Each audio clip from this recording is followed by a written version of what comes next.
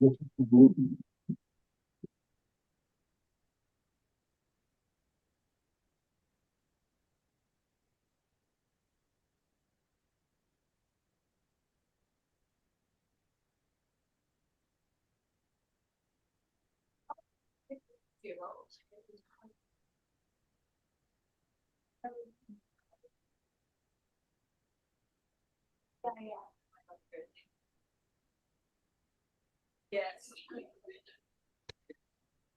Wait a second.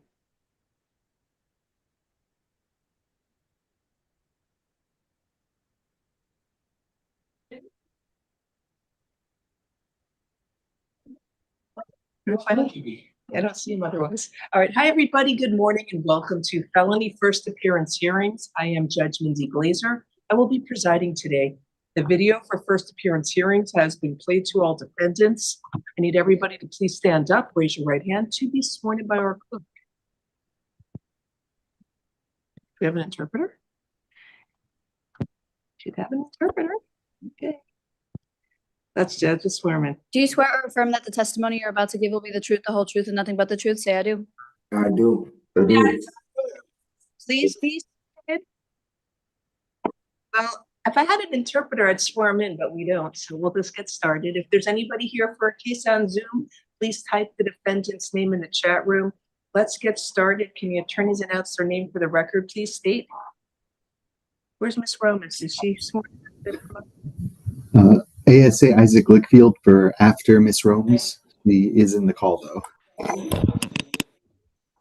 Rebecca Corey, Assistant Public Defender. Good morning. Welcome back. Good morning. How are you? Doing good. We missed you, Judge. I missed all of you. I thought about you all the time. I have a feeling that's not really true, but thank you. Mountain, I'm thinking about this courtroom. Not. Anyway, let's get started. I don't know where Miss Romans is. We saw her, but hopefully we don't need her right now. Bernadine Florima is the first case on the out-of-state warrants. Metro West number 1, Your Honor. Metro West 1. Hi, Mr. Florima. So you have a local case pending. The next court date is March 25th. Is that tomorrow? It's tomorrow. So we'll see you on Wednesday, the 26th.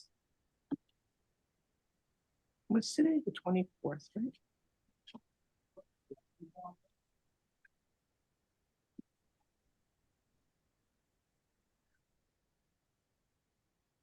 Okay, next case we have is Demir Cruz Velasquez. He's on loan, Your Honor. I'm still on loan? Or okay, so when do you want me to reset it? Another month? You know with whom? Okay. If that date's okay. Reset April 22nd and see what's going on. Wayne Heidi, a new case. Come on down, sir. Good morning. Oh, we heard we got 7 of them. Isn't that nice just for Monday? Morning. Good morning, sir. You have an arrest warrant from Oregon. It says felony secret indictment, aggravated. The warrant was issued April 17th of 2024, and I need you to tell me if you want to waive or contest extradition. A waiver of extradition is the quickest way out of this jail. Oregon would have up to 30 days to come and pick you up. And if they don't get you within 30 days, you get released. The warrant would still remain open and you'd have to go there on your own to resolve it. The other choice, which takes longer, is to contest extradition. That means to be held in our jail here up to 90 days so that the state can obtain a governor's warrant to try and send you to Oregon. A lawyer will be appointed for you if you cannot afford one, and your lawyer would be able to challenge the legal sufficiency of a governor's warrant. But you'll be in our jail up to 90 days while that takes place, and you may wind up going anyway. So it's your choice what you would like to do. You can either waive or contest extradition. I would like to waive extradition. Our choice, because you get out of this jail quicker. Yes. So it's a waiver, no bond. Reset date will be, we'll set it in 15 days. I'm not sure about how Oregon works. We try and get you out of here quicker. After 30 days, if they don't come get you, I release you. Reset will be April 8th in 15 days to see if they come and pick them up. Okay. Next day, make sure to sign the waiver paperwork at the jail. What's Thank the date, Your Honor? April 8th. Next case is Bernard Virgil, another new case.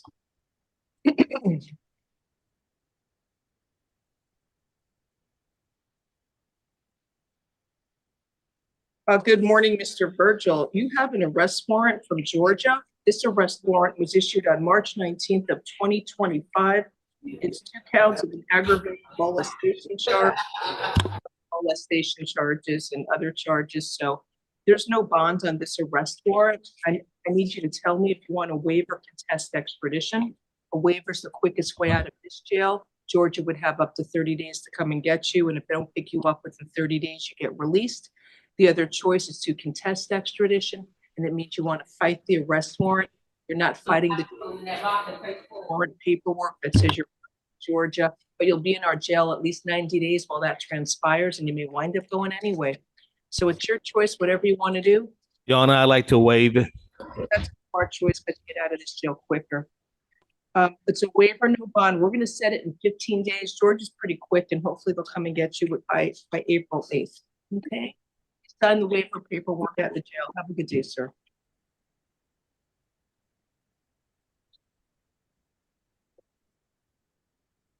Okay, next we have is Courtney Atkins. Good morning. Morning. Mr. Atkins, you have an arrest warrant from the state of Tennessee. It's a failing a register charge, and they want to see you there, and there's no bond on the warrant. So I need you to tell me if you want to waive or contest extradition. Waiver of extradition is the quickest way out of this jail. Tennessee would have up to 30 days to come and get you. And if they don't get you within 30 days, you get released. It's the quickest way out of our jail is to waive extradition. The other choice is to contest extradition, which means you want to fight the arrest warrant. You're not fighting the charges. It's just a piece of paper that says you're wanted in Tennessee. And then a lawyer would be appointed for you if you cannot afford one. Your lawyer would be able to challenge the legal sufficiency of a governor's warrant, but you'll be in our jail up to 90 days while that process transpires, and you may wind up going anyway.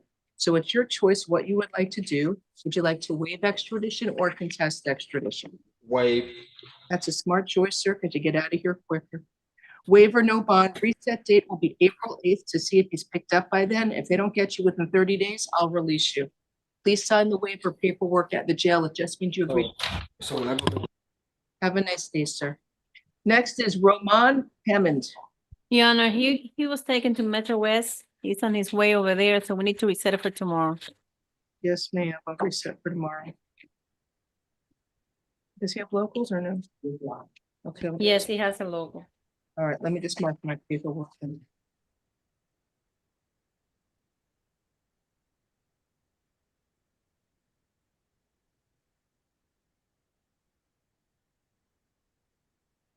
The next case is Samuel Martin. Good morning, sir. Mr. Martin. Mr. Martin, you have an arrest warrant from the state of Ohio. The warrant was issued March 14th of 2024, and the charge is possession of cocaine and tampering with evidence. And there's no bond on this arrest warrant. So I need you to tell me if you want to waive or contest extradition. Waiver's the quickest way out of this jail. Ohio would have up to 30 days to come and get you, and if they don't pick you up within 30 days, you get released. The other choice is to contest extradition. That means you want to fight the arrest warrant. You are not fighting the charges, just a piece of paper that says you're wanted in Ohio. Then a lawyer will be appointed for you if you cannot afford one, and your lawyer would be able to challenge the legal sufficiency of a governor's warrant, but you'll be in our jail up to 90 days while that process takes place. You may wind up going anyway.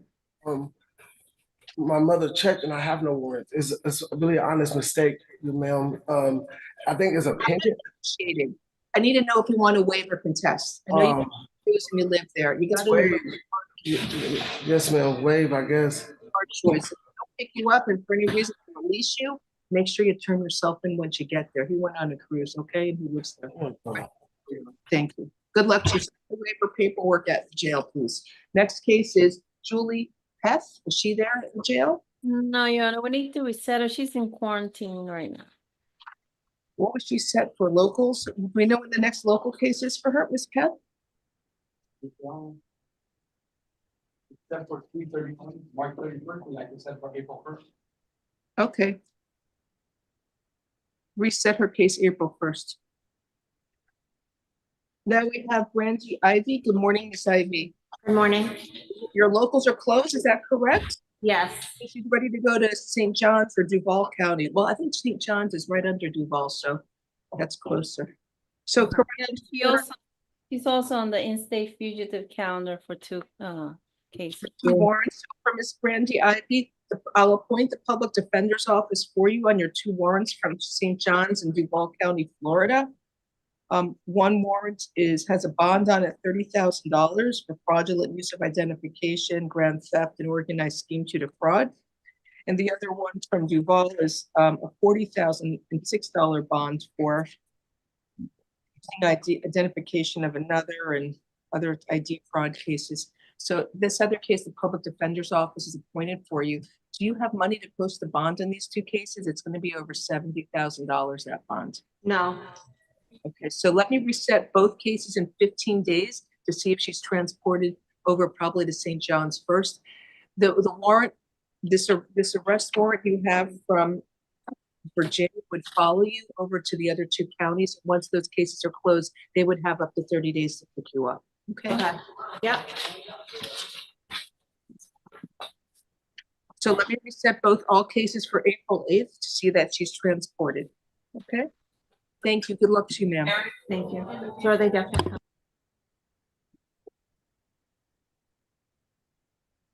Next case is Ashley Dalrymple. I said that today. Ms. Romas, I signed the arrest warrant. I want to make sure it was issued. Arrest. Thank you, Your Honor. If she does get picked up there, they'll probably just take her there. And they'll tell them they don't want her and they'll just take her to jail there. So just to confirm with you that we were able to get the clerk to issue it.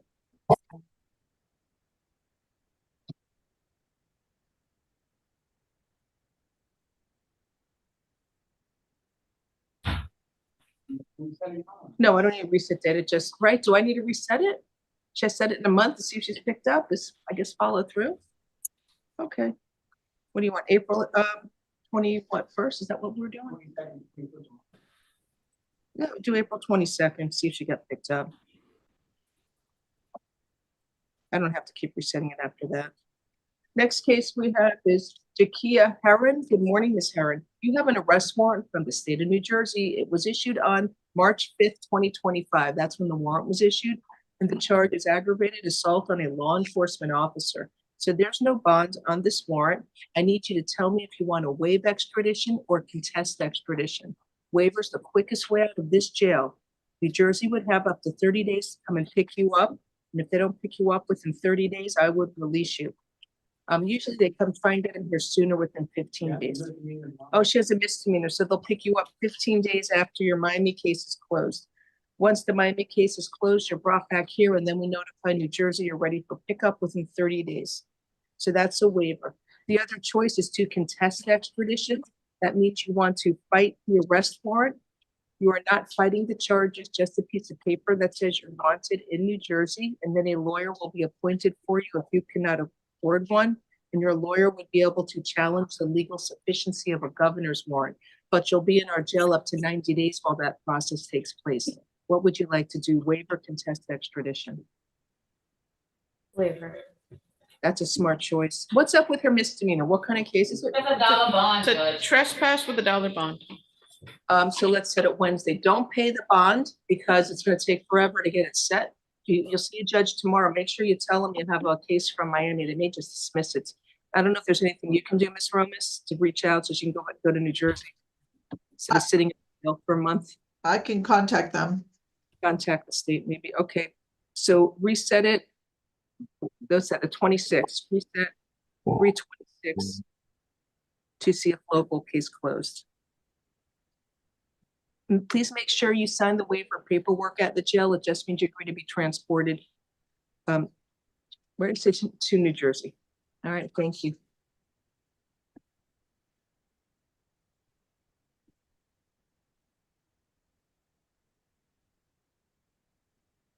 Okay, next we have Renell Rosales. You guys got a big calendar today. Yes.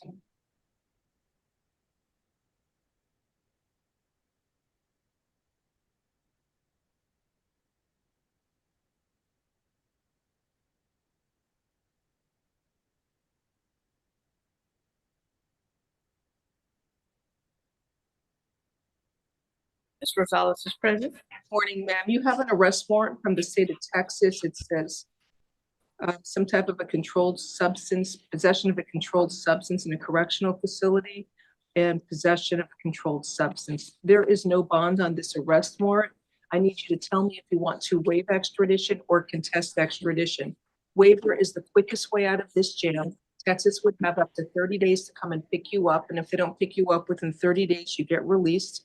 The other choice is to contest extradition, which means you want to fight the arrest warrant. You are not fighting the charges, just a piece of paper that says you are wanted in Texas, and then a lawyer will be appointed for you if you cannot afford one, and your lawyer will be able to challenge the efficiency of a governor's warrant, but you'll be in our jail up to 90 days if you want to contest. Waiver's the quickest way out. What would you like to do? A waiver? That's a smart choice. She was on a cruise and lives there. Waiver, no bond. Reset date will be April 8th to make sure you get picked up. If for any reason you get released, make sure you turn yourself in once you get there, because you can get rearrested on the warrant, okay? Have a nice day, man. Next is Amelia Cardoso Caraballo. Your Honor, lawful on her behalf. So I don't know what you said. Lawful Gil on her behalf, Your Honor. I still don't know. You got to speak slowly. Lawful Gil on her behalf. Thank you. Good morning. Good morning, Your You Honor. have to speak slowly for the court because I'm old and I'm getting hearing impaired apparently. Good morning. Ms. Card, do you speak English or no? Spanish, please. Your attorney, Mr. Gill, is here. Good morning. We don't have an interpreter. That's the problem. Espérese un momento. Necesito un intérprete para usted. Have Creole. Usted, no, usted. We have a case for Creole. I'll be with you in a minute, Ms. Wilson. We're looking for Spanish. We don't have Spanish. Oh, boy. I think somebody's. I'm so sorry, Mr. Gill. I don't have a Spanish interpreter. Your Honor, you said you're looking for Spanish? Yes, please. Can you do it? No. Remember Louis? He used to do English and Spanish, English and Spanish, English and Creole. Are you able to? Okay. Just give us a few minutes, please. She's going to also try and help find an interpreter. Por favor, siéntate un momento. Gracias. Javier Marino Leva. He needs a Spanish interpreter or no? Huh? I'm sorry, corrections. I wasn't able to hear you. Yes, I need an interpreter. Oh, okay, thank you. Espérese un momento, por favor. Marcus Williams. Yes, he's on Zoom, Metro West 3. Good morning, sir. So he has locals pending. The next court date is March 28th, which I think is what, Friday? Correct. Friday. So we'll see you on Monday, March 31st. Thank you. Both cases. Thank you, sir.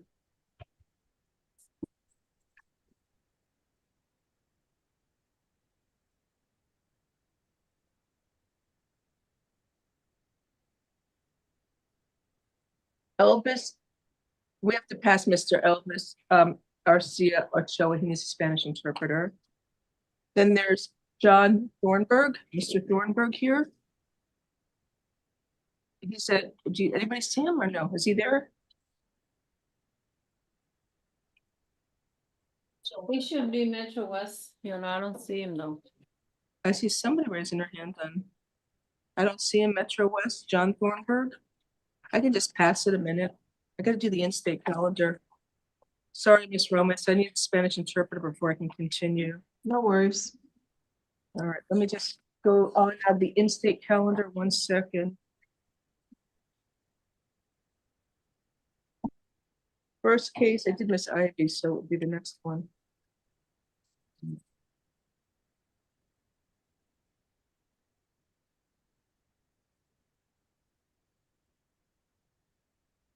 So we need Zilcino Desravines. Good morning. Hey, good morning, sir. How are you? You have an report from Broward County that was issued November 17th of 2023, not in custody arrest warrant for burglary to a dwelling with a battery. I'm not sure if they'll agree to a bond, but I'm going to appoint the public defender's office for you. I'll reset your case in the afternoon to see if Broward County will agree to a bond. Before I do that, though, do you have any money to post a bond if they agree? Correct. Pardon me? Correct. Okay, I'll see you in the afternoon calendar, okay? Ms. Corey, you're on the top of it? It might be a burglar with a battery off. But we'll see what we can do, Judge. 2023, let me tell you. All right, we'll see what we can do. Oh, you have another warrant also. Oh, actually, one says, It's only one, Your Honor. oh, it's only one. One was what, a hold? I don't know. I got 2 copies of it. The one that ends in 2040 was withdrawn. Okay, so you had 2 warrants. One was withdrawn, the other is still here. We'll Your see. Honor, your Spanish interpreter needs to be promoted. Okay. Do they raise their hand? How do I know who they are? Berta Ojeda. Judge, on Mr. Des Ravinas, it is a burglary with a battery charge to a dwelling. The problem is, sir, they're not gonna agree to a bond for you, Mr. Des Ravines. The problem is it's a burglary with an assault or battery. You gotta see the judge in Broward. Those are non-bond. So because it's Monday, you should go sometime this week to Broward. They usually come once a week. I'm gonna reset your case April 8th to make sure you're picked up, but we'll see the judge much sooner and hopefully they'll agree to a bond or put you on house arrest there, okay? Sorry about that. Have a good day. So I'm not resetting, I'm just resetting April 8th. Then we have the Spanish interpreter. I gotta go back to the out-of-state warrants. Good morning, Your Honor. Sorry about that. There was a mix-up. I'm glad you're here. How are you? Good morning. Raise your right hand. Our clerk, you want me to do it? You want to do it? Our clerk will swear you in. Do you swear that you will well and faithfully interpret from English to Spanish, Spanish to English, the questions asked and the answers given to the best of your ability, and that you have such ability? Say I do. I do. Berta Ojeda, certified court interpreter. Thank you. Mr. Gill, what was your case? Adolfo Gill on behalf of Amelia Cardoso Carballo. Good morning, ma'am. So we're here because, let me read what the judge said. Your Honor, I can explain briefly. Thank you. I had been trying to contact the prosecutors in Colorado about right, I remember. Cardoso Carballo turning herself in. They agreed. I spoke with an ADA there who did agree and informed Friday at 4:20 in the afternoon that she had requested that the sheriff's office send the teletype to release Ms. Cardoso Carballo, but my understanding is that hasn't been received yet. Buenos días, señora. Estamos aquí porque la fiscal se ha estado tratando de comunicar con Colorado, indicándoles que usted se había entregado el viernes a las 4:20 de la tarde. Indicaron que iban a enviar la notificación para que fuera dejada en libertad, pero todavía no se ha recibido. When does she need to turn herself in there by? April 16th, Your Honor. And they've entered an order which was served to Ms. Cardoso through her attorney who's present today and also through corrections that she can appear for a court hearing on April 16th at 10 a.m. Colorado time, either via WebEx or in person. Ellos han enviado una orden, una notificación que la ha recibido por medio de su abogado y del Departamento de Corrections de que usted puede comparecer el 16 de abril a las 10 de la mañana, horario de Colorado, ya sea por WebEx o en persona. Mr. Gill, do you have a request for a motion? Yes, Your Honor. Someone requests that she be released based on the fact that there's no more, that there's a hold, that there's. I don't need the hold, listen. You want to ROR since they agreed to her release. I think that Ms. Rose. The judge. I couldn't hear what was just said. And I think he's right. But are you able to prepare an order? Do you have one handy, Ms. Willis? If I ROR her, they agreed to release her. If you got to. They did agree to release her. I do have an order that I can share with Mr. Gill. I'll just confirm after this hearing that no teletype has been received. Don't send it to him because I'm never going to get it done right. Can you just send me a sample and I'll do it? Yes, I can do that. Ok, su abogado ha solicitado que la dejen salir en libertad bajo palabra y la fiscal ha estado de acuerdo, esperando y van a emitir una orden para que la dejen salir en libertad bajo palabra. Okay, I'm going to release you on your own recognizance, ma'am. Make sure you keep all future court dates in Colorado because if you miss court there, I'll issue an arrest warrant for you. Ok, señora, la vamos a salir en libertad bajo palabra. Asegúrese de comparecer en Colorado en la fecha que tiene pendiente, porque de lo contrario, si usted no comparece, yo voy a emitir una orden de arresto. Please. Okay? Thank you. And what's the county that she has to surrender to, just so I can put it in It's order? Fremont County, Fremont. It's on the here. Tiene que entregarse en el condado de Fremont. All right, have a nice day. Thank you. Okay. Okay, que tenga un buen día, ya se puede retirar. Yeah, reset April 17th to make sure she's surrendered. Is that that's Good Friday or no? That's Thursday. That's Good Thursday.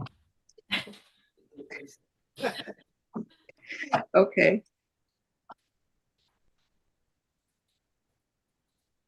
Then we have Elvis Garcia Ochoa. He's on Zoom and he needs a Spanish interpreter. Metro West 4. El señor Garcia Ochoa. Videos, Metro West 4. Sir, we're here because your Miami case is now closed. Is that correct? Señor, usted está aquí ante mí porque su caso de Miami ya está cerrado, ¿es correcto? Yes. So Yes. you're ready for pickup by Oklahoma, and we're going to reset your case in 15 days to see if you get picked up. Ok, señor, usted ya está listo para que lo vengan a recoger de Oklahoma. Vamos a programar su caso para dentro de 15 días para ver si ellos han venido a recogerlo. The reset date is April 8th to make sure you get picked up. Have a nice day. La próxima fecha ante este tribunal sería el 8 de abril para asegurarnos que ya ha sido retirado. All right, then my last case on the calendar is not a Spanish interpreter. What happened to John Thornburg? We're still looking. Your Honor, we skipped Marino Leyva also. All right, Javier Marino Leyva, is he there? Yeah, Metro West 2. Metro West 2. Good morning, sir. Does he need a Spanish interpreter? One second. Does he need a Spanish Señor interpreter? Merino Leiva, ¿usted habla español, inglés? Intérprete, por favor. Okay, he needs the interpreter, Your Honor. So he has a misdemeanor pending and it's set in May. I'm sorry? He has a misdemeanor pending and it is set, what is the date? May 19th. Ok, señor, usted tiene un caso de un delito mayor que está programado para el 19 de mayo. What's the case number, please?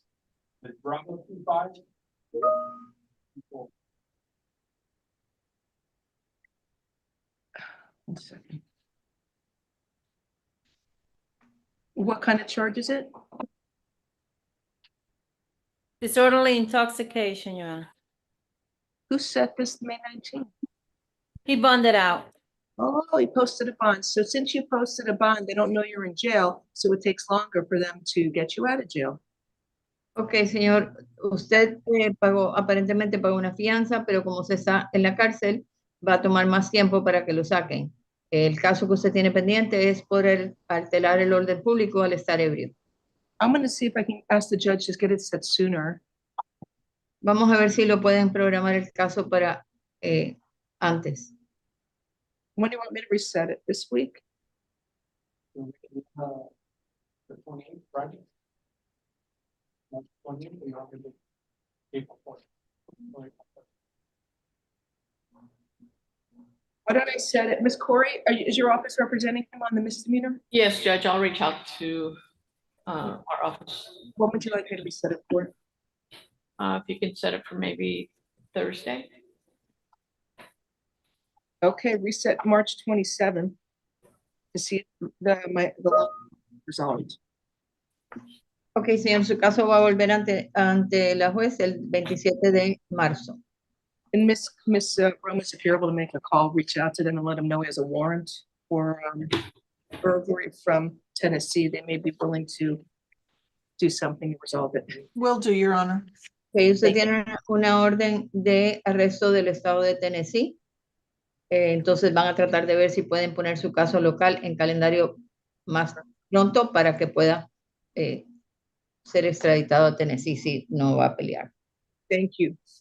Gracias, señor. Ya se puede retirar. ¿Puedo saber cuáles son los cargos de Nancy? Can I find out what charges are in Tennessee? We told you the charges. Let me see. Didn't they tell you? I don't know. From Tennessee. Tennessee, you're wanted for an aggravated burglary. The warrant Okay. from October, maybe, I don't know. The warrant was issued October 25th, and it's no bonds on the warrant. October 25th? Yeah, I'm sorry, October 25th of 2024, Tennessee issued an arrest warrant for aggravated burglary with no bond. Ok, señor. El 25 de octubre del 2024, el Estado de Tennessee emitió una orden de arresto sin fianza por allanamiento con agresión. All right. Let me go on to the next case. What happened to John Thornburg? Ya se puede retirarse. He's from Metro West, Your Honor, but I don't. Your Honor, we went to go get him. He's at court. Oh, They he's said he was signed out to court. all right. So It's over or set for the 28th. We're actually set up for Monday, the 31st. he's in court now? Out of court right now. He's, We have a Mark Thornburg. no, John. When you set it? Wednesday? Or today, we can do it for them all. Okay. Reset tomorrow. See what's going on. All right. That's it now for the warrants. Thank you, Ms. Ramos. Thank you. All right. Now back on the in-state calendar. Zio Sino, we did that one. Mr. Des Ravines, Dwayne Smith, or Beethoven Louthia, whoever he wishes to be today. How you doing, Your Honor? Good morning, ma'am. Sir. Also known as Dwayne Smith. Yeah, Dwayne Smith. Sir, you have an arrest warrant from Broward County. The warrant was issued April 27th of 2024. It's for violation of probation. I will appoint the public defender's office for you. Broward County has up to 15 days to pick you up. So the reset date is April 8th, since there's no bond on the warrant. They usually come once a week and you shouldn't have to wait that long, sir. Okay? Yes, ma'am. God bless you. Have a nice day, sir. Thank you. You too. Have a I nice day. have two warrants. They're both from Broward and they're both no bond. Oh, you got a second warrant as well for violation of probation on an attempted murder charge. That's also no bond. So it's resetting both for April 8th, but don't worry. It'll come sometime this week. We hope to get you. Okay? All right. Thank you, ma'am. God bless you. Have a great day. You too. Respect. Giovanni Gonzalez is next. Good morning, sir. You were arrested on a warrant from Lee County, Florida. The warrant was issued August 7th of 2024. Failure to appear for criminal mischief. I will appoint the public defender's office for you. Your bond is $1,500. So if you're able to post a $1,500 bond, you can get out of jail. And if you don't have money for a bond, you'll have to wait up to 15 days for Lee County to pick you up. The reset date here is April 8th to make sure you either bonded out or transported. Okay? Have a nice day, sir. Next case is Jeff Rosen. Morning, Your Honor. Good morning. He's on Zoom. Metro West 6. Sir, you have an arrest warrant from Palm Beach County, Florida. The warrant was issued on January 30th of 2025. It says aggravated battery and aggravated assault, and it says no bond. So I will appoint the public defender's office for you. Do you have money to post the bond? Yes, I do, Your Honor. But just so you know, I never even knew there was a court date. Ms. Corey, want to reach out and see if we'll agree to a bond? Judge, I can try. Palm Beach does not provide probable cause affidavits and always wants them to be sent to Palm Beach. I don't know if you would be willing to set a bond if they refuse to provide any information. Aggravated battery. So you're saying Palm Beach isn't being helpful? We can try and reach out. They don't always agree and they'll respond is what I should say. But Ms. Corey can reach out and see if they'll agree to a bond, okay? Thank you, Judge. All right, reset the case. Actually, sir, one other question. Can you afford to hire a lawyer? As soon as I get out, I can, but not while I'm incarcerated. But I just posted a bond the other day. So How much do you work? Yes, ma'am. You own your home? I don't own a home, I rent. Okay, I'll leave the public defender's office for you for now and reset it for the afternoon, okay? Okay. Do you think that's possible that they would let me post it? If they respond to Ms. Corey, she hasn't been successful, so the chances aren't looking good, but she'll try. What happens in the event they don't? So they'll come and pick you up within 15 days, and then you'll see a judge in Palm Beach County, and that judge will give you a bond. All right. Thank you, sir. Next, Louis Khan. How do you pronounce your last name, sir? Change. Cange. Good morning, Mr. Cange. You Good have morning. in Broward County. It was issued on March 10th of 2025 for violation of probation. I will appoint the public defender's office for you.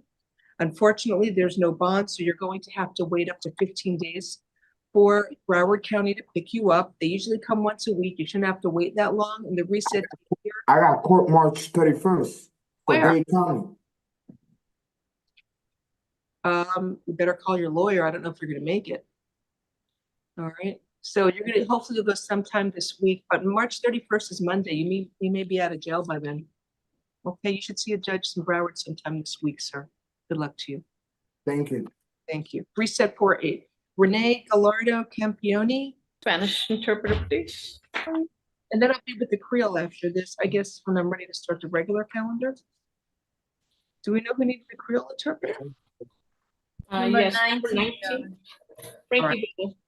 Good morning, sir. You have an arrest warrant from Monroe County, Florida. The warrant was issued February 7th of 2025. Ok, señor, buenos días. Usted tiene una orden de arresto del condado de Monroe. Fue emitida el 7 de febrero de 2025. The charge is for failure to appear regarding an abandoned vessel. La causa es por no comparecer referente a una navegación abandonada. Sir, can you afford to hire an attorney? Señor, ¿usted tiene los medios para contratar un abogado privado? No. No. You own your home? ¿Usted es dueño de su casa? No. No. We'll appoint the public defender's office for you. Ok, señor, le vamos a nombrar al abogado de oficio para que los represente. Your bond is $10,000, so if you're able to post a $10,000 bond, please do so that you can get out of this jail. Ok, señor, la fianza son $10,000. Si usted puede pagar la fianza, hágalo para que pueda salir de esta cárcel. But if you don't have money for a bond, you will have to wait up to 15 days for Monroe County to pick you up. Pero si usted no tiene los medios para pagar la fianza, va a tener que esperar hasta 15 días para que Monroe County lo venga a recoger. The reset date will be April 8th to make sure you either posted a bond or were transported to Monroe County. Have a good day. La próxima fecha para comparecer, si no ha sido recogido por Monroe County, será el 8 de abril. Gracias, que tenga un buen día. Next is Nelson Gonzalez. He's off calendar, Your Honor. He has open cases. He's on the Okay. regular calendar today. So that's it for the in-state warrants. I need to have the case for the Creole interpreter, please. Which one? This one here? Thank you. Page 7. Frankie Bobo. Ms. Wilson, when you swear you in, raise your right hand. Do you swear or affirm you will translate from English to Creole and Creole to English to the best of your abilities? If so, state I do. I do. Carol Wilson, court certified interpreter. Thank you. Mr. Bobo, you were arrested for dealing in stolen property, grand theft of a vehicle, and I will appoint the public defender's office for you. Monsieur Bobo, yo arrêté parce que yo accusé au côté recelé ou t'a vendre marchandise qui te volait et puis ou t'es essayé voler en machine, y a bon avocat dans bureau, avocat défenseur public là pour représenter. And this is a case from March 22nd. Et ça son cas qui daté le 22 mars.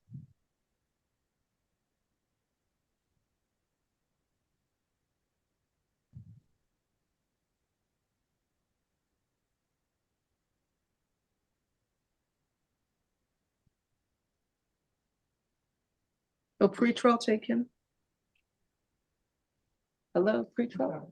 Mr. Bobo? Okay, I believe there's probable cause. Ouais, quoi que gain assez raison pour ça. For the pretrial services judge, Mr. Bobo's lived here for 24 years.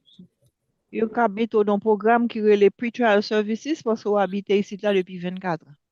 Okay, pretrial services alternate bond, count 1 will be $5,000 and count 2 will be $2,500. Donc, soit on fait programme dans qui relève pretrial services là ou bien on paye caution. Pour accusation numéro 1, $5,000. Pour accusation numéro 2, $2,500. Thank you. Have a good day. Merci, passez bonne journée.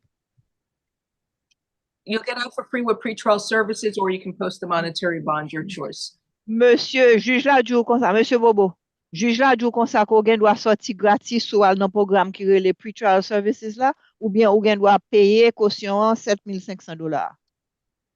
Corrections, can I call some of the private lawyer cases or what? Your Honor, that's the only Creole case? Thank you, Ms. Wilson. Thank you, Judge.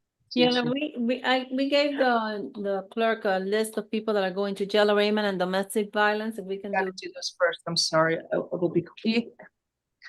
Sorry, guys. If you want to go somewhere else and come back, it's going to be about 15 minutes. Or hopefully less. The first one is Yesenia Martinez, page 1.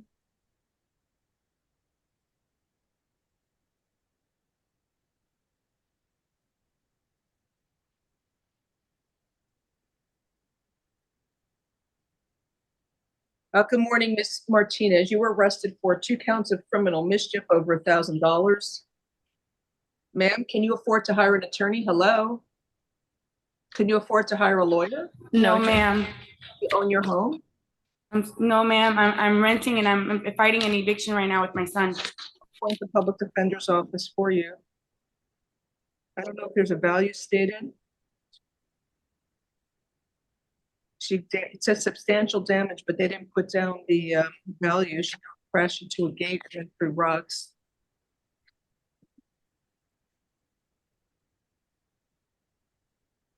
Anyway,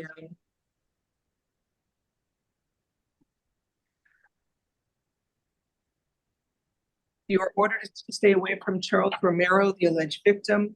No contact with the victim, either directly, indirectly, in person, in writing, by telephone, or through third parties. And you must stay at least 500 feet away from the victim, his home, school, and place of employment at all times. And stay away from his residence at 11471 Southwest 196th Terrace in Miami, Florida. Do you understand the stay away order, ma'am? Yes, ma'am, I do, but I wanted to file a restraining order against him too because of what had happened. And what had happened is, why don't I reset it for a probable cause hearing in the afternoon? They'll tell me the value of the damages. Because right now there's only probable cause for misdemeanor. M2, there's no value, but it says substantial damage. State, what do you want to do? Let's reset it, Judge. Okay, reset it for a probable cause hearing for the afternoon.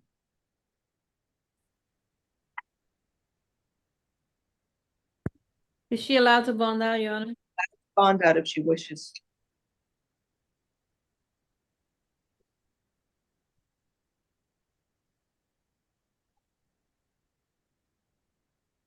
We'll see you later, ma'am. Elio O'Neill? Judge, Ms. Martinez is Please. asking if there's any way she please, can. ma'am, please. Stop. I'm sorry. I'm so sorry.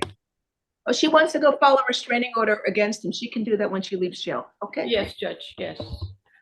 Judge, she has an 11-year-old son. She'd like to try to get home as soon as possible too. Would Your Honor consider pretrial services on this case? Yeah, there's no value established unless Judge, you want. if we waive probable cause argument, we agree to pretrial services so she can get out and take care of her son. Thank you. You want to agree that, are you challenging, or do you want to stipulate to PC for the value? This doesn't. Yes, Judge, we'll waive probable cause argument this time. Okay, pretrial services, alternate bond, $2,500 count 1 and $1,500 count 2. Have a good day. Make sure to stay away from the alleged victim, ma'am, because if you get rearrested, you'll be locked up in jail until your trial.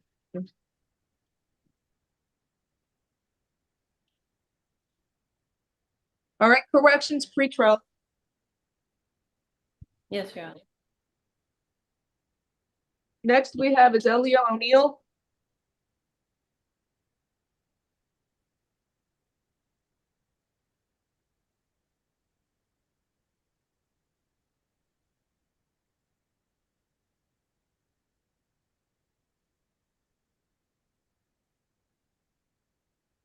Good morning, Mr. O'Neill. You were arrested for petty theft, 2 or more convictions. I will appoint the public defender's office for you.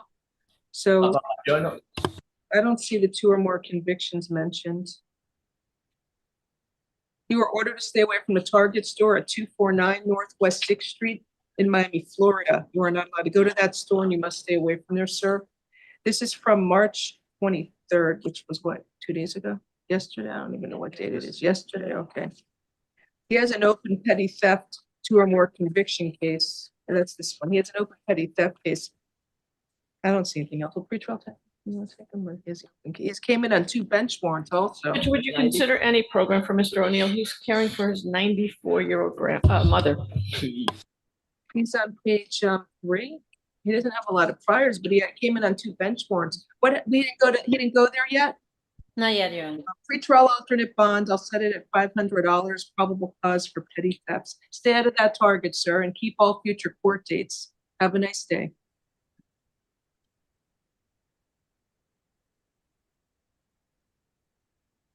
Next case is Joan Abanez Lopez.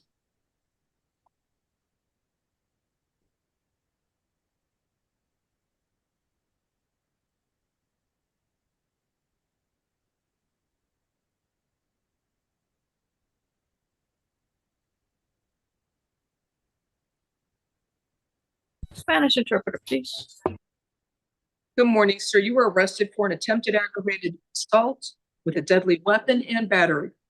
Señor, buenos días. Usted fue arrestado por intento de agresión agravada con un arma mortal y agresión corporal. I will appoint the public defender's office for you. Le voy a nombrar a la oficina del abogado de oficio para que lo represente.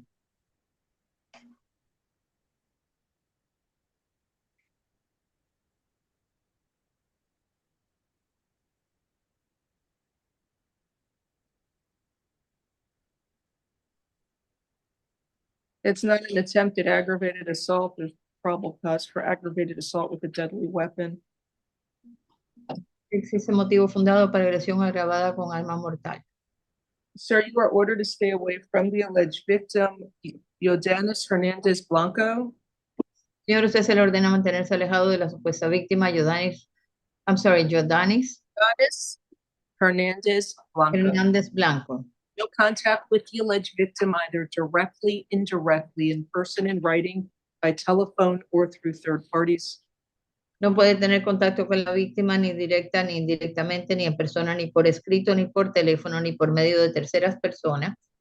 No contact with the victim through social media or other electronic means. No puede tener contacto con la víctima por medio de las redes sociales u otros medios electrónicos. And you must stay at least 500 feet away from the victim, her home and school, and place of employment at all times. Tiene que mantenerse alejado al menos 500 pies de la víctima, de su hogar, de su lugar de trabajo o estudio en todo momento. Do not engage in any criminal activity. Do not use or possess illegal drugs. No puede involucrarse en ningún tipo de actividad delictiva, no puede consumir o poseer drogas o narcóticos ilegales. Do not use, purchase, possess, or carry a firearm, gun, weapon, or ammunition. No puede usar, poseer, portar o comprar un arma de fuego ni municiones. You must immediately surrender any firearms, ammunition, and any concealed weapons permits to the nearest police department and file a report. Tiene que entregar cualquier arma de fuego, municiones en su posesión al departamento de policía más cercano y presentar el recibo ante el tribunal. And you may return to the victim's residence one time only within 48 hours of your release from jail. Puede regresar a la casa de la víctima una única vez dentro de las siguientes 48 horas después de salir en libertad. You must be accompanied by a police officer Debe ir acompañado por un oficial de policía so that you can retrieve your personal clothing, health items, medication, personal and business-related paperwork, and work tools. para poder retirar sus artículos personales, ropa, medicamentos, documentos personales, herramientas de trabajo. If you go to the victim's home without the police, or if you stay there, you will be arrested. Si usted va a la casa de la víctima sin el oficial de policía o si se queda ahí, va a ser arrestado. Do you understand the stay away order, sir? ¿Entiende la orden de alejamiento, señor? Sí. Yes. I'm setting a bond. Count 1, aggravated assault with a deadly weapon is $5,000. Count 2, battery is $1,000. Ok, la fianza serían $5,000 en la agresión agravada con arma mortal y $1,000 en agresión. Have a nice day. Que tenga un buen día. Ya se puede retirar. Next case is Juan Gonzalez Hernandez.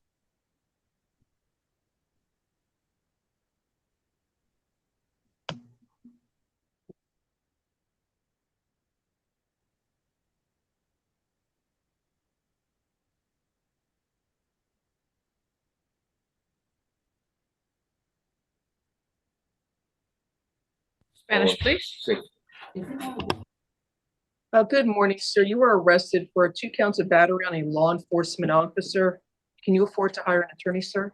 Ok, señor, usted fue arrestado tiene 2 causas por agresión a un oficial de policía. ¿Usted tiene los medios para contratar a un abogado? A mí fue que me agregué. ¿Tiene dinero para un abogado? No. No, Jack. I will appoint the public defender's office for you. Le estoy nombrando al abogado de oficio para que los represente. There is probable cause for the charges and I'm setting a bond. It's $5,000 count one and $5,000 count two. Ok, señor, existe motivo fundado para estas causas, así es que la fianza será $5,000 en la primera causa y $5,000 en la segunda. Have a good day. Que tenga un buen día, señor, ya se puede retirar. Antonio Blanco Villarreal, page 5.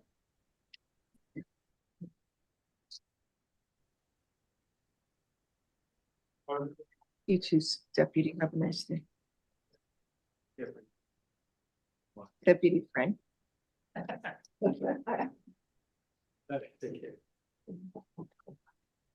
Spanish, please. Good morning, sir. You were arrested for possession of 5 counts of possession of oxycodone. It looks like they charge him for every pill. Ok, señor, usted fue arrestado por 5 causas de estar en tenencia o posesión de oxicodone and possession of cocaine. Y tenencia o posesión de cocaína. Appoint the public defender's office for you. Estoy nombrando al abogado de oficio para que lo represente. Probable cause for all the counts, but I'll only set a bond on count 1. What is that? 6 counts 1 and 6. And he has a misdemeanor as well, a traffic case. Ok, señor, existe motivo fundado para todas las causas. Le voy a poner fianza. También tiene un delito menor. Would you consider pretrial or TAP, Judge? Came in on a bench warrant, but yeah. Does he have a place to stay? Usted tiene un lugar donde vivir, señor. Yes, Judge. All right. Alternate bond count 1 will be $2,500. Counts 2 through 5 ROR each count. I'm sorry, Your Honor, a TAP or pretrial? Alternate $2,500 count 1, ROR counts 2 through 5, and count 6 is $2,500. Ok, señor, lo van a dejar salir bajo el programa de pretrial services. De lo contrario, tiene fianza alterna de $2,500 en la primera causa. La segunda a la quinta causa sería libertad bajo palabra y en la sexta causa serían $2,500 de fianza también. Have a nice day. Que tenga un buen día. Ya se puede retirar. And next we have was Leonis Morera on page 8.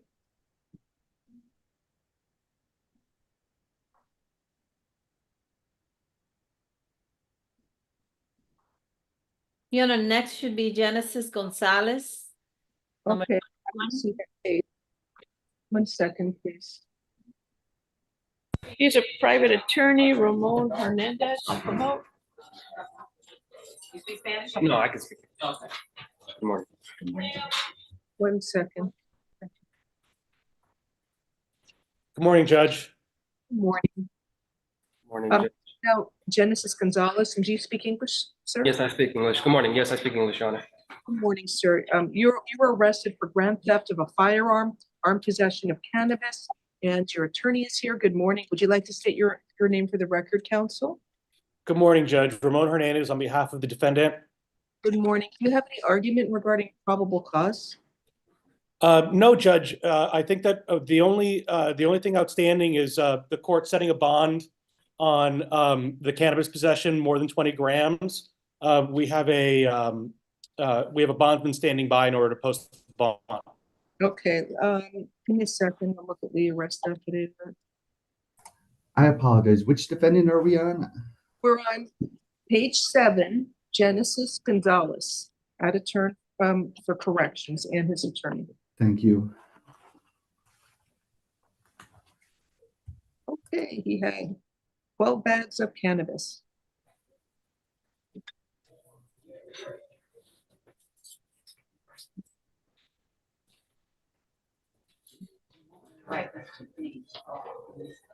So I believe there's probable cause for grand theft of the firearm and possession of cannabis. So after this, is he going to traffic court?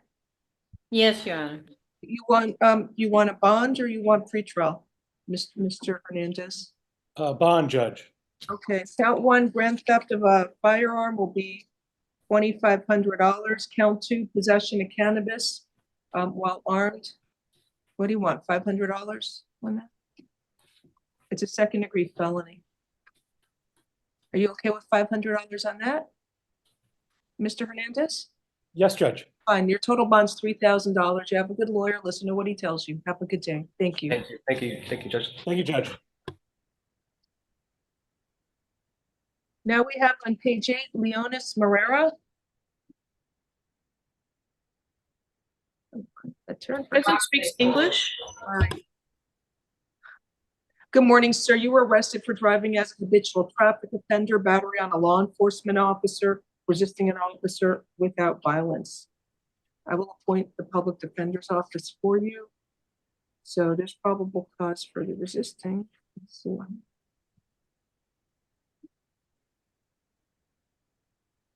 Spat on the officer. There's probable cause for battery on the police officer. And he's a habitual. There's probable cause for everything, plus that he had an open DUI or refusal. I'm setting a bond. Count one, driving as a habitual traffic offender is $2,500. Count two, battery on a law enforcement officer is $5,000. And count three, resisting without will be $150. Good luck to you. sir. Mr. Morera does not have funds for a bond. He has a 4-month-old child that he takes care of. Would your honor consider house arrest for him? Okay, do you have an objection? No, no, Judge. House arrest with a GPS monitor. I will be still. Alternate bond will be $2,500, $5,000, and $150. I'll do level 3 house arrest. Good luck to you, sir. No curfew. Next case is Manuel Zelaya. He has a hold for immigration, Your Honor. Okay.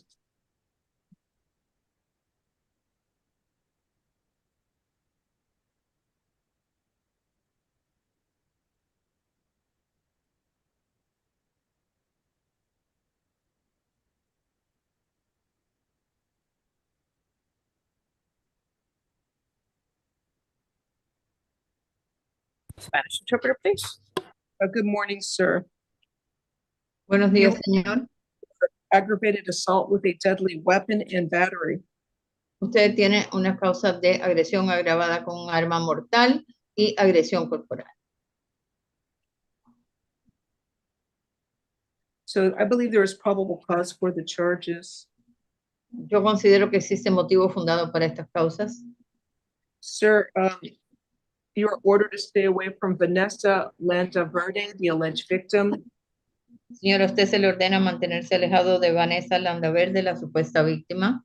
Contact with the victim either directly, indirectly, in person, in writing, by telephone, or through third parties. No puede tener contacto con la víctima ni directa ni indirectamente, ni en persona, ni por escrito, ni por teléfono, ni por medio de terceras personas. No contact with the victim through social media or other electronic means.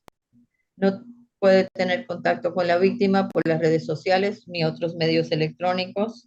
And you must stay at least 500 feet away from the victim's home, school, and place of employment at all times.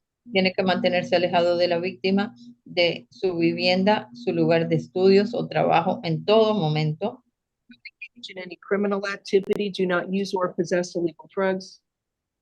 No puede involucrarse en ningún tipo de actividad delictiva, no puede usar o poseer drogas o narcóticos ilegales.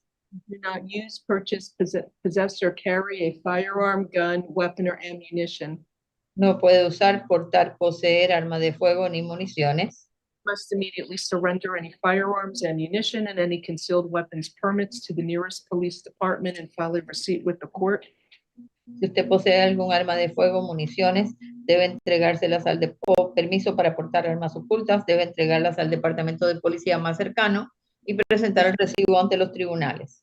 You may return to the victim's residence one time only within 48 hours of your release from jail. Usted puede regresar a la casa de la víctima una única vez dentro de las siguientes 48 horas de ser dejado en libertad. Must be accompanied by a police officer. Acompañado de un oficial de policía. So that you can retrieve your personal clothing, health items, medication, personal and business related paperwork, and work tools. Para poder retirar sus artículos personales, ropa, medicamentos, documentos personales o herramientas de trabajo. If you go to the victim's home without the police, or if you stay there, you will be arrested. Si usted va a casa de la víctima sin la policía o si se queda ahí, va a ser arrestado. Do you understand the stay away order, sir? ¿Usted entiende la orden de alejamiento, señor? Sí, sí. Yes. Perfectamente. I believe there's probable cause for the charge because it says after he threatened her with a knife, the two got physical. ¿Existe motivo fundado Para las causas, indica que después de que él amenazó con un cuchillo, la situación se volvió física. Set of bonds as follows: $4,000 count one and 1,000 count two. La fianza sería $4,000 en la primera causa y $1,000 en la segunda. Also, you have an immigration hold, so you may want to consult with an attorney before you post your bond. Have a good day. Usted también tiene una retención de migración, así que puede que usted quiera consultar con un abogado antes de proceder. Que tenga un buen día. Next, we have on page 12, Jaleesis Turner.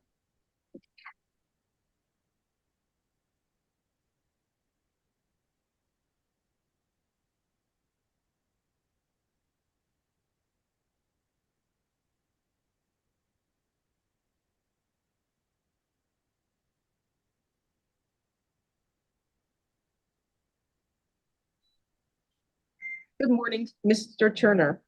You were arrested for battery by strangulation. I will appoint the public defender's office for you. There is probable cause for the charge. So you are ordered to stay away from the alleged victim, Tanya Henry. No contact with Miss Henry. She's here. One moment. She just logged in. There's a victim here. Raise your hand on Zoom. We'll promote you.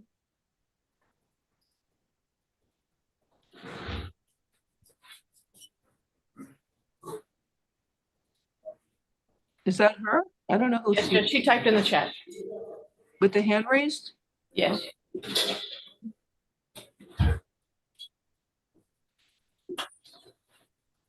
Can you hear me? Are you Miss Henry? Yes. Put on your video, please. How do I do that? I'm sorry. Try it again and see. She telling me it's over. That's what she's telling me. To see, you see a camera declining to be promoted. You have to accept the promotion as a panelist. Okay.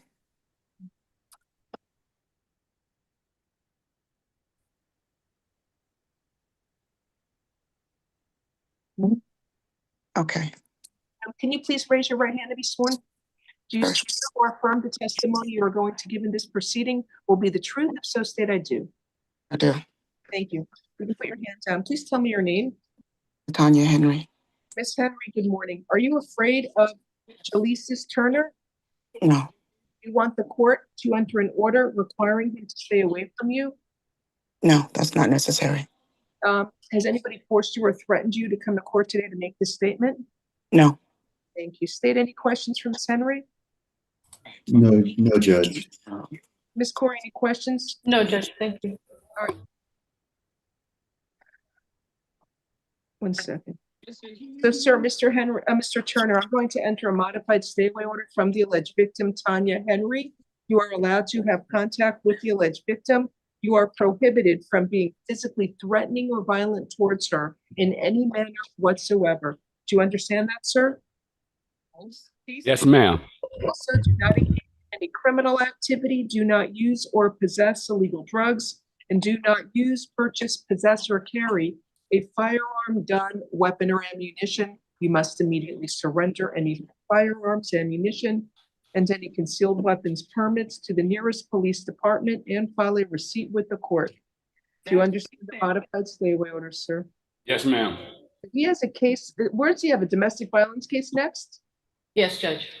Can somebody, Miss Henry, do you want to appear in that case? Because even though I did a modified stay away order, I don't know what the judge there is going to do. So, Ms. Henry, that case is at 11 o'clock this morning.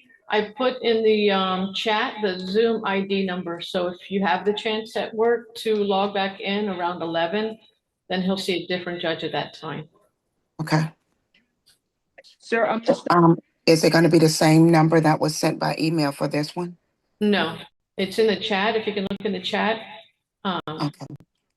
I'll have the ID number in there for you. Okay. All right, so. Last 15 years. Do you want me to set? I mean, it's pretty bad. It's $3,000 bond, okay? Can you afford a bond or you want house arrest? You said you take house arrest, Judge. Okay. House arrest with a GPS monitor? Oh, so that mean I can't go do my little car washes or nothing that? car wash. I'm doing GPS room. I think I probably tried to take the bomb then. It's Roman? It's Roman. Okay. House arrest, GPS roaming, level 3. Alternate bond is $3,000. Have a good day. Okay. So that other court starts at 11 o'clock at domestic violence. You may want to log on sooner, ma'am. Okay. Okay. Thank you. Next is Osbel. This season tastes like food.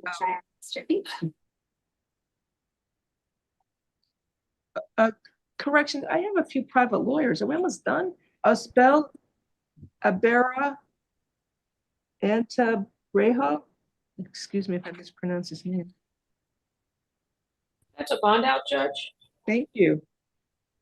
Yasmani Penalver. Corrections, your Sorry, microphone. Your Honor, he refused court and he has a hold for immigration. Who, Penalver? Yes. He has a probation hold too. So it says conspiracy for grand theft. It's Judge, not. we can waive his presence. Appoint the public defender's office, waive presence. Count 1 is $2,500. Count 2 is $2,500. Corrections, did you say they had an ICE hold too or no? Yes. Both? Okay. Appointing public defender's office and waiving his presence as well.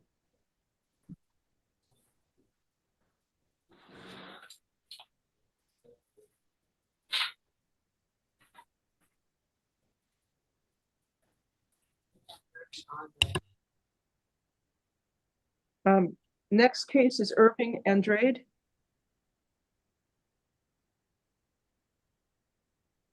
Page 17.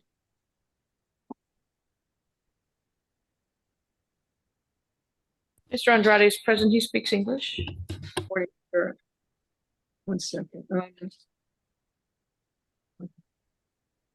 So you were arrested for use of a firearm during a felony, fleeing and eluding a police officer, openly carrying a weapon. So I will appoint the actually, can you afford to hire an attorney? No, you're 22. Can you afford to hire an attorney? How much is that?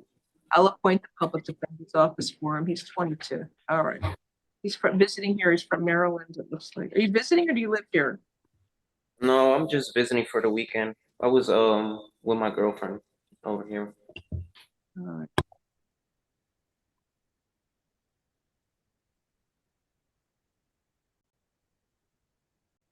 All right, so count 1, borrower, there's probable cause. Count 1 is use of a firearm or a felony. There's probable cause there. Count 2, fleeing and eluding a police officer is $2,500, and count 3, openly carrying a weapon is $150. Good luck to you, sir. Next is Alexander Barnes, page 18. He refused yesterday. Is he here today?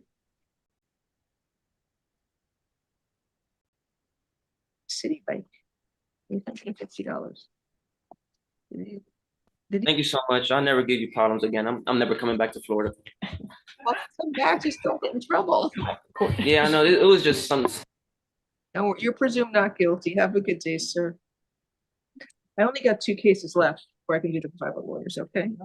They didn't put the value of the bike, but I did. Who did you call next? Who's the next? Next is Alexander Barnes. What page? Mr. Barnes? Number 59. I know the value of the bike, $850. Is it worth it? I don't know.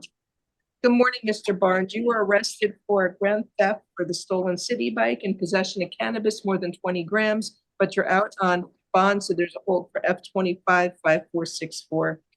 So count 1, there's no value, so it's a misdemeanor. That will be, I'll set that at $500. Count 2, possession of cannabis more than 20 grams. What do you want? $1, 500, what do you want? Yeah. $500. Please. I did 500 since he's out on felony bond. You'll see your judge tomorrow. Have a nice day, sir. So count 2 is 500 also, yeah? 500.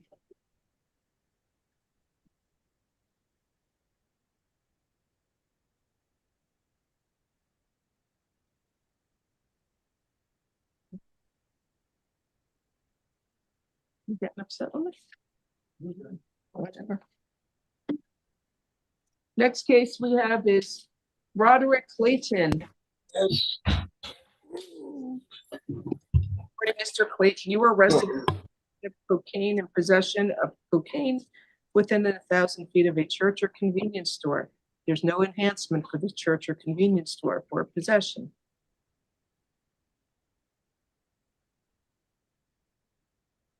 Anyway, Tap maybe? Yeah, I know. Is he eligible for pretrial or tap? Hmm? This is Roderick Clayton. It's just a possession of cannabis case. That's fine. He has a misdemeanor domestic violence battery that he was given 1,000 plus GPS.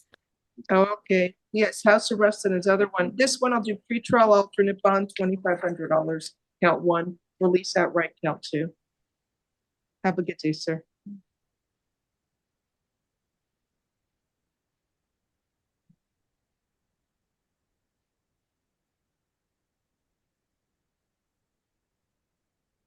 Now we're going to do the out of turns. We have Wone Urban. Yes, good One morning, Your Honor. Urban. Good morning. Well, what page is Mr. Urban on? Page private. His mom is actually watching, but I don't think we need to. Pardon me? His mom is actually observing on Zoom. She lives Okay. in Jacksonville. Mr. Horowitz, I'm sorry, I have an order for calling the cases. You have Mr. Horowitz's cases? Yeah, no, he's not here yet. We need to pass. He's not there yet? Is this him? Mr. Irvin is present. Okay, sir. Good morning, sir. Good morning. How you doing? You were arrested for carrying a concealed firearm. Your attorney is here. Good morning, Mr. Morning, Horowitz. Peter Heller on behalf of Mr. Irvin. There is no PC argument. I've read the arrest form. I would just ask for You want free? as low a bond as possible. You want free trip? No, he didn't. He lives in Jacksonville, so. Okay. What's going on?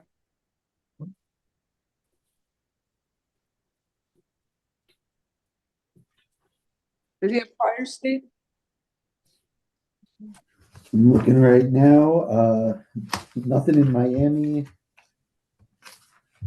And Tradition warrant out of Jacksonville is moving our calendar tomorrow. Oh, no, that's the co-defendant. Co-defendant? Oh, okay, fine.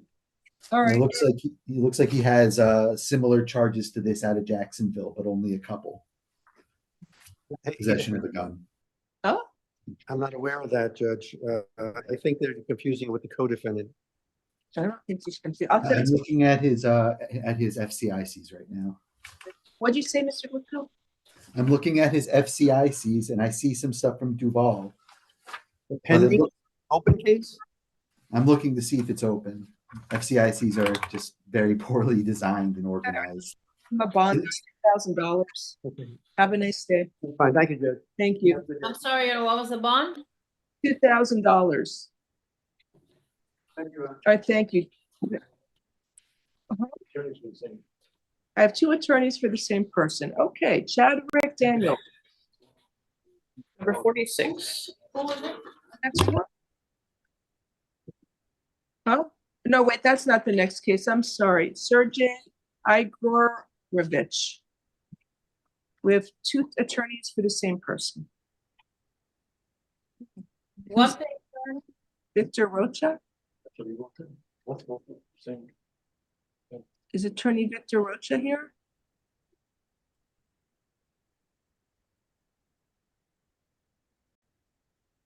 Good morning. Mr. Hi, there were two attorneys, another attorney, Victor Rocha, so I don't know who's his attorney. It's both of us, Your Honor. Good morning. You're stuck with both of us, Judge, I'm afraid. Two lawyers, wow. Good morning. This is Mr. Igorovich. Sir, do you speak English okay? Good morning, ma'am. Good morning, sir. You were arrested for aggravated battery and your attorneys are here in court. Good morning. Counsels, the attorneys, would you like to state your name for the record? Good morning, Your Honor. Phil Horowitz and Victor Rocha on behalf of Mr. Igorovich. Thank you. Good morning, Your Honor. Good morning. Is the victim present or no? I think she's trying to log in. Maria Grebenkina here? If so, can you raise your hand on Zoom so we know you are here? Let me call her, Judge. She was trying to log in and was having some difficulty. Okay, thank you.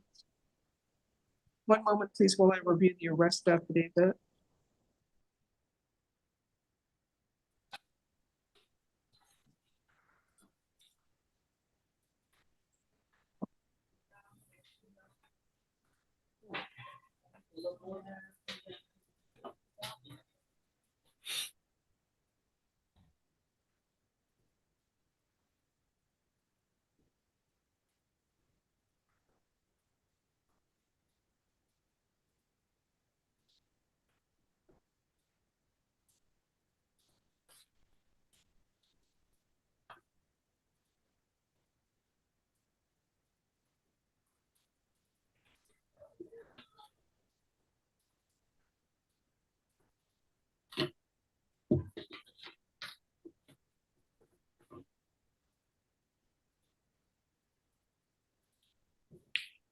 Apparently, she is online. She can see the screen.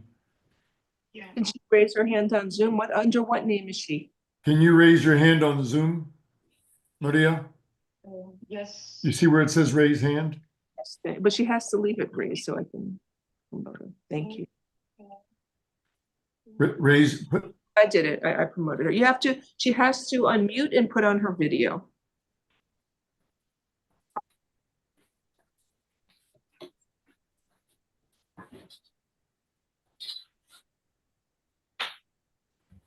Can you put on your video, please?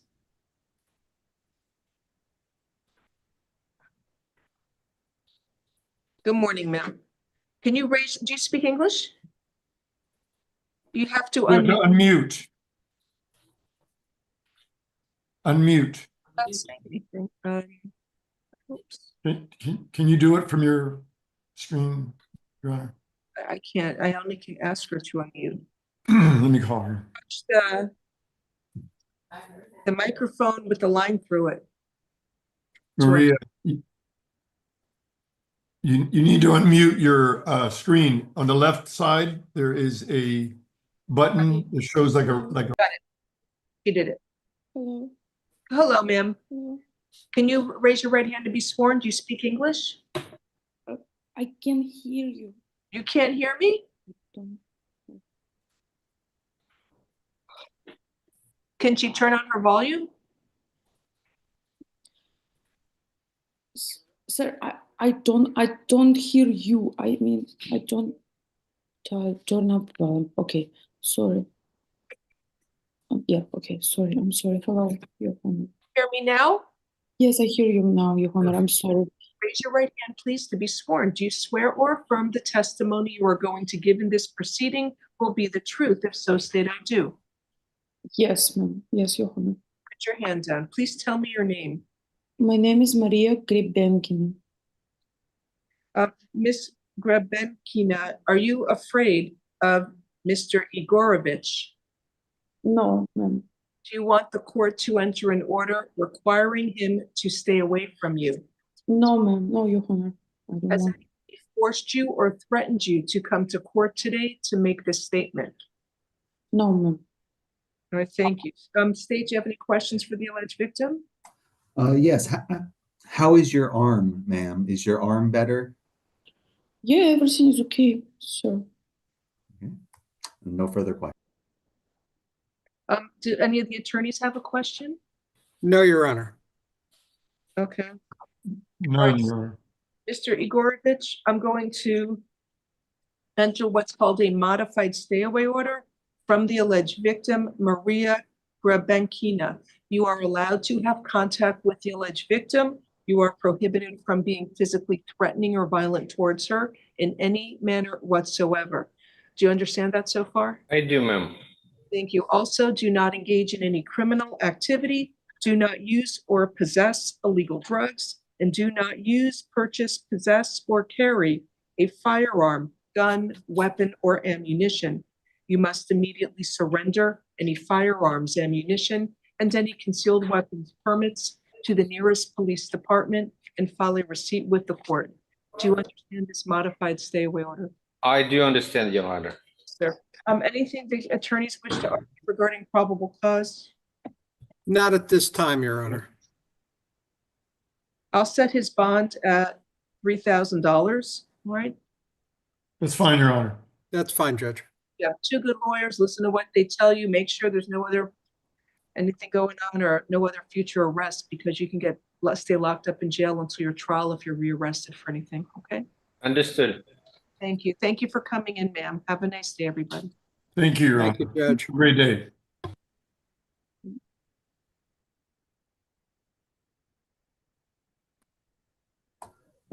How much was the bond put in? I'm sorry, Judge. I missed.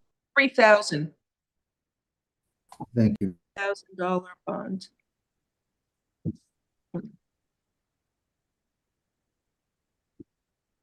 Mr. Naveri, what's your case?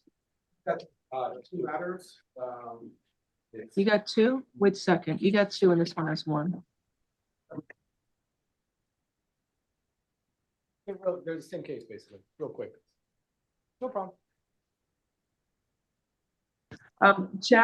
Chadwick Daniels, is our private attorney, Mr. Della Fera here? And a bondsman's here, okay.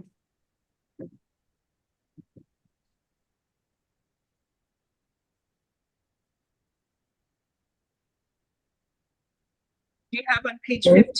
Yeah, you will need to pass him. Passing him, why? Not there? He's not there, I gotta pass it. Your Honor, Mr. Della Fera, get us tight. I'm trying to get the video to open up. You don't need to open it up, I have to pass it. They're not, Pass it. he's not here yet. As soon as he's here, I'll recall your case, all right? Okay, thank you. I apologize. All right, next is Alif Mola, page 11. You said 2 cases? Well, it's 2 defendants, basically, I guess would be co-defendants, the 2 mullahs. Okay. They're not here yet, Your Honor.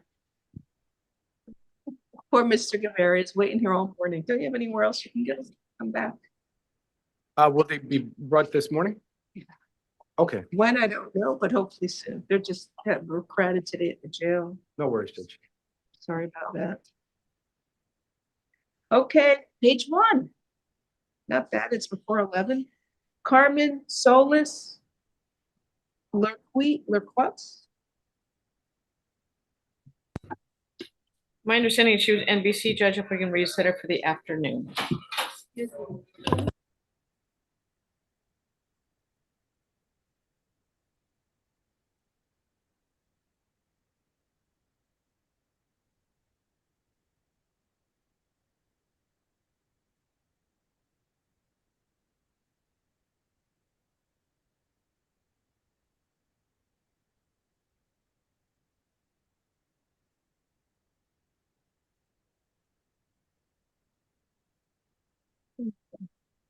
Okay, next is Bethel, I'm sorry if I can't pronounce your first name.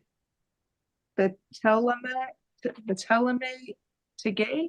I tried. Good morning, ma'am. Good morning. Ma'am, you were arrested for, let's see, throwing and shooting a deadly missile and criminal mischief. I will appoint the public defender's office for you. So are you here visiting Florida from Las Vegas, or you live here? She's been here since the 17th, Judge, supposed to head out today. I'm from Las.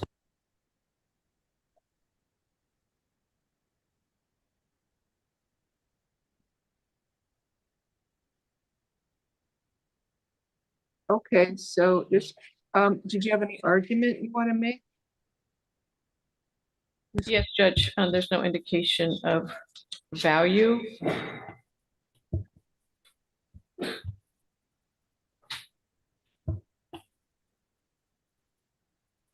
Okay, I agree. So you were ordered to stay away from the alleged victims, Yoandre Pacheco Estevez and Samuel Wukin Saltador. No contact with the alleged victims, either directly, indirectly, in person, in writing, by telephone, or through third parties, and stay at least 500 feet away from the victims, their homes, school, in place of employment at all times. Do you understand the stay away order, ma'am? Yes. All right, I'll set a bond. Count one is $1,500 and count two, there's no value, $150.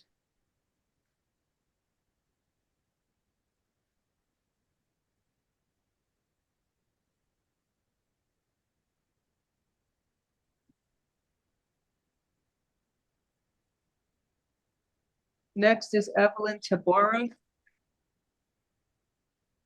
Page one.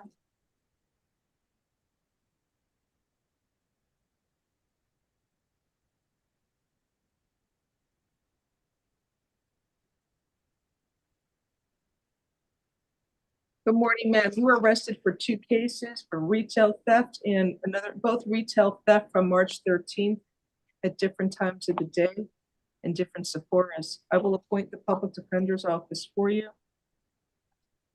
So in one case, let's see. I don't know, is there a value? 4,000 property in the second one. I don't see any value in 6010, Judge.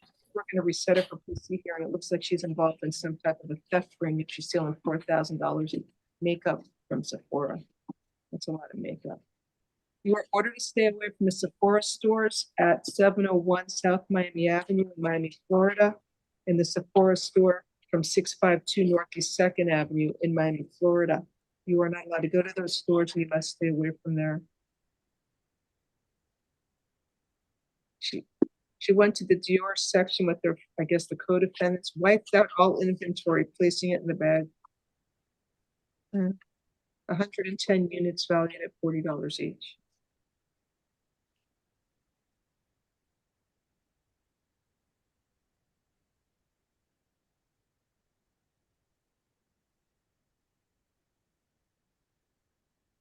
Doesn't have a value here on the other one.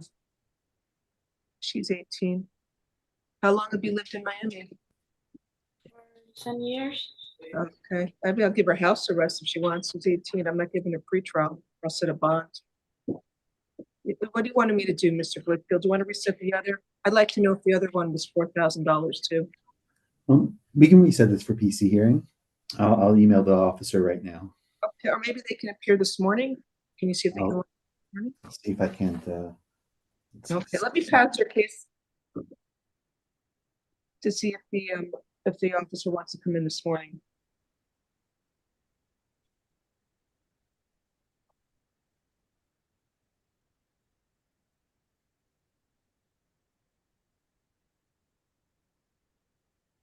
This is not an officer whose phone number I have access to on this case. Corey, you want me to give her house arrest now or what?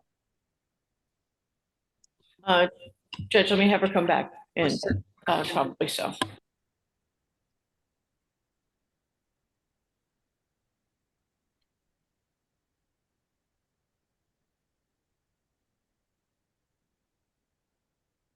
Mr. Whitfield, does she have any juvenile priors? Let me look. No, she doesn't have anything. Oh, wait. No, she does have some Broward stuff, but I don't think it's from 2023. But it was abandoned. No, never mind, it was abandoned. So no, she has no other charges. What was it? It was a theft case from 2023, but they didn't charge her. All right. So what's your position? Do you want me to reset it for probable cause hearing or just give her house arrest now? My position is house arrest is fine. Okay, fine. On F256002, there's probable cause for petty retail theft. There'll be house arrest with a GPS monitor. Alternate bond will be $2,500. We'll do level 3 house arrest.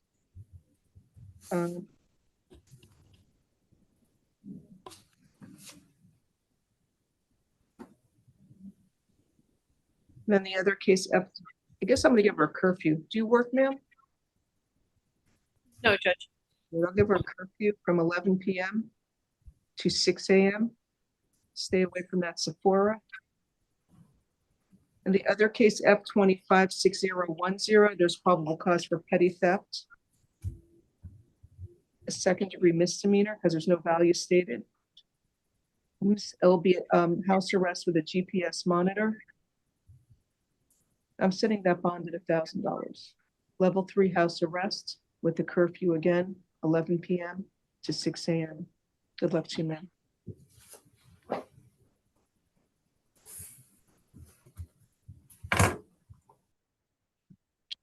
Next, we have the Sharon Wright or Ashley Milligan.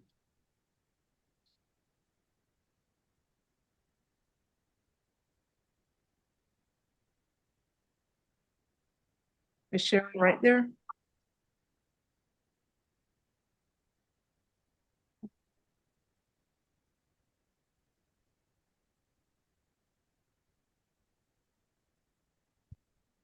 Yeah, she refused court.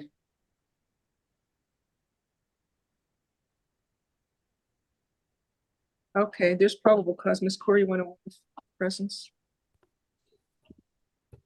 Yes, Judge, we can do that. Defendant's office waiver of presence bond is $2,500.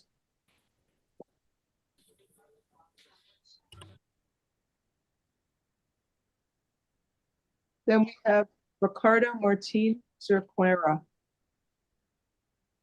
Bond out.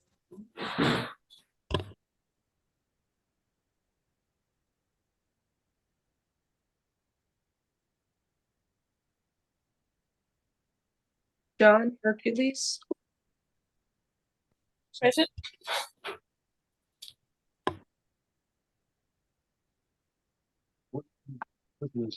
There's somebody here? What is it under? Okay, thank you. Corrections, let me know if you have any of the people here for the private lawyers as well, all right? Yes, sir. What? I'm looking at them. I got it. There's two. Which one? iPad or the name? Is the alleged victim here Aristine Virginia Aristine? Can you raise your hand on Zoom, please? Are you the alleged victim?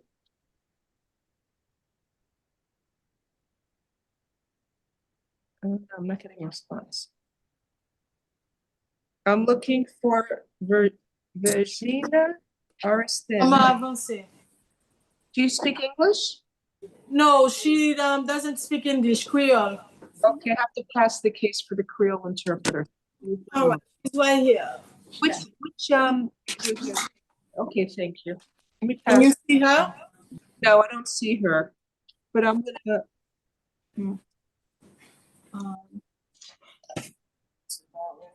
Just type and.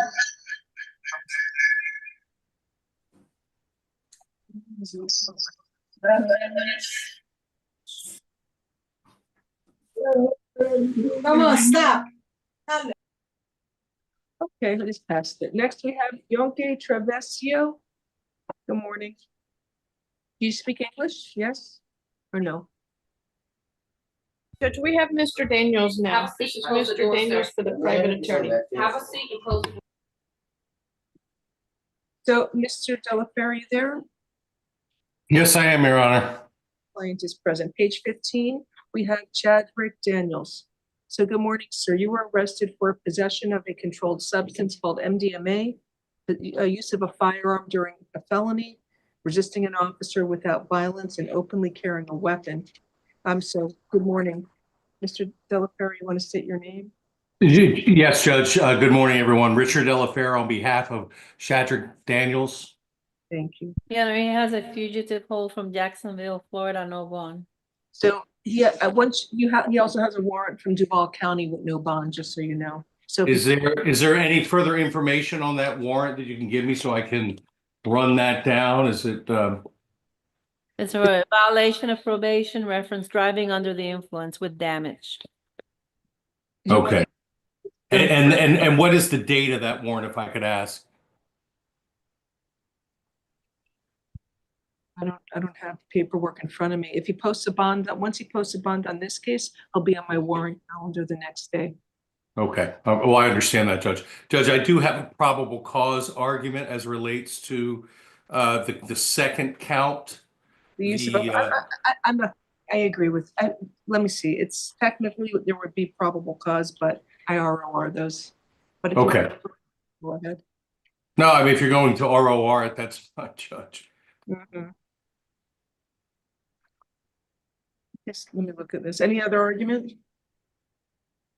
No, Judge. It's 6 MDMA pills in his jacket. Oh, no, that's in his jacket pocket. I think bond is already set on those, Judge. We would just ask you to, Count I mean, one, consider reducing it to 1,000. not 6 pills. I can't. Let me just see the other thing.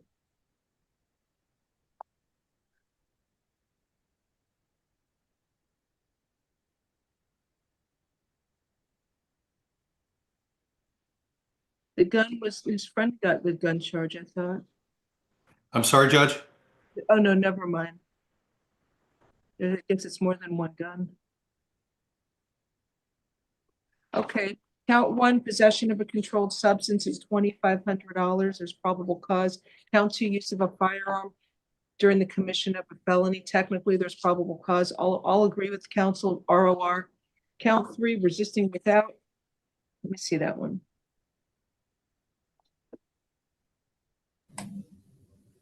He fled on foot. That's, I'll set that at $150. And count 4, openly carrying a weapon, that'll be $150 as well. So the total bond is $2,800. Okay. Very well, Judge. Mr. De La Fera, do you want the case number for the Duval County? Yes, if you have that, that'd be great. Thank you. 2020 CF 011640. Okay. And bondsman is here, so his bondsman can post the bond to get him out. Well, to move him to Jacksonville sounds like it's Out on bad. this, so he can come on our calendar tomorrow. As soon as you post that bond, it'll be on our calendar tomorrow morning at 9. Okay, or 9. Okay. Have a good day. I thank you. Anything else? No? No, Judge, thank you. Okay, next, we have Yoanki Travesso. Did I pass? I passed for the Creole. Is anybody calling the Creole interpreter? Thank you. The Does she Creole interpreter is here, Your Honor. Okay, give me after this case, I'll do it. Hello, Mr. Travesso. Do you speak English? Spanish, please. You were arrested for battery by strangulation and battery on a person aged 65 or older. Señor, usted fue arrestado por agresión, por estrangulamiento y agresión en una persona mayor de 65 años. So I will appoint the public defender's office for you. Yo voy a nombrar al abogado de oficio para que lo represente. We also have a bondsman present as well. I'm sorry, Your Honor. Bondsman is present to get him out of jail, to bond him out. Usted tiene un fiancista presente para poner la fianza. Right, so the victim is his father-in-law. La víctima es el suegro.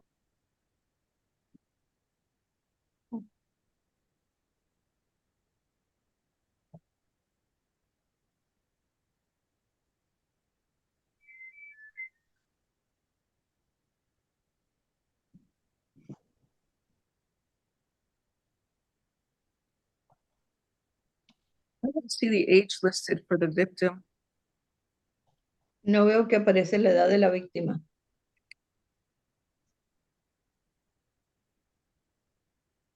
Dave, do you want to reset it or you want me to? No. I was trying to unmute myself. The age is listed as being 71 years old, and the last line of the last. Right here, 71 years old. So there's probable cause for count 1 and count 2.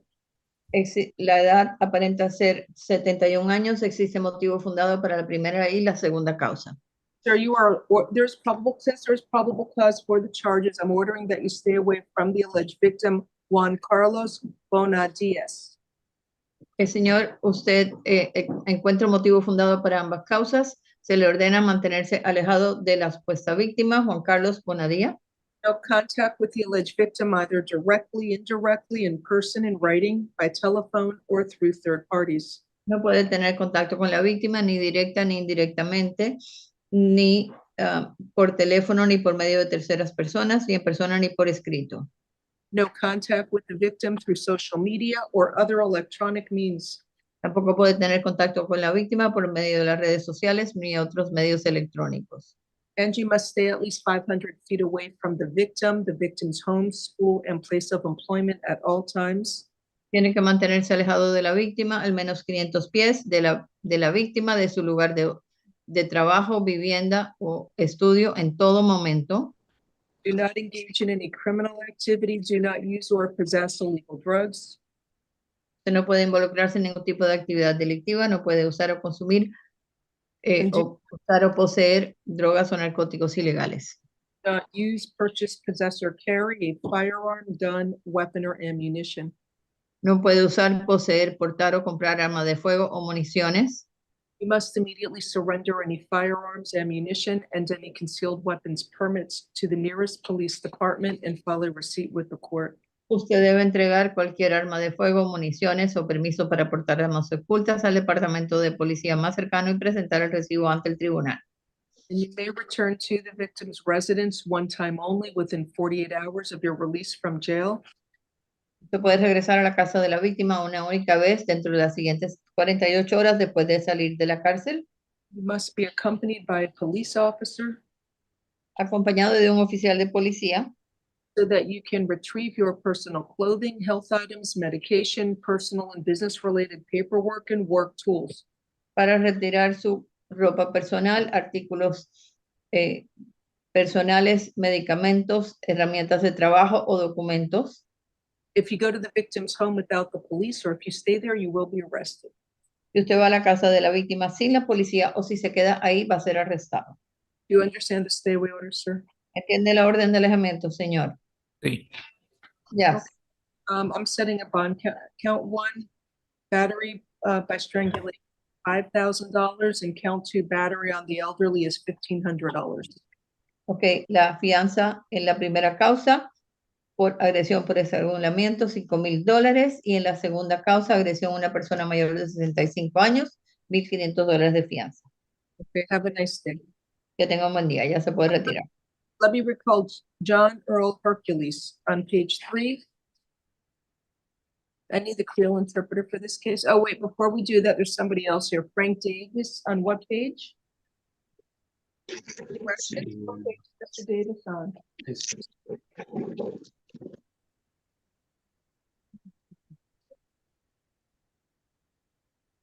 Hi, Mr. Davis. Good morning. Good morning. 1 second, I'm just getting off the paperwork.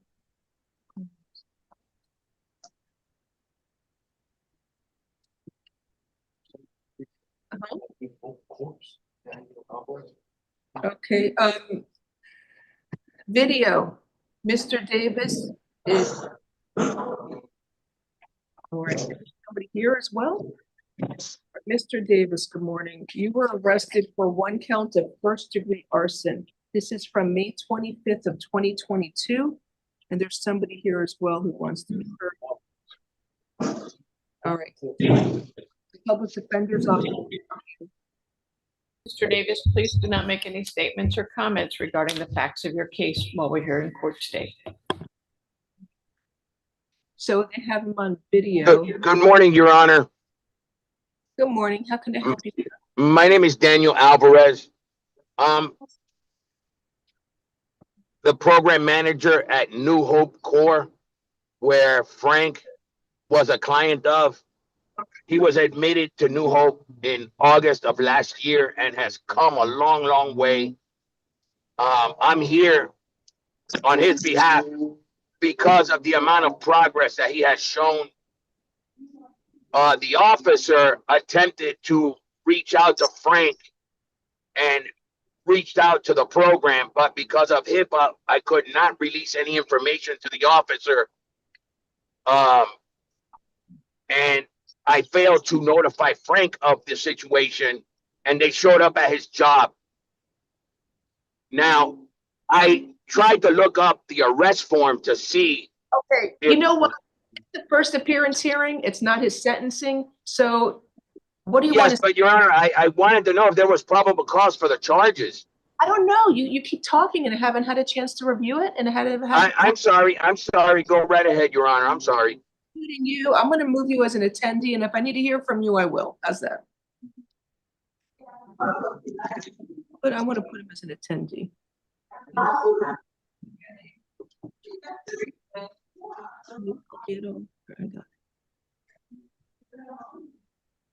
right. So you're here because of this case from May 25th of 2022, where you're charged with first-degree arson. It's an incident from the Metro Mover at 12:22 in the morning. And that he threw something, it looks like he picked up some cones from the platform through the tracks. He reached inside of the bag, and sparks are seen coming from an incendiary device shortly after by a constant flow, and then he exits the staircase. The flames eventually build up until it is fully engulfed. So that's what this is about. Ms. Corr, anything you wish to argue? It does not appear to be a first-degree arson. Since it's unidentified, it would be a second-degree arson. Hear from the state. Well, we did file the motion on this one, and he did appear to set a large fire here. Luckily, it extinguished soon enough. That doesn't mean he didn't start the big fire.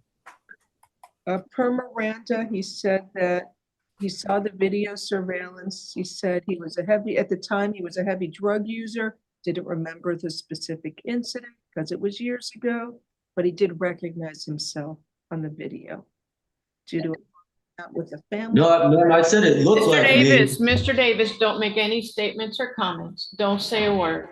I'm not sure, State. I think it would be a second if it's not occupied. Which part has to be occupied, Your Honor? They're saying this is at almost 1 o'clock in the morning. That he.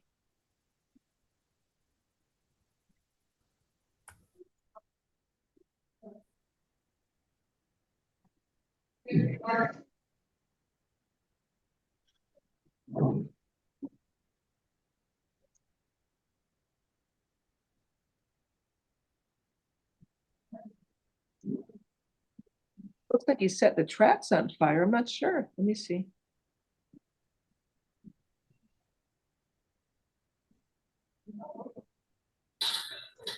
I mean, there are definitely people inside the area that they rushed out and they extinguished the fire.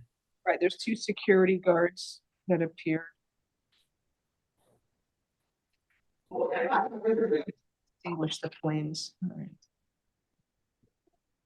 It doesn't look like that area was occupied, Judge. It looks like they came from.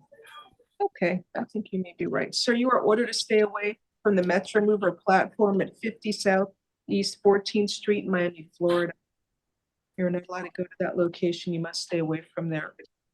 Yes, ma'am. The arson. It's a second-degree arson that's bondable.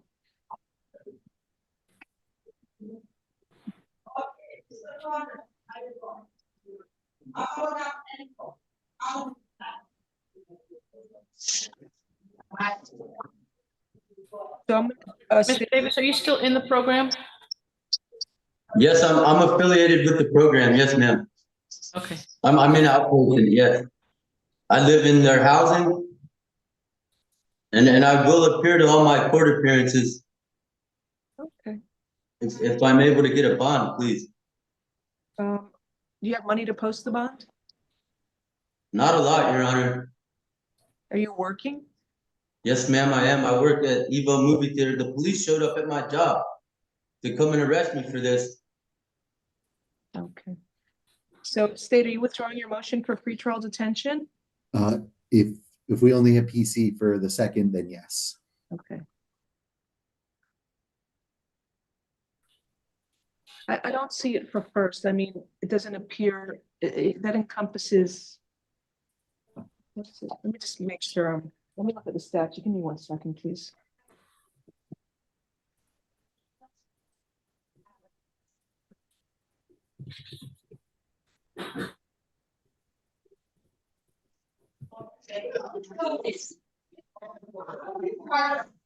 What is it?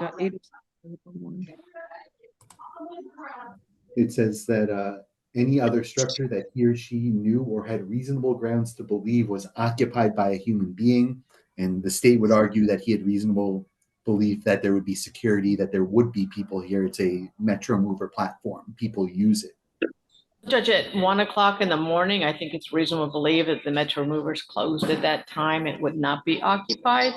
And the platform itself is a relatively small area, Judge. Mr. Davis, Mr. Davis. Don't say It was closed. That's what the whole issue Mr. was. Davis, Oh, yes, ma'am. please be quiet. Oh, yes.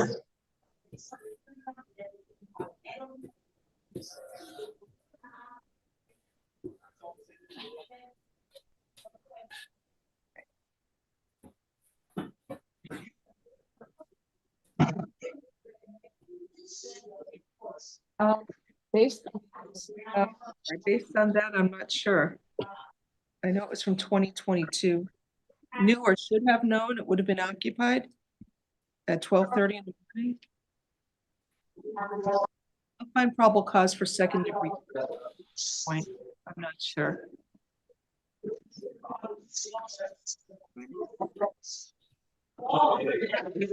Says he's housed in one of their programs. I don't want to hear from him anymore because he's just taking up too much time.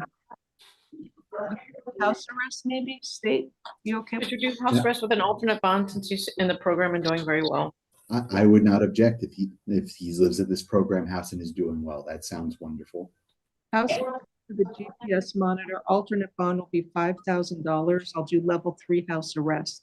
So if you can post a $5,000 bond, you can get out of jail for you can get out of jail without any restrictions. If you're unable to post a bond and you want house arrest, I put you on an electronic monitor that will monitor your comings and goings to stay off that Metro Rail platform where this incident occurred. All right. Yes, Your Honor. Thank you. Okay, Mr. Davis, when you get out, please contact the public defender's office and speak to your assigned attorney, okay? Yes, ma'am. Thank you, sir. It's the Metro Mover platform, okay, at 14th Street. Don't go to that platform to catch them. All right? Yes, ma'am. Okay, so Your Honor, we have a bid Mola and a leaf Mola.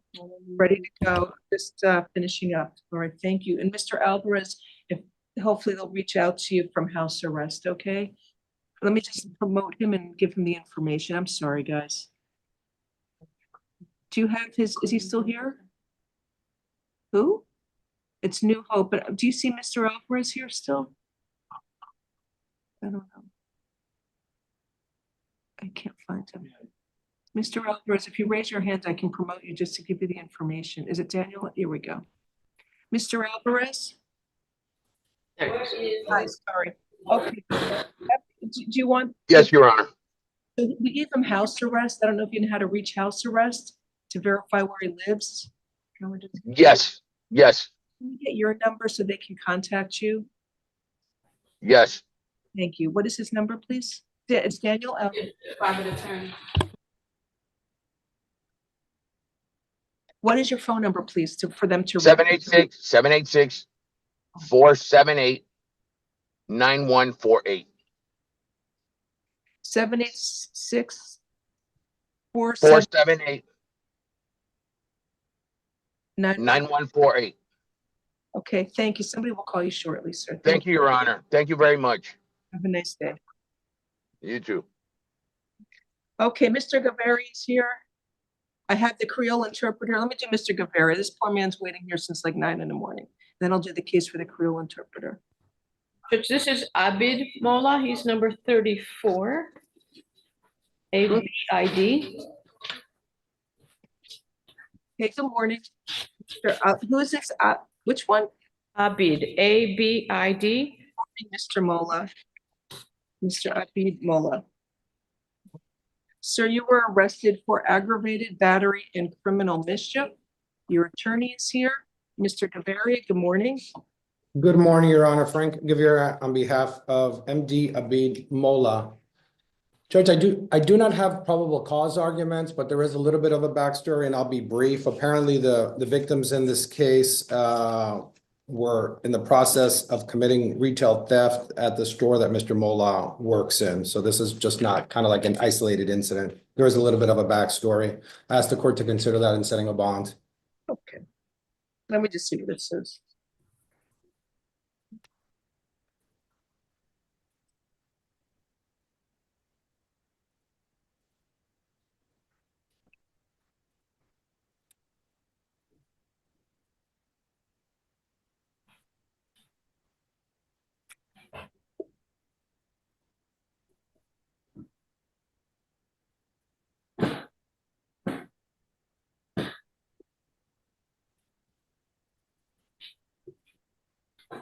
So, sir, Mr. Mola. I'm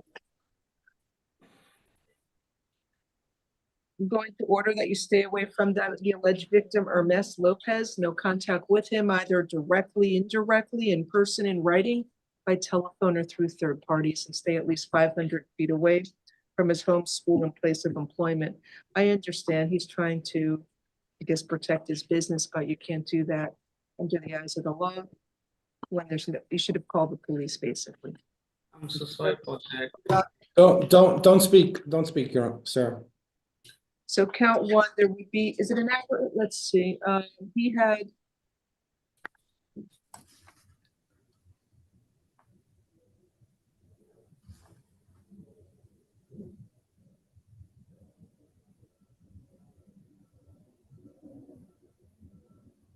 I don't know if they intended to have glass from the broken glass injure them. I'll set a bond. Count one, aggravated battery is $2,500, and count two, criminal mischief, there's no value, it's $150. Okay. Mr. Gavari, is that okay? Yes, Your Honor. All right, thank you. Good luck to you, sir. You have a good lawyer, listen to what he tells you, okay?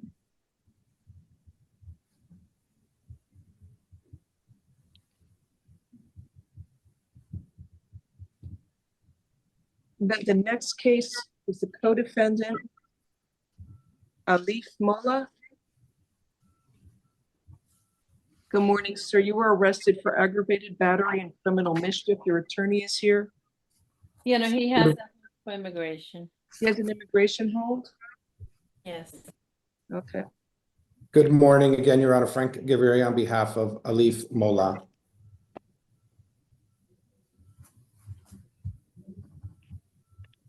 So, sir, you are ordered to stay away from the alleged victims, Hermes Lopez and Tanya Riesch. No contact with those victims, alleged victims, either directly, indirectly, in person, in writing, by telephone, or through third parties, and stay at least 500 feet away from the victims, their home, school, and place of employment at all times. All right. Do you understand, sir? Do you speak English? What do you speak? Little bit English. What language? It's Bengali. Bengal? Oh, boy. I did the whole other one. Did he speak English, or was he Bengal too? You spoke English though. English little bit, I understand. You understand a little? Yeah, little bit understand English. No, you don't understand. You got to stay away from the people you allegedly had an incident with yesterday. Do you understand that? Yesterday, yeah. That's still, your lawyer is here. Mr. Gavari is on Zoom. Yes. And he's trying to help you, and he's representing you in court today. Okay, Thank you, Judge. Well, let me set a bond. Count one will be, what did you for the other? $2,500 count one, and $150 count two. So your lawyer will be in touch with you. Mr. Gaviria will be in touch with you, sir. I talked a lot of time. Okay. Were you from Bangladesh? Yeah, I'm from Bangladesh. Yes. Okay. So speak to your lawyer. Mr. Gaviria will be in touch with you. Thank you. Thank you, Judge. Have a good day. Okay.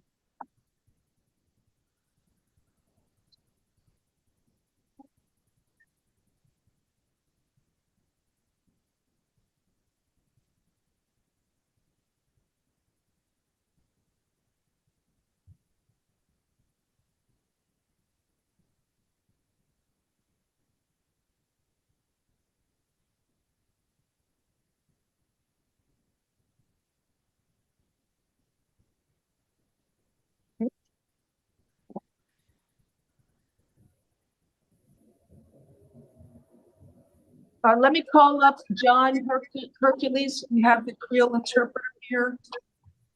Good morning again. Sir, you were, any of the victims here? Monsieur, est-ce que victime yo là? Attends un moment. Where'd they go? See, everybody raises their hand on the case. If you can ask, I did anything. oh, she did it. Okay, great. Is this Miss Virginia Aristen? Madame Aristel, ou là pour Monsieur Hercule? Répondre non, maman. Est-ce que gon moun qui là pour Monsieur Hercule? Oui. Yes, Judge. It's them. Can you put your video on, please? Lui-même vidéo, s'il vous plaît. You have to accept the promotion as panelists. Maman, stop.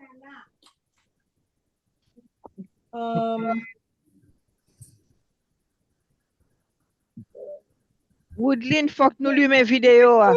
I'm trying 1 minute. Okay. His mother.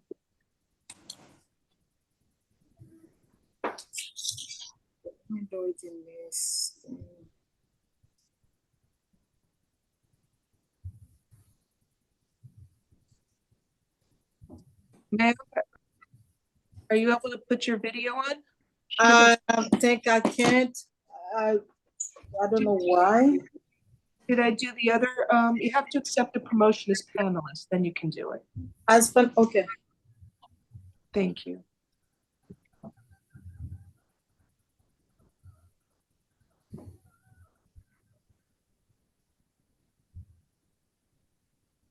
Okay.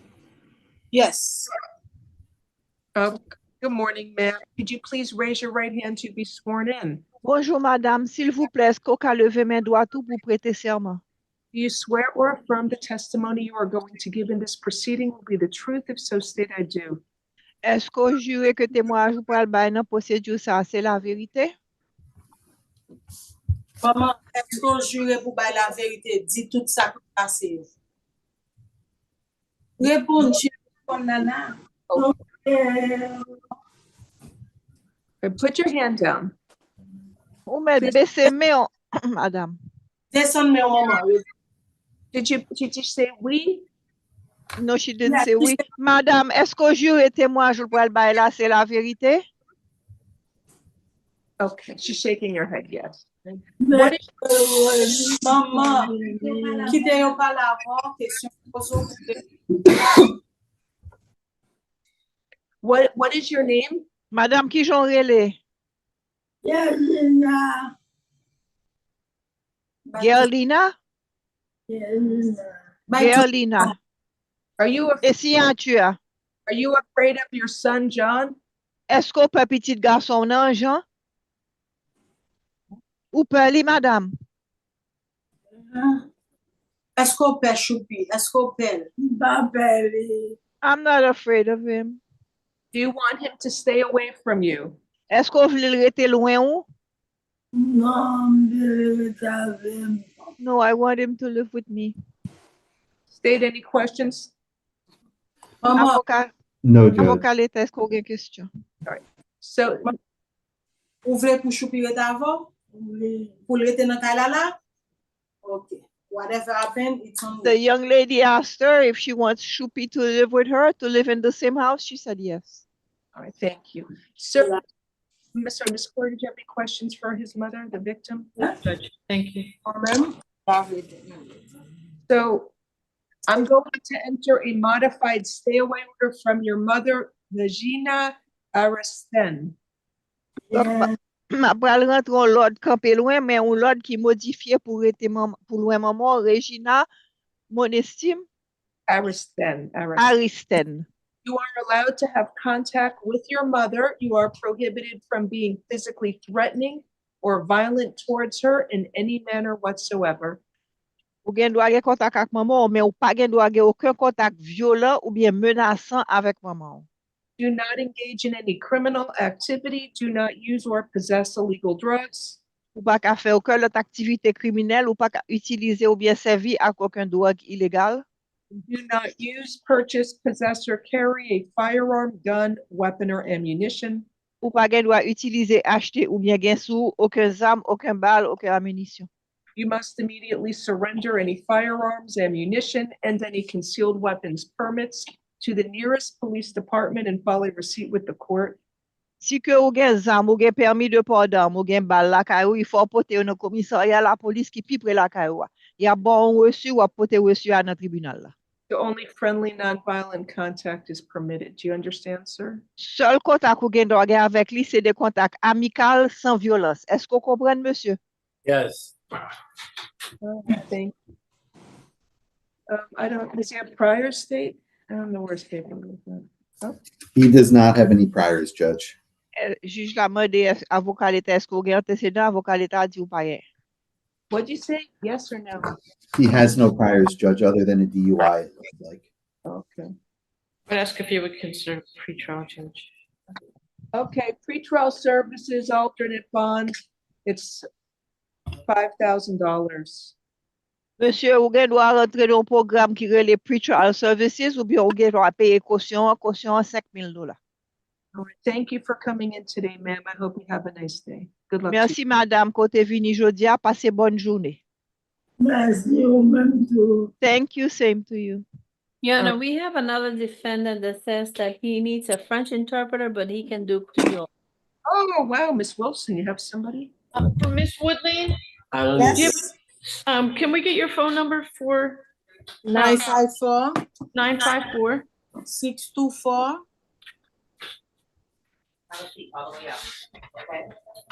Yes, 2817. 2817. Thank you. And before, hello? Hi. Yes, ma'am. Oh, it's another person. I also want to ask John, like, no, towards me, it's not only toward her mother, but also to Jurisdiction over, are you the? Ma'am, I don't have jurisdiction over you. Madame, il pas gen juridiction sous. Jurisdiction over him to enter a stay away order because you weren't charged with that. Actually, you're gonna, Ms. Corey, you may want to have a word with your client about in the house with all the family members. Judge, you're cutting out. I can't understand what you're saying. Maybe have a word with him about being calm at the house. You can't be violent with anybody in the house because if there's a stay away order entered against you, for stay away from your mother if they're in the house. Monsieur, tande ou pas ka violent personne nan moun ki ret nan kay la. Gon l'autre campé loin contre maman, ou pas ka violent ak l'autre moun ki ret nan kay la. Ma'am? Yeah. All right. Good. Thank you. Woodlane? Yes, I'm Do you have his brother's phone number? Which one? Johnny? John? John? Guy Hercules. Guy Hercules. Guy? Numéro Toto? Numéro Choupi? Numéro Toto. Oh, Toto. You asking for Guy Hercules? Yes. Yes. 301. Quel numéro de téléphone? Quel téléphone vous voulez? 227. Oh, 237 301 Wait, I'm sorry, you have to start over. Is that? 8141. I didn't get it. 301 237 8141. Thank you. Who's the gentleman on Zoom from TGK? What is your Yes. Anthony Carter. That should be Anthony Carter. He's number 18 on page 6. Okay. Listen, I'm moving too slow, and I don't like that. Mr. Carter, good morning, sir. You were arrested for battery on a corrections officer. I will appoint the public defender's office for you.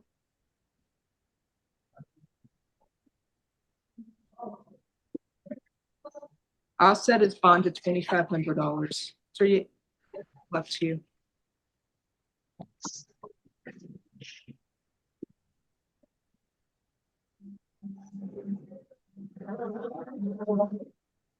I lowered your bond after reading the facts, but you gotta listen to them at the jail. Okay, sir. Have a good day. Thank you. So did we clarify if Miss Wilson speaks French? Ms. Wilson, do you speak French? Parlez-vous français? Oui, juge, but I'm not certified in French. We'll need a French interpreter then. That's the case. Thank you. Well, let's call the French interpreter. Who's that for? So I know. Number 43, Camille. There's one, page 4 at 11:30. Let's go, move it along. If there's any private lawyers here, type the name of the case you're here for so I can get your case called in turn. There's a bondsman here for the next one. Pablo Rodriguez.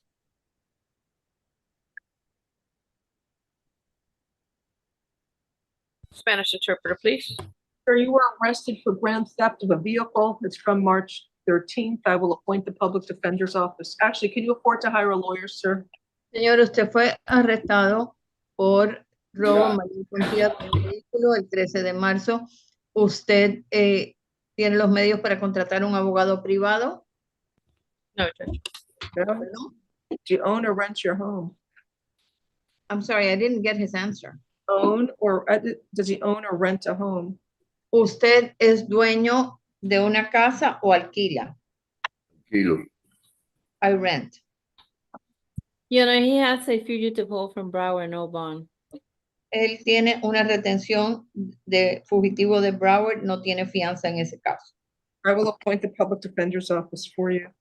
Le voy a nombrar la oficina de los abogados de oficio para que lo represente, señor.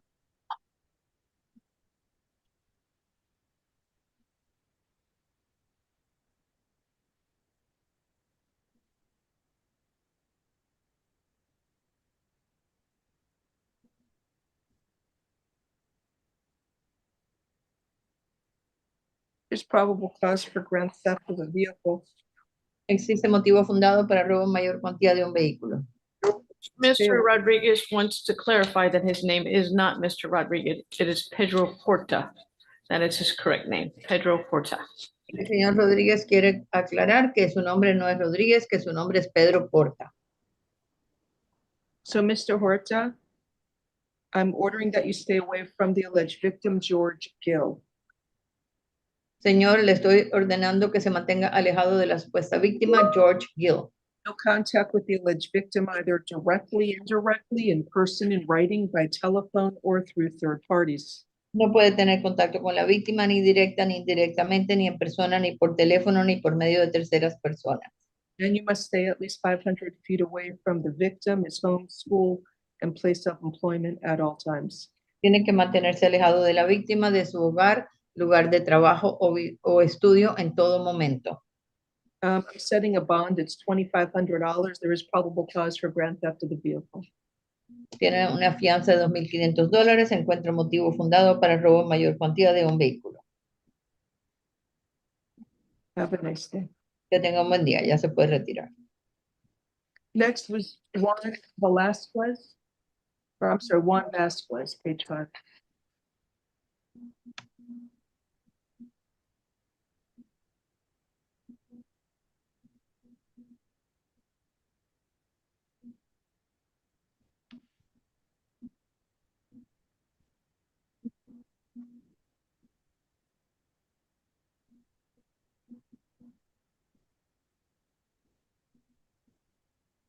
His bondsman is here. Hi, Mr. Vasquez. Come on down, sir. Good morning. You were arrested for driving as a habitual traffic offender. I will appoint the public defender's office for you. There is probable cause for the charge. Your bondsman's here to get you out of jail, so I'll set the bond. It's $2,500. Have a good day, sir.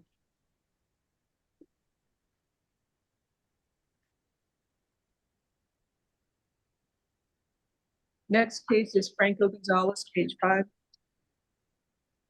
Bond it out. Thank you. Mikey Dufresne. He refused court, Your Honor. So he refused, it looks like yesterday. Ms. Corey, you want to take it, accept it or reset it one more time? And so Mr. Giuffre refused? We'll waive his presence. Appoint the public defender's office, waive presence. Let me review real quick the public.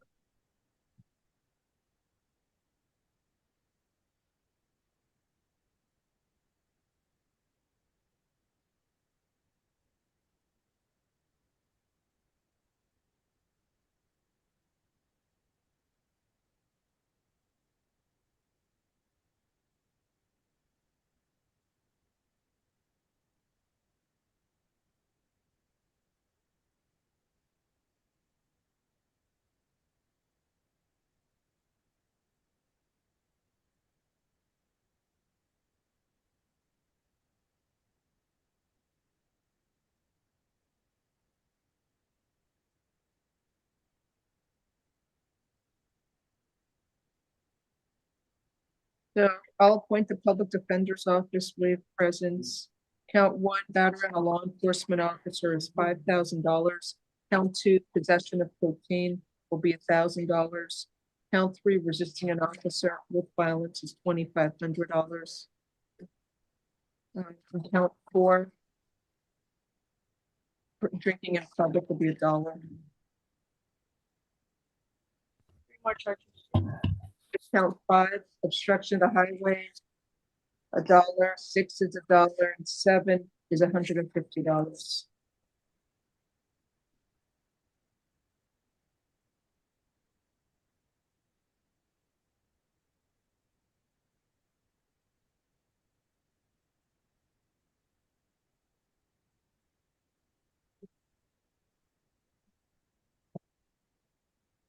The next is the Devokias Hamilton on page 7. Good morning. So you were arrested for armed possession of a controlled substance. I will appoint the public defender's office for you. So what are you visiting here? Yes. I'll set up bond. Does he have priors anywhere else of state? Not that I can see, Judge. I don't see any other priors, no. I'll set his bond at $1,500. Have a good day, sir.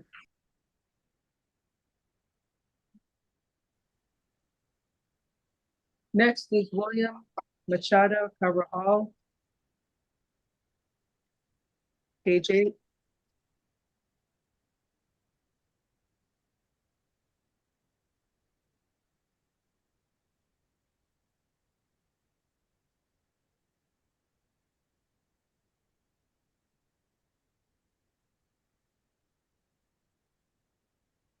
Good morning, interpreter, please. You were arrested for aggravated assault with a deadly weapon. I will appoint the public defender's office for you. Y usted fue arrestado por agresión agravada con arma mortal. Le voy a nombrar al abogado de oficio para que lo represente. There is probable cause for the charge. Existe motivo fundado para esta causa. Sir, you are ordered to stay away from the alleged victim, Luisa Castillo. A usted se le ordena mantenerse alejado de la supuesta víctima, Luisa Castillo. No contact with the victim, either directly, indirectly, in person, in writing, by telephone, or through third parties. No puede tener contacto con la víctima ni directa ni indirectamente, ni en persona, ni por escrito, ni por teléfono, ni por medio de terceras personas. No contact with the victim through social media or other electronic means. No puede tener contacto con la víctima por las redes sociales ni por otros medios electrónicos. And you must stay at least 500 feet away from the victim's home and school and place of employment at all times. Tiene que mantenerse alejado de la víctima al menos 500 pies de su persona, su hogar o lugar de trabajo o estudio en todo momento. Do not engage in any criminal activity. Do not use or possess illegal drugs. No puede involucrarse en ningún tipo de actividad delictiva, no puede usar o poseer drogas ilegales. And do not use, purchase, possess, or carry a firearm, gun, weapon, or ammunition. No puede usar, poseer, portar armas de fuego ni municiones. You must immediately surrender any firearms, ammunition, and any concealed weapons permits to the nearest police department and file a receipt with the court. Si posee armas de fuego, municiones, o permiso para portar armas ocultas, debe entregarlo al departamento de policía más cercano y presentar el recibo ante el tribunal. And you may return to the victim's residence one time only within 48 hours of your release from jail.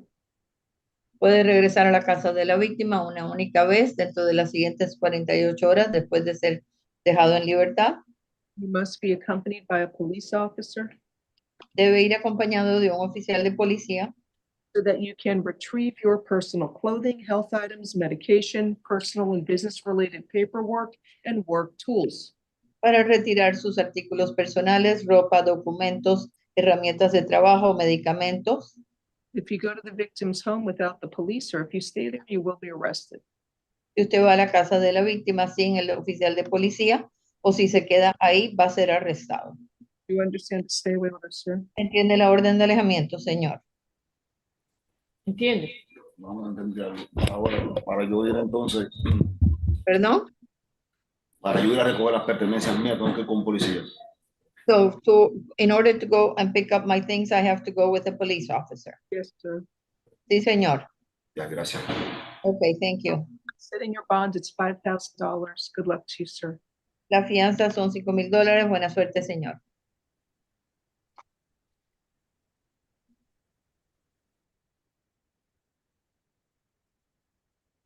Now I need Noah Criollo.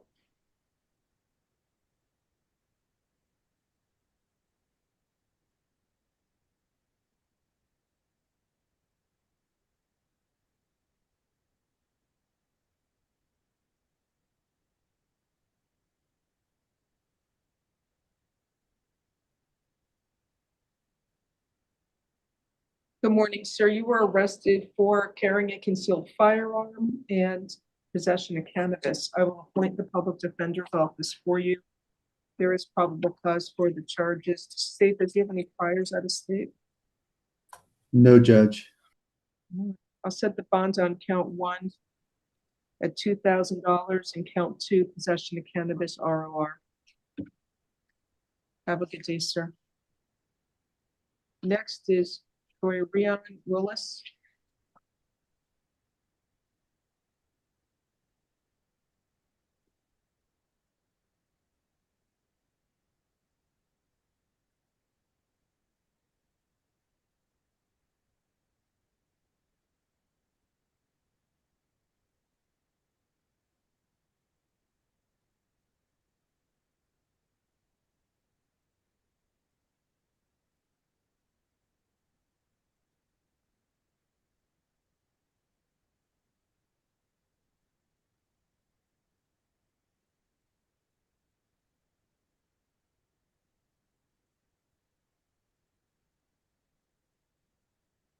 See, Mr. Willis have any priors? No, Judge. No priors for him either. Good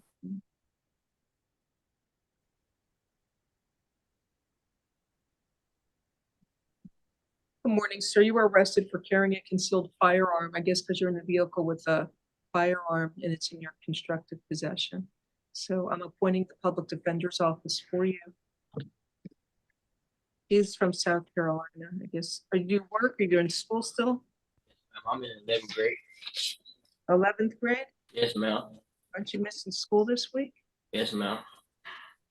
When you come to South Florida and you get arrested. I was only down here for vacation. I know. All right, let me release him on his own recognizance. Technically, there's probable cause. All right, so you can go home. You don't have to pay any money to get out of jail. Make sure to keep all future court dates, because if you miss court, the judge will issue an arrest warrant for you. All right. Good luck to you, sir. You said what grade are you in? 11th grade, Judge. Great. All right. Yeah, too. All right. Have a nice day.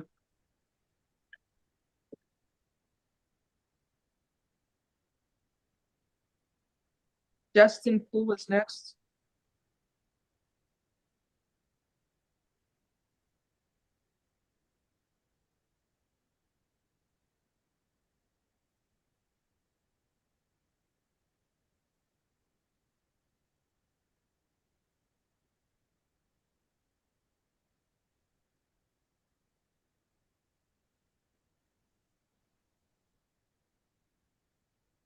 Corrections, you got the next person, Justin Poole.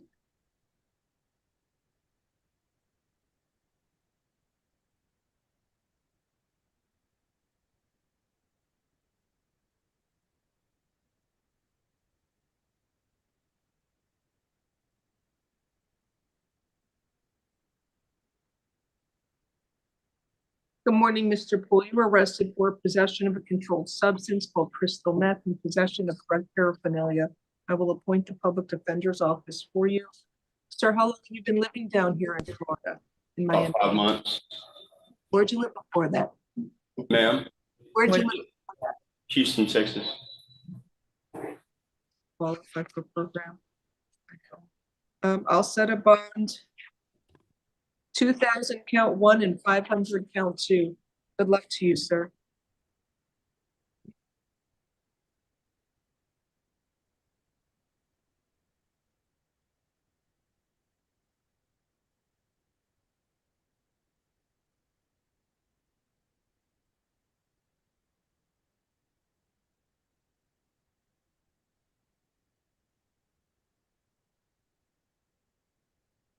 Our next we have is Robinson medalist. Let me know if you see a French interpreter as well. Good morning, sir. You were arrested for possession of a firearm, weapon, or ammunition by a convicted felon, armed possession of cannabis, and then driving as a habitual traffic offender. I will appoint the public defender's office for you.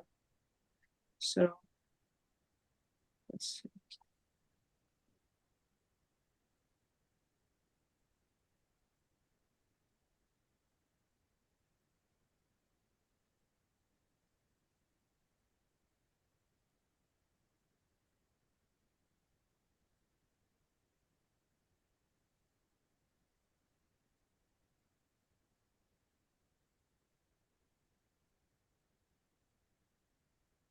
So there's probable cause for possession of a firearm by a convicted felon on count 1. That's a $7,500 bond. Count 2. And state, can you just, it says he's a convicted felon. I guess he's from Orlando. Can you show anything or, oh, it has it here. Never mind, it's here. Can you just double check that he was, it's not a withhold? I'm looking right now in his NCIC's, Judge. He also says an HTO. We shouldn't be driving. Armed possession of cannabis. I'll do $1 on that. And count 3, driving as a habitual traffic offender is $2,500. Did you confirm any of that or no? He's got a bunch of convictions I'm seeing so far, but they're all misdemeanors. So I'm getting to see if there's any felonies.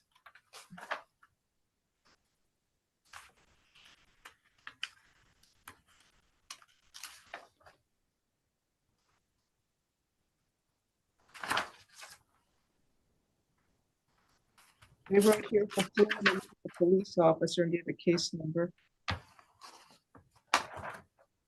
Yeah, he has a conviction for fleeing and eluding from. That would be a felony, it's an F3, so there's probable cause for the charge. So yeah, $7,500, $1 and $2,500. Good luck to you, sir.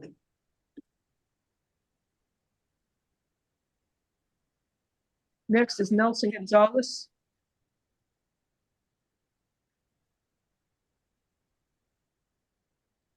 Page 9. Spanish interpreter, please. Sir, you were arrested for retail theft and possession of a controlled substance. Señor, usted fue arrestado por robo en un establecimiento comercial y estar en tenencia de una sustancia controlada. Another case for retail theft. Y otro caso por robo en establecimiento comercial. I will appoint the public defender's office for you. Yes, Ms. Corey? Le voy a nombrar al abogado de oficio para que lo represente. You know, he has a warrant from Orange County, no bond, and he also has a hold for immigration. Okay. Él también tiene una retención de otro condado y una retención de migración. So we saw the co-defendant earlier. He was stealing thousands of dollars of makeup or items from Sephora in one of the cases. Vimos al cómplice anteriormente que estaba robando maquillaje y miles de dinero de Sephora.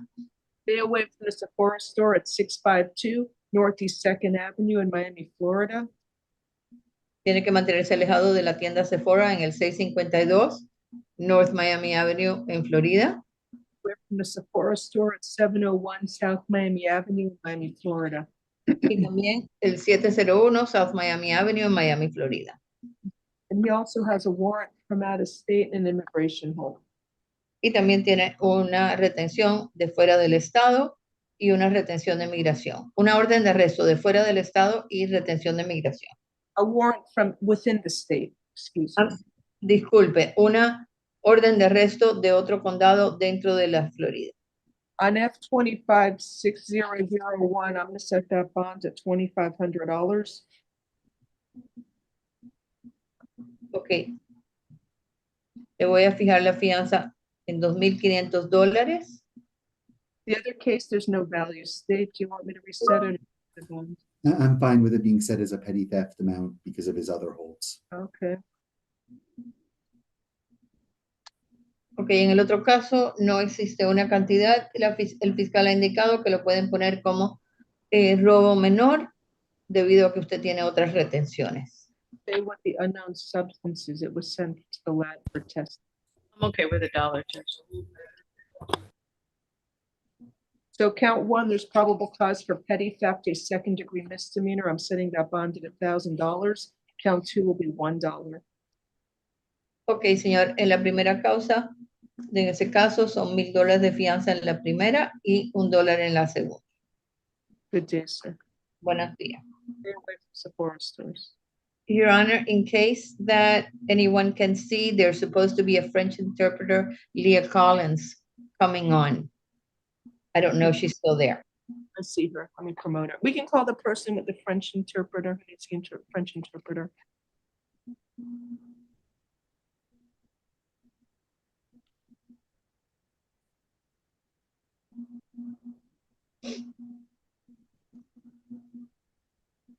This is the French interpreter. I was waiting to be allowed in. Thank you. Who is this? What is his name and what page? It's Page 14, Amin Dujali.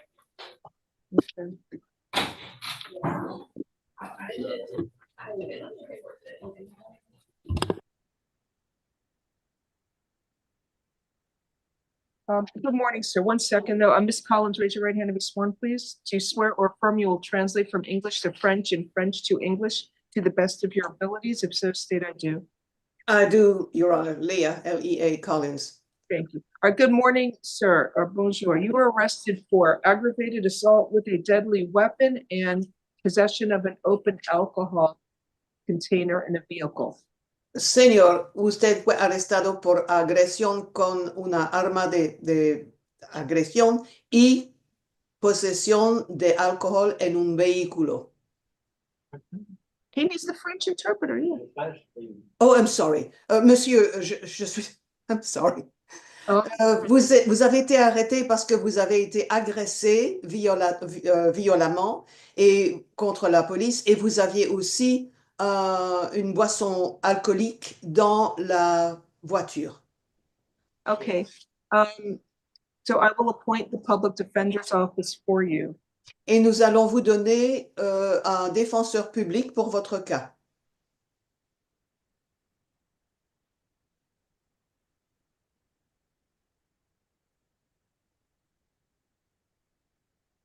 Sorry for the mix-up, Your Honor. No worries. One moment, please. I'm reviewing the arrest affidavit for probable cause. Et nous sommes en train d'écrire l'arrestation pour cause probable.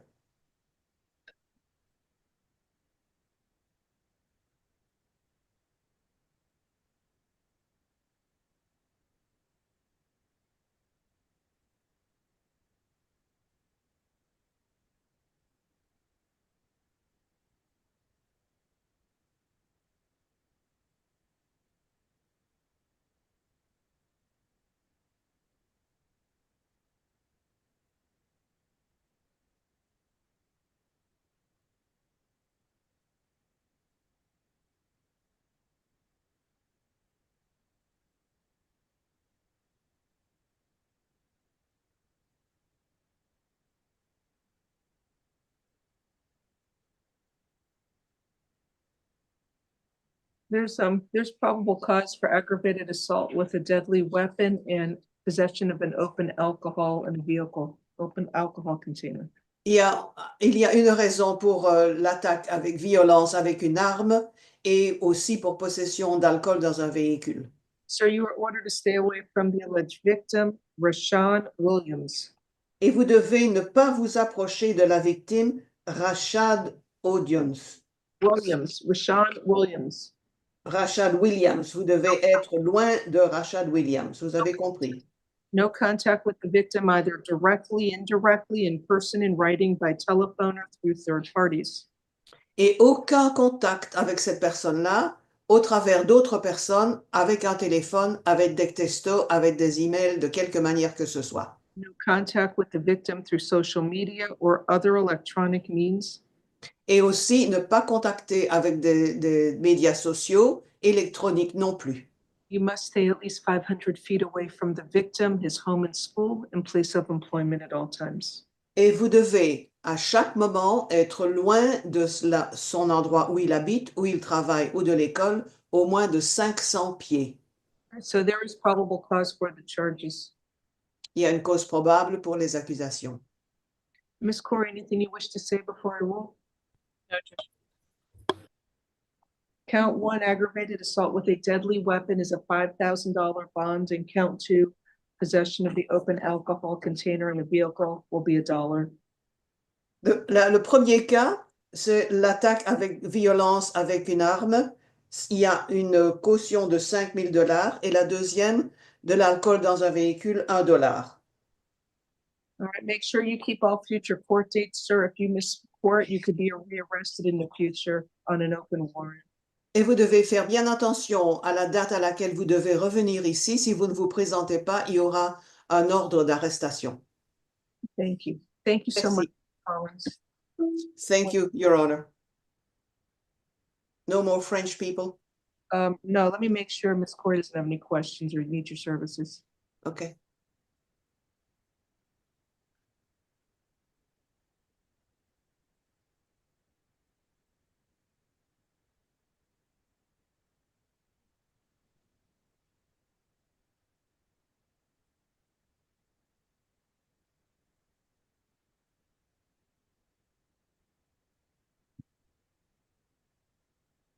Okay, thank you. You're excused, Ms. Collins. Have a nice day. Thank you, Your Honor. Bye-bye. This spot on page 10, good morning. Sir, you were arrested. It says arrest warrant reviewed. You have 2 cases. One's an arrest warrant. No. You're charged with unlawful possession of a firearm, weapon, or ammunition by a convicted felon, aggravated battery with a deadly weapon, and an aggravated assault with a deadly weapon. So this is a warrant that was recently signed last month. Let's see. I didn't see the date.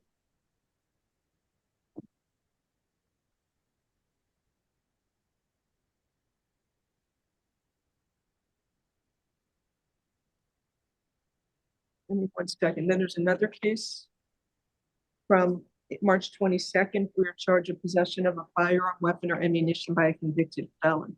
So I will appoint the public defender's office for you. Let me review. Corrections, why was this reset today? For the warrant? I didn't have the warrant yesterday, Judge. Thank you. There's probable cause for possession of a firearm by a convicted felon on F-25 5912. That bond is $7,500.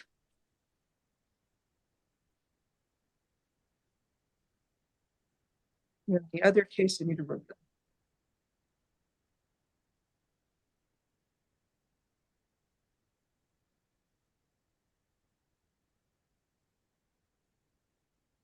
There's probable cause for aggravated battery, aggravated assault with it should be 2 aggravated batteries, aggravated assault with a deadly weapon.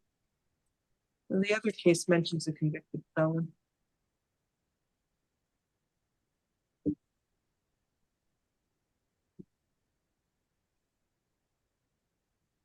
On the other case that he was just arrested on, he's a convicted felon. Let me see that one, please, that case. So there's probable cause for everything, and I'll set a bond. He wrote no bond, but it's bondable. The judge has signed the warrant. Count one, unlawful possession of a firearm by convicted felon will be $7,500.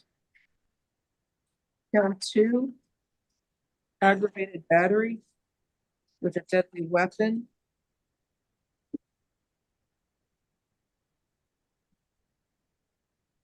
Is $7,500. And count three, it should be another aggravated battery if the victim required stitches from being hit. Setting that at $7,500 as well for count three. Good luck to you, sir. Oh, and stay away from the victim. Where's my stay away order? They didn't give me one, state. I do not have any victim information, Judge. I'm sorry. Victim information. Okay. Let me pull it up.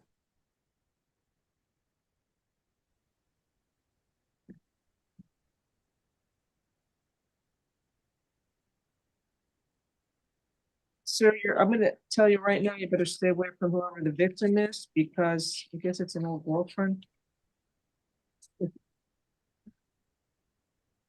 So you want to call the officer and get the name of the victim? Or can you look at the unredacted warrant?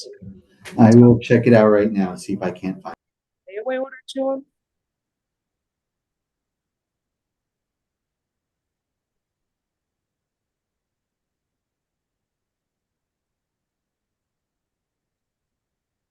I have it here, never mind. Sir, you are ordered to stay away from the alleged victim,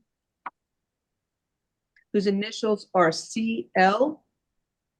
No contact with that alleged victim, either directly, indirectly, in person, in writing, by telephone, or through third parties. And you must stay at least 500 feet away from the victim, her home and school, and place of employment at all times. CL. All right. Thank you.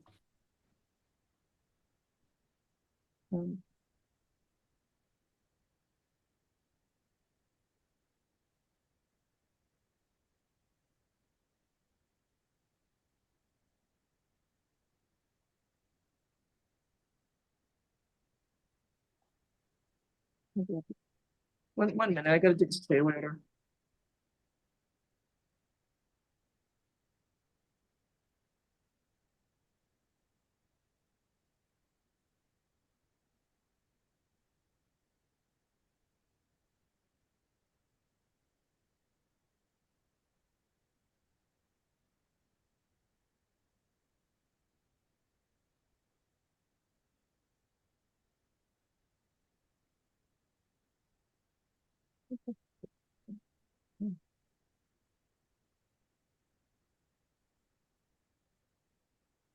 Now we have Adrian Brown. Good afternoon, Mr. Brown. So you were arrested for retail theft. It's from January 28th. It says added charges. I will appoint the public defender's office for you.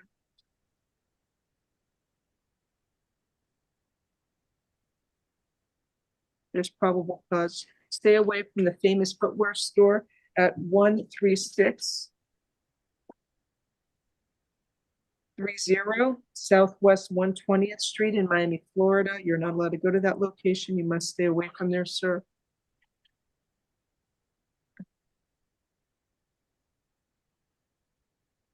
I'm setting a bond. It's going to be $2,500. Have a good day, sir.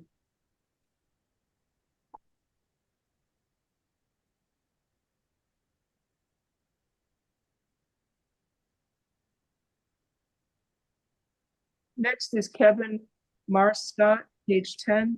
He's a violent felony offender of special concern. He has a probation warrant, no bond.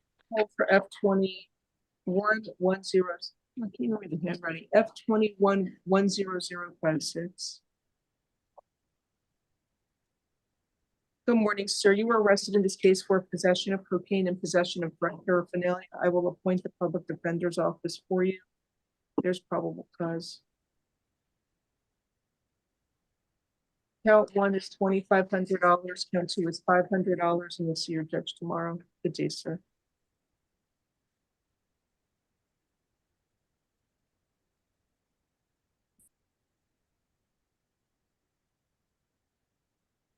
Next is Jordy Bermudez. President speaks English. Good morning, sir. You were arrested for. Sorry, you were arrested in 2 cases. One is from March 22nd, attempted burglary with an assault or battery and 2 counts of battery. And the other case is introduction or possession of a drug in the jail. So I will appoint the public defender's office for you. I need a moment to review the arrest affidavit for probable cause.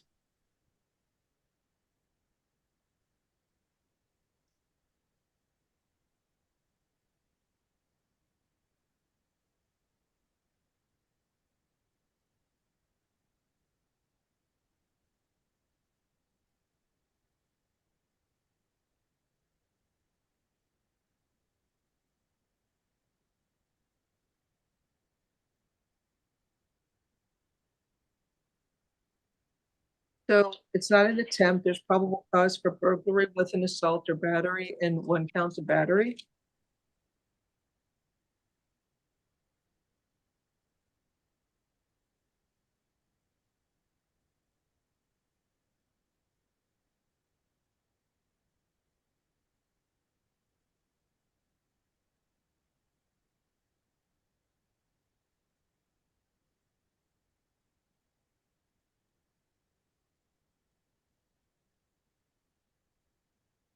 And then the other case, he had cocaine. There's probable cause for possession of cocaine at the jail, but I guess I should have searched him better. We had 24 rocks of cocaine. It sounds like it should be possession with intent to sell cocaine. On F-25-5980, it'd be probable cause for possession with intent to sell cocaine.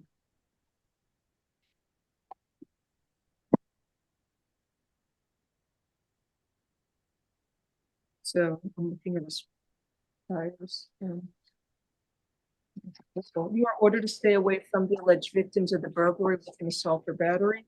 Jesus Garcia and Jacinto Cole. No contact with those alleged victims, either directly, indirectly, in person, in writing, by telephone, or through third parties, and you must stay at least 500 feet away from the victims, their home, school, and place of employment at all times.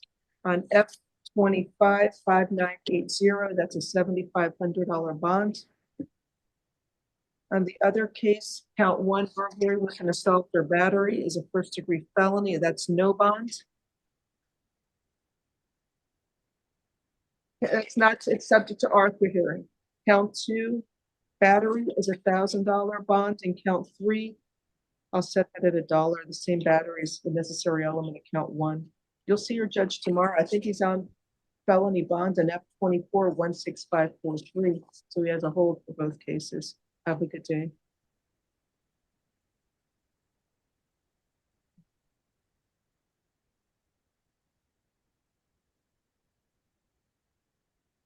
Next is Marcus Mons.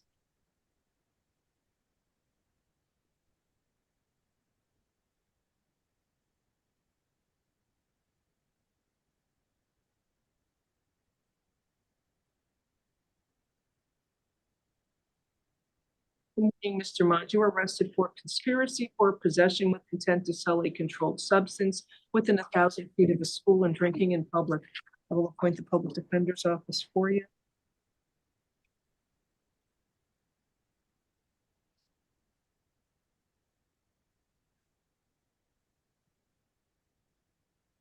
So there's probable cause of possession of a controlled substance.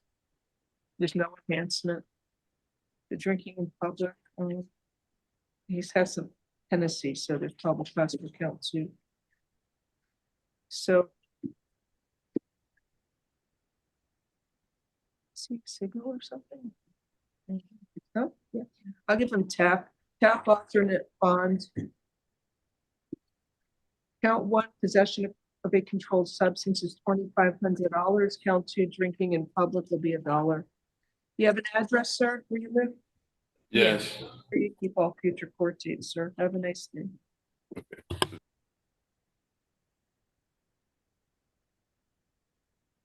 Wait a minute, does it describe the, wait a second, one second, hold them up. You know, Molly, he said it was, okay, I just want to make sure there's PC. One second, please.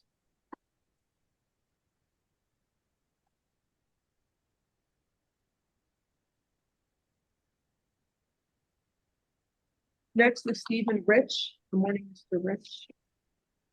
Sir, you were arrested for, let's see. Mr. Rich, you were arrested for one count of possession of a place for purposes of manufacturing a controlled substance with a minor present and one count of child neglect. That you filed a motion on this? Yes, Judge, the manufacturing of controlled substances. I was also specifically reached out to by Detective Jenkins of the Miami Beach Police Department about this defendant and his co-defendant with the sheer amount of drugs that were everywhere that were found in the search warrant, along with the child who seemed to have access to all of it, including sleeping where one of the firearms was found. Okay, so anyway, I will appoint the public defender's office for you. Let me review for probable cause.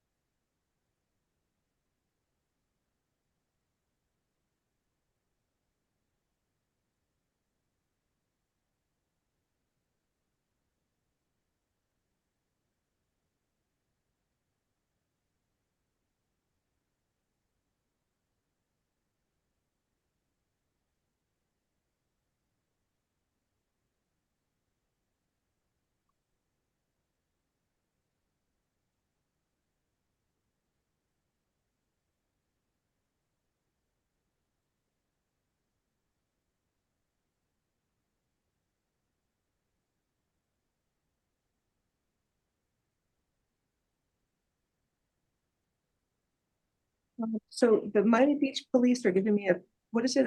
How many pages? 1, 2, 3, 4. Most of this is for the co-defendant, Judge. 6, 7, 8, 9-page arrest affidavit. What page is he going to appear on?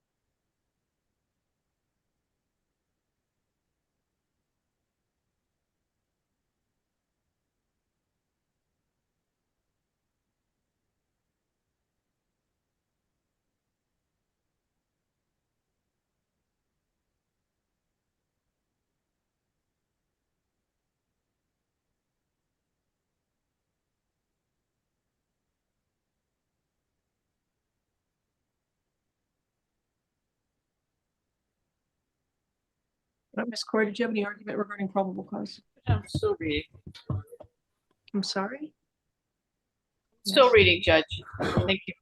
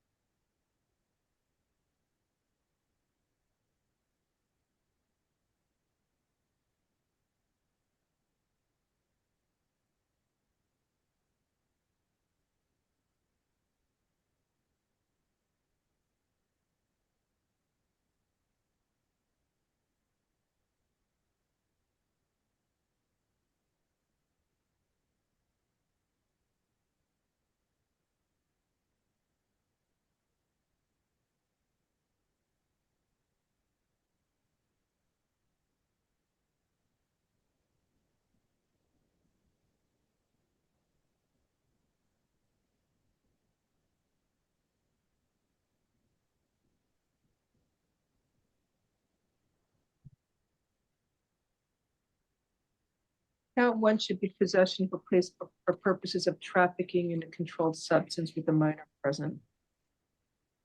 It's not manufacturing.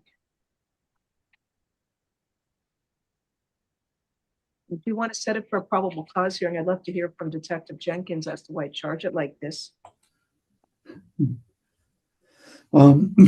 She did request that I do that if they do get a bond. So yes, we would request PC hearing for that. I'd like to hear how he's going to, yeah, sure. Probable cause for that.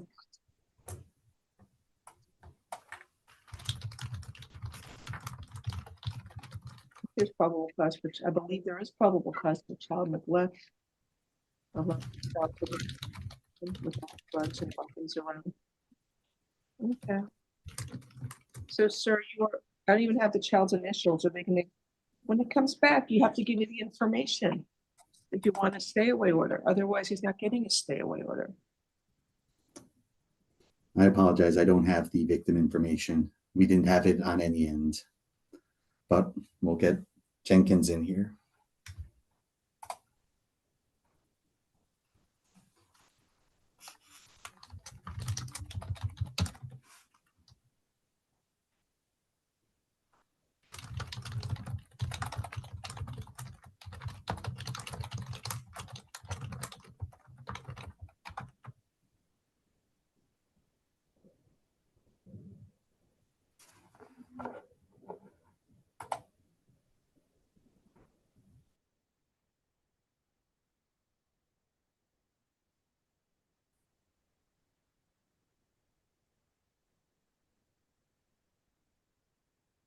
Yeah, at least he got one.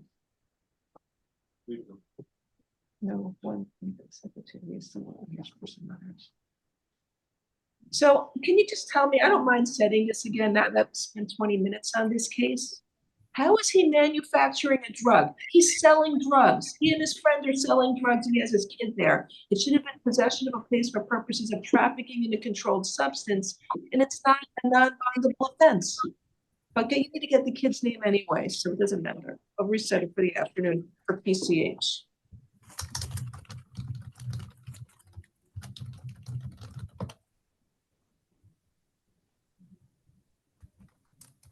You're gonna need the child's full name for the stay away order as well, if you want a stay away order. Yes, Judge.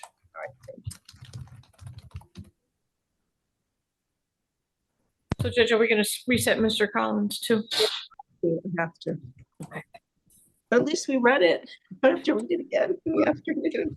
Now we have Kenyatta Collins.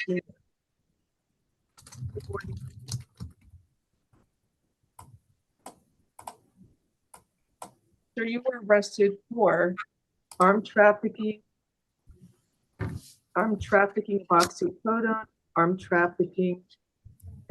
trafficking in oxycodone. The first one's with the minor present. Count 3 is possession with intent to sell cocaine within 1,000 feet of a school or a park. Another charge is possession of a firearm, weapon, or ammunition by a convicted felon. Possession with intent to sell oxycodone within 1,000 feet of a park, 2 counts. Possession of more than 20 grams of cannabis while armed. He had 7.7 pounds.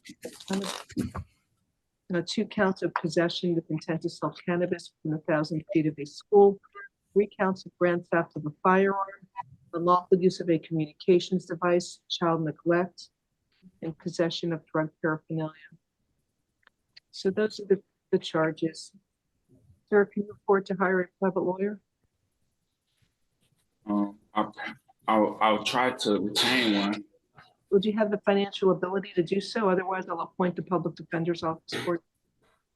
If I do retain a lawyer, is like at a later date I can still do that? No, I can appoint the public defender's office for you now, and you can try and get a lawyer at a later date.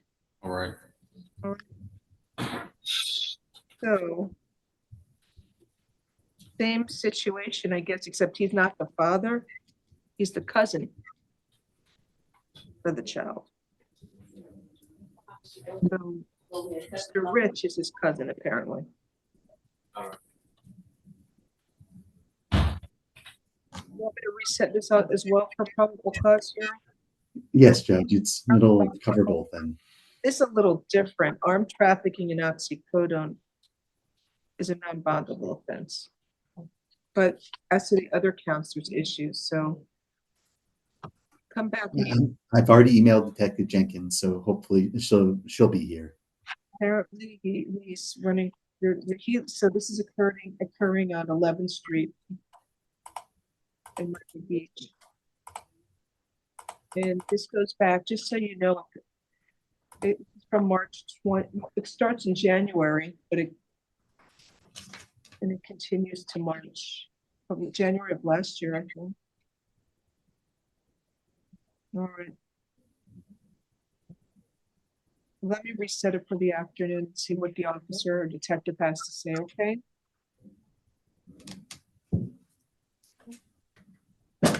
Your Honor. Yeah, sure. Are you leaving us, Ms. Ojeda? I am. I believe there's another interpreter coming in shortly. We want to wait a minute till they arrive? I don't know who it's going to be. They told me it was someone coming in to replace me, just to log off if I was not being used at this time. We may need you for the next, okay, no problem. If you need to log off, well, thank you for your time and just Thank you. Have a good rest of the afternoon.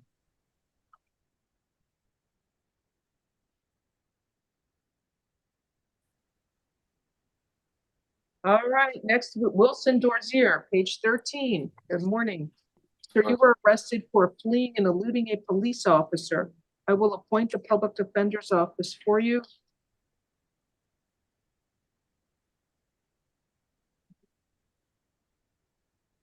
There's probable cause for the charge. I'm setting a bond, $2,500. Have a good day, sir.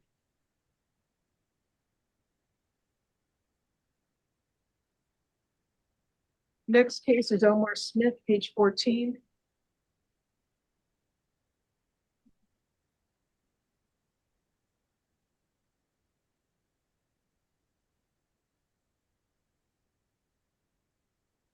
Good morning, sir. Mr. Smith, you were arrested for aggravated assault with a deadly weapon and battery. I will appoint the public defender's office for you.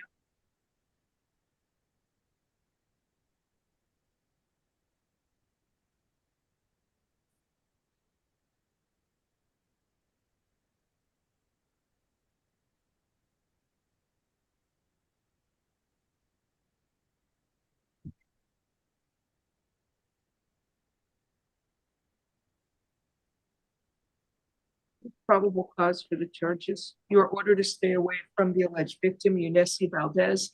No contact with the victim, either directly, indirectly, in person, in writing, by telephone, or through third parties.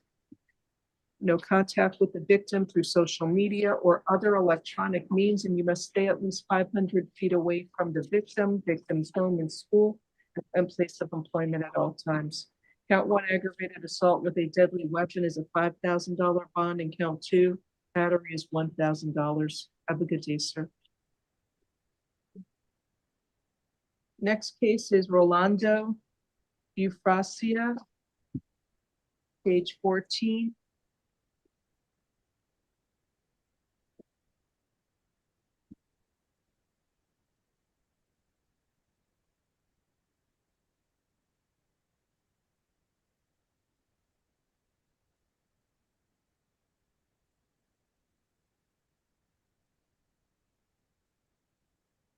Spanish interpreter, please. Good morning, sir. You are arrested for petty theft, 2 or more convictions. I wait, I don't know if we have a new interpreter. 1 second. Espérese un momento, por favor.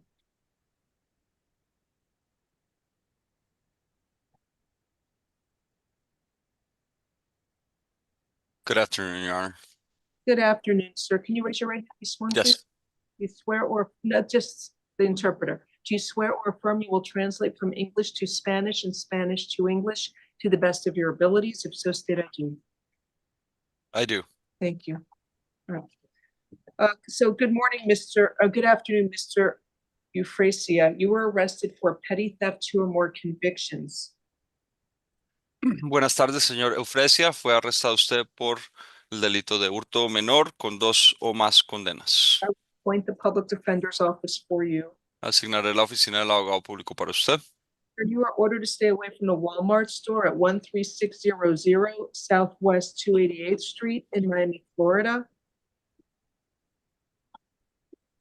Caballero, se le ordena mantenerse alejado del Walmart que queda en la 13600 Southwest 288 calle en Miami, Florida.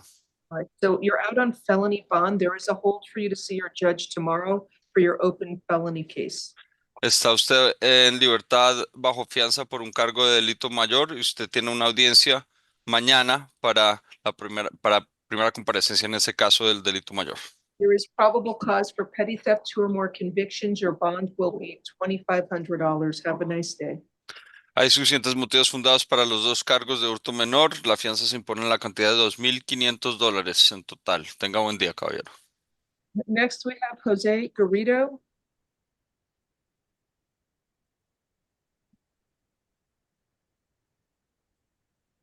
Page 15.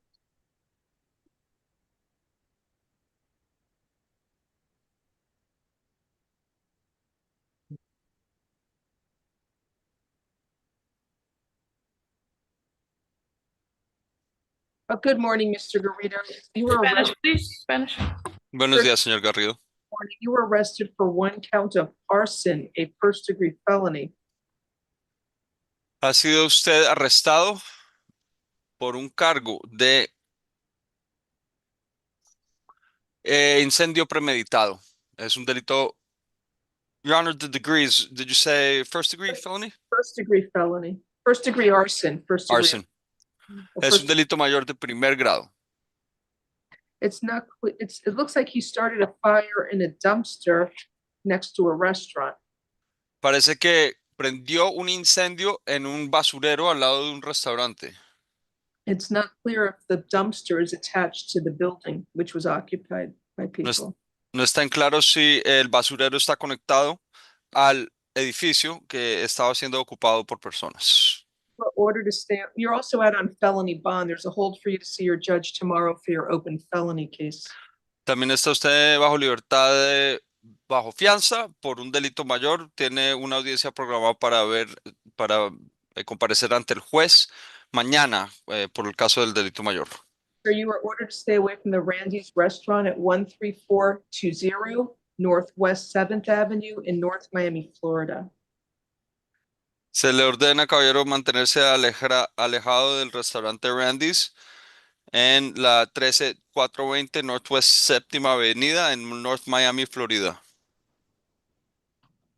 So I think it's a second degree arson. It's not clear the dumpster or the area around it. I'm not sure, state. My reading of the statute, especially with how it differentiates first and second degree arson, does make this read more like second degree arson. Thank you. Mi opinión, según lo que dice el estatuto, es que esto debería ser incendio premeditado en segundo grado, no incendio premeditado en primer grado. Gracias. You're going to withdraw your motion for pretrial detention? Yes, Judge, for the same reasons as the last guy. ¿Va a retirar su previa moción para la audiencia de detención anterior al juicio? Sí, su señoría, por las mismas razones que el acusado pasado. I'm setting the bond at $7,500 since there is probable cause for second degree arson. Impongo la fianza a la cantidad de $7,500 ya que hay suficientes motivos fundados para el cargo de incendio premeditado en segundo grado. And you'll see your judge tomorrow since you have a hold because you're on felony bond. Y va a comparecer ante el juez mañana ya que usted tiene orden de detención por la fianza por el delito mayor. Judge, Mr. Garrido wants to clarify his middle name is Alfredo.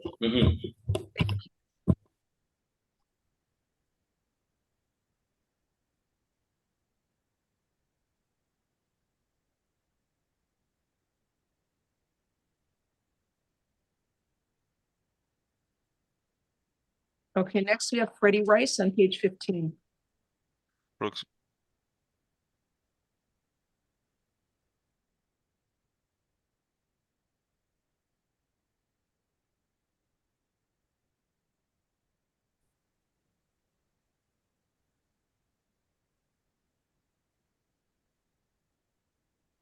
Good morning, Mr. Rice. You were arrested for burglary to an unoccupied conveyance. I will appoint the public defender's office for you. There is probable cause for the charge. Sir, how long have you been living here in Miami? Well, I had got here because How long have you been living here? oh, I'm sorry. I've been living here for about for about 3 months. Before that, was it in Broward County or somewhere else? Fort Lauderdale? It was Fort Lauderdale. Where'd you live before that? I had just what did you say, ma'am? When did you move to Florida? Oh, I never was in trouble. No, when did you move to Florida? How long you been in the state of Florida? I've been in the state of Florida for about 3.5 months.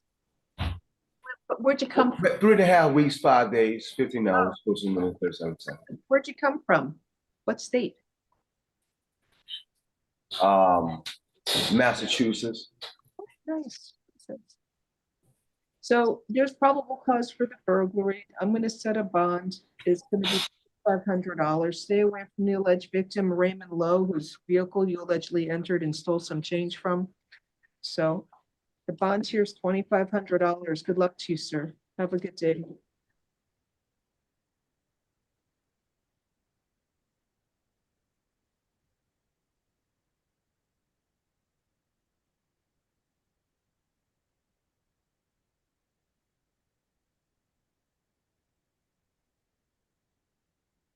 Next on page 16 is Barrington Patterson.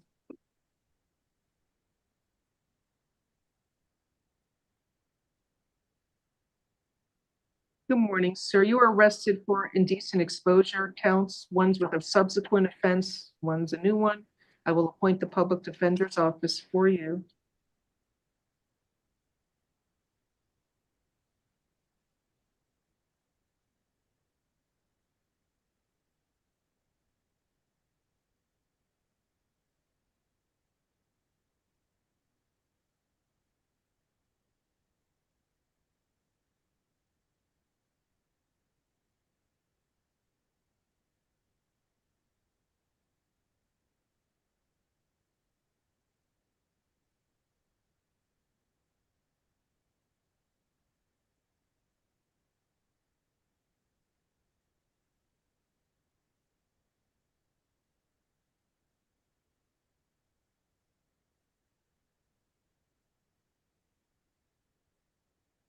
I don't know if there's probable cause for count one.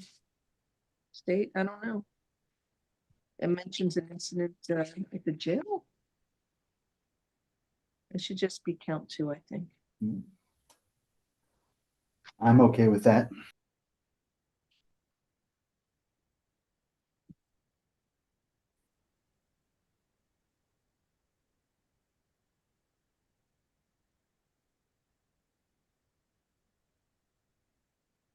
Count one, ROR. I didn't even see problem. Well, they do mention something. Count one will be an ROR.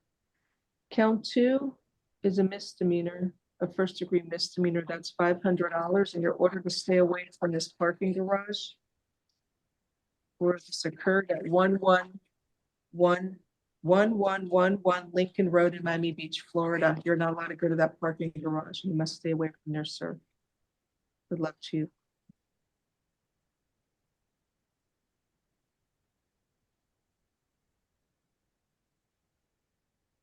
Judge, would you consider the TAP program for Mr. Patterson? He's not sure he's gonna be able to post any kind of bond. Your position. Do you have an objection? I mean, he has petty theft convictions. He has from this year petty theft from February. No, I'm not. I'm leaving a bond. I mean, it's sort of gross. To protect the community. You can go see Judge Gomez. Emmanuel George, page 16, excuse me.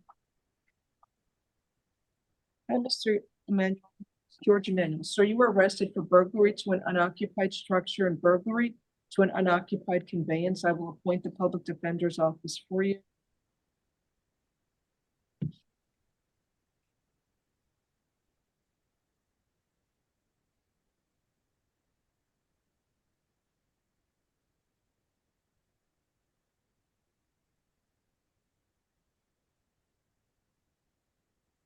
Yeah, there's probable cause for the charges. It looks like he entered several here. There's 3 burglaries of the unoccupied conveyance. Kept going back in and stealing things. Stay away from the mechanic shop at 16541 Northwest 27th Street. I'm sorry. 16541 Northwest 27th Avenue in Miami, Florida. In Miami Gardens, Florida. You're not allowed to go to that location. You must stay away from there, sir. I'm setting a bond. Count one, burglary to the unoccupied structure is $2,500. Counts 2, 3, and 4, burglary to the unoccupied conveyances are $2,500 each count. Good luck to you, sir. Judge, would you consider the TAP program for Mr. Manuel? Looks like he hasn't had much for a while. Objection. Can I see his priors there, please? From the 90s, 80s. He has convictions in, let's see, 2017, I see in Miami. For burglary to an unoccupied structure. Let's see what it looks like elsewhere. No. Well, I'm sorry, do you have an objection or no? I'm sorry, I thought I was just responding to the county cat office. His priors. I didn't know if you had an objection to the TAP program. I do not have an objection to the TAP program. Okay, fine. TAP alternate bond. 1 second, let me look at his priors before I even tap. He has priors going back to the 90s. Theft priors. I'm not giving tap. 89. I mean, his priors and burglaries going back to the 80s. It's a straight bond, no tap. Johanna Canales is next on page 16.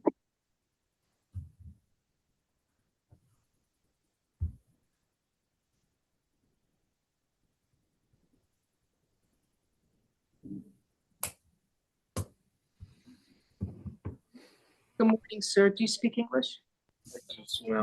Yes, I do, Judge. Good afternoon. You were arrested for aggravated battery and battery. Can you afford to hire an attorney, sir? Cannot, ma'am. Public defender's office for you. So you are ordered to stay away from the alleged victim, your remis terras. No contact with the alleged victim, either directly, indirectly, in person, in writing, by telephone, or through third parties, and stay at least 500 feet away from the victim, victim's home, school, and place of employment at all times.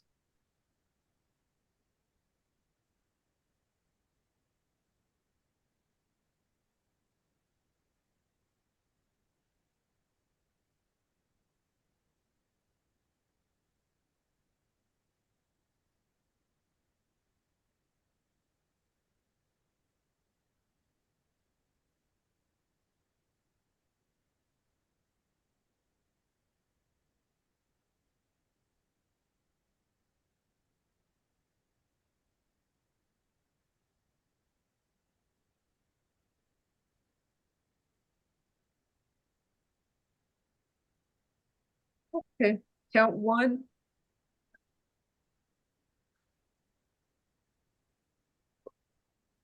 On count one, it's not clear that this was some sort of intentional act, or if he just left and the alleged victim was standing there and An aggravated assault, I think you're an accident. Looks like it may have been an accident, if nothing else. with a deadly weapon.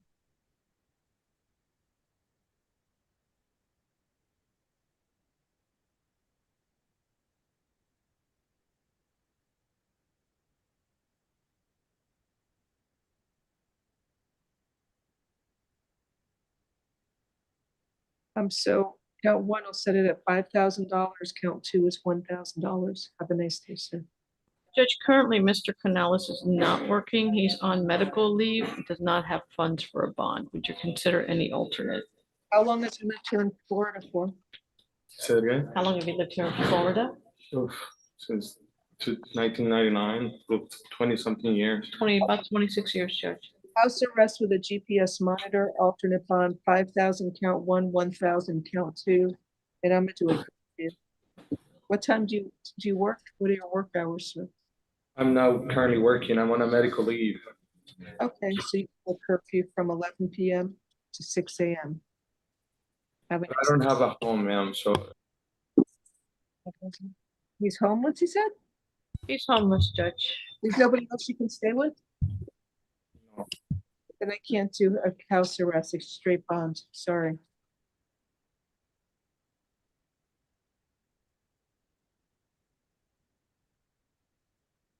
Good luck to you.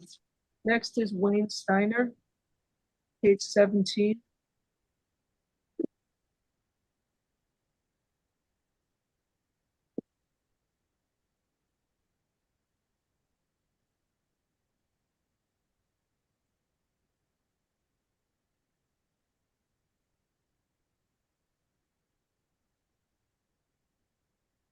Good morning, or good afternoon, Mr. Steiner. You were arrested for battery on a person aged 65 or older. Sir, can you afford to hire an attorney? Excuse me? Can you afford to hire an attorney? Can I afford? No. I will appoint the public defender's office.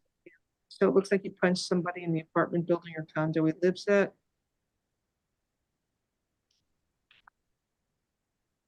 I don't see a victim's age. All right. Stay away from the alleged victim, Joe Rosenfarb. No contact with that victim, either directly, indirectly, in person, in writing, by telephone, or through third parties. How many feet? Is this a hospital case, by the way? Just one moment. I'm not able to computer. I can finish this calendar.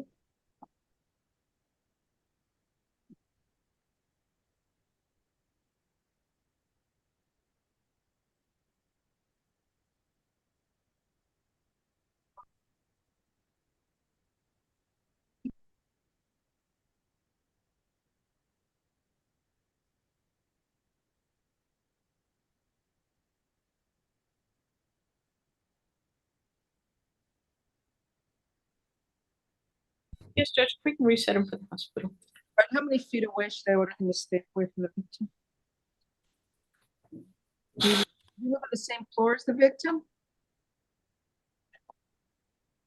Miss Court. Crazy, busy.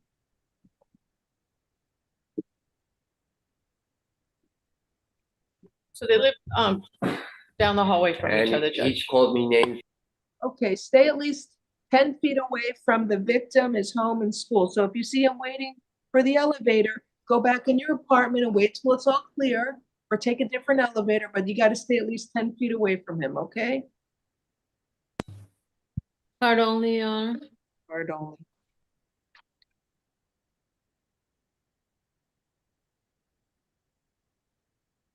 Reset for hospital for the afternoon.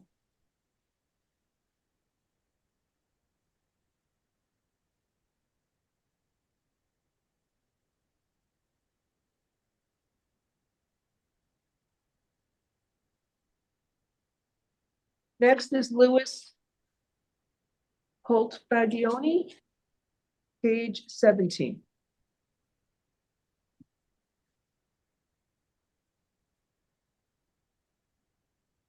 Good afternoon, sir. Do you speak English? Yeah, yes, sir. Yes, ma'am. Okay. Sir, you were arrested for serious charges that go back to 2018. Sir, can you afford to hire an attorney? 2018, I'm not. can you afford to hire an attorney? No, Is that no? no, no. I will appoint the public defender's office for you.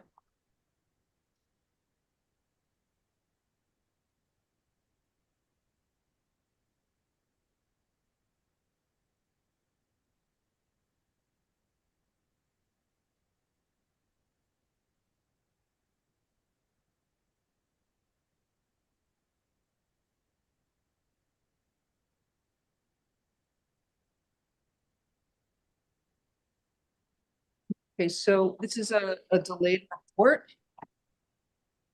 There's technically probable cause for the charge. You're supposed to be a domestic stay away. You want to, but you need the full name of the victim for the stay away. I'll just fill this one out. Stay away from the alleged victim whose initials, I'm sorry, we have, I need the a domestic. You're ordered to stay away from the alleged victim whose initials are AP. No contact with that alleged victim, either directly, indirectly, in person, in writing, by telephone, or through third parties. No contact with the alleged victim through social media or other electronic means. And you must stay at least 500 feet away from the victim, her home and school at all times. Do not engage in any criminal activity. Do not use or possess illegal drugs. Do not use, purchase, possess, or carry a firearm, gun, weapon, or ammunition. You must immediately surrender any firearms, ammunition, and any concealed weapons permits to the nearest police department and file a receipt with the court. And sir, do you live in the same home as with Yes, I do. everybody? Yeah, with everybody. I have 4 kids. All right. I just Don't talk about the charges, so you're presumed not guilty. Anything you say can be used against you. You may return to the victim's residence one time only within 48 hours of your release from jail. You must be accompanied by a police officer so that you can retrieve your personal clothing, health items, medication, personal and business-related paperwork, and work tools. If you go to the victim's home without the police, or if you stay there, you will be arrested. Do you understand the stay away order, sir? yes, I understand. Because of the nature of the charge, I'm required to hold you with no bond to safehold the motion for pretrial detention pending final hearing. So you're going to see a judge tomorrow, and that judge will set a final hearing on the state's motion for pretrial detention. And then that judge will decide whether or not you can be given a bond while this case is pending. All right. Good luck to you, sir.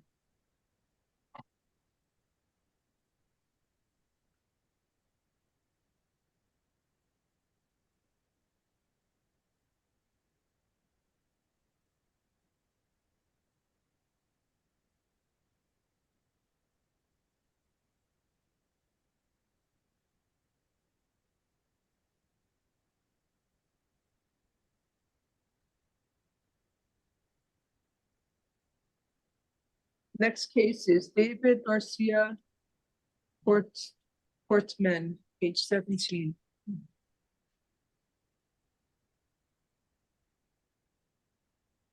Corrections number 57. Pardon me? NBC, NBC, We'll waive his presence. appoint the public defender's office, waive presence, there's probable cause, bond is $2,500.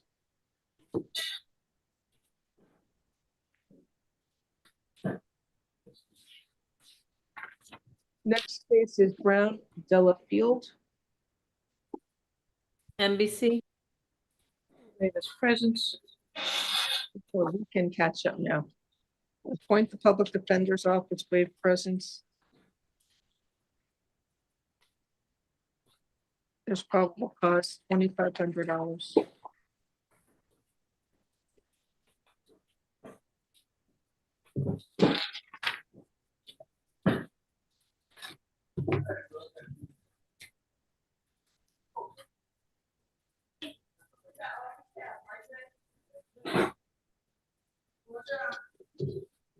Next is Shaquem Dyer, page 19. Is he at Ward D or is he here? Is he out? Ward D. He's at Ward D, Judge. I'm promoting his friend Sharika. Ms. Sharika, if you can accept, please.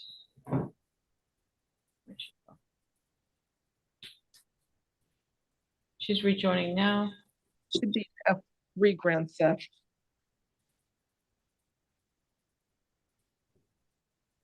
Hello. Hi. How are Hi, you? I'm sorry, I'm not his friend, I'm his wife. Oh, you're his wife. Okay. Yes, yes, Better than a friend. yes, correct.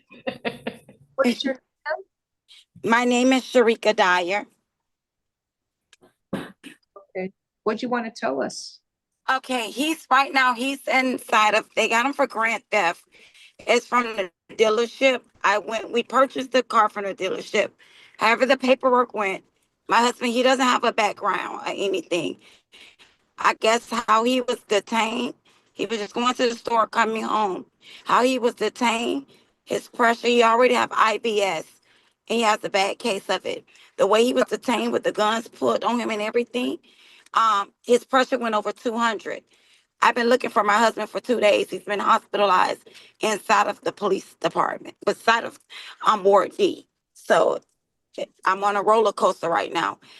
They say he had to go before the judge. We've been there every day to try to get a bond and deal with this outside of court. Okay, so this is what I'm going to do. Ms. Corey, you want to waive his presence? Yes, Judge. We'll waive his presence. And if, Ms. Dyer, can we get a phone number from you? 305-975-7409. And is your address the 290th Street address? Yes, it is 16400 Southwest 290th Street, Homestead, Florida 33033. Is that apartment or house? It's a house. We have a 5-bedroom house. Perfect. So Judge, would you consider releasing Mr. Dyer on his own recognizance? I said any objection? No objection from the state. Okay, fine. I'm fine with that. Release him on his own recognizance. He's going to have a court hearing in 30 days, probably from the date that he's arrested. Just make sure he keeps all future court dates, probable cause for grand theft, a 3rd-degree felony. And if you have paperwork showing you purchased that vehicle, you should bring it to make copies and bring it to the public defender's office. Yes, our attorney we have everything. Yes, yes. So Ms. Dyer, if you can reach out to the public defender's office, ask for your husband's assigned attorney, and you can provide that information to them, okay? Okay, and if he's at the hospital now, can I go there or no? You should be able to go there soon. Once the information gets to the jail that he's been released, once they process it, then you'll be able to visit with him, okay? Okay. How long does it take? It could be at least a few hours. So hopefully by the end of the day, you'll be able to visit with him, okay? Okay, thank you so much. Thank you so much for being here. We appreciate it. Okay, no problem.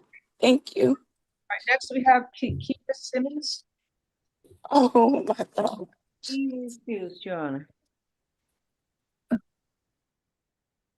Sorry, I'm trying to remove her so I can continue.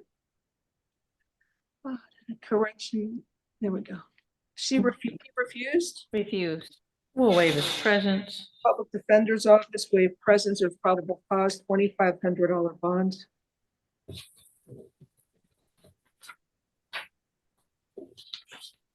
Your Honor, to interrupt briefly, my apologies, but my shift is over at 1 o'clock, so I'll be disconnecting then, and court administration will be sending another interpreter. Thank you. Is there anybody else here? We don't have any other bodies, correct? Corrections? Nobody else is here? No. No, Ms. Thank you so much. Is that the end of the docket then, Your Honor? Yeah. Thank you. Thank you. Have a good one. You too.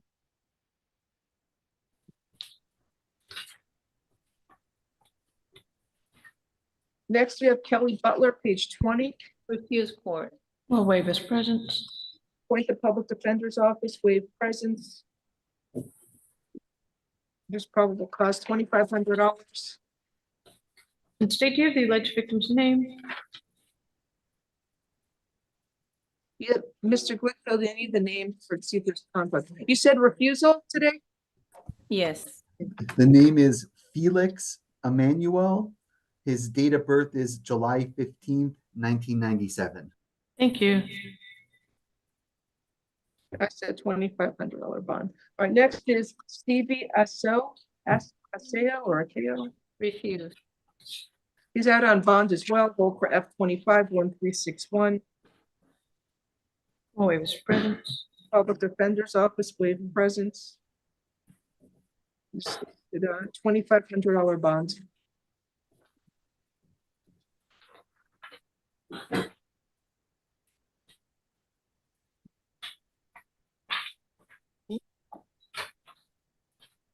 Oh, Judge, these allegations from 2023. Mr. Akao. But that's it, you're not to a hold. no Oh, hold. you hold. Corrections, no hold on F20. Are you yeah, is that right? No, he already has a hold on that case. The misdemeanor domestic violence judge put a hold on that case. Okay. All right. You said he was a refusal, right? Yes. Okay.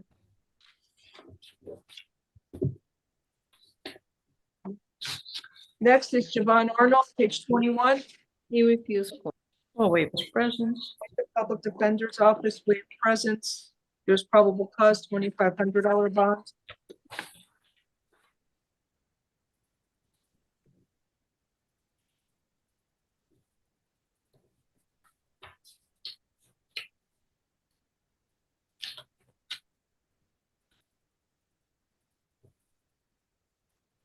We have Tyrell Robinson, page 21. He refused. We'll waive his presence.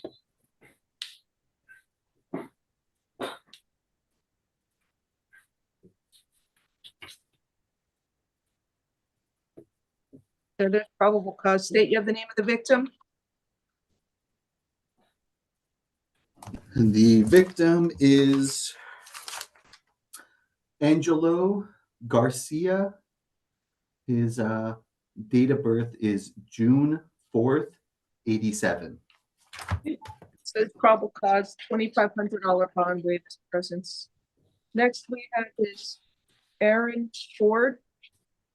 We can waive his presence. Appoint the Public Defender's Office, waive his presence. Is it the same victim or no? State, same victim or no?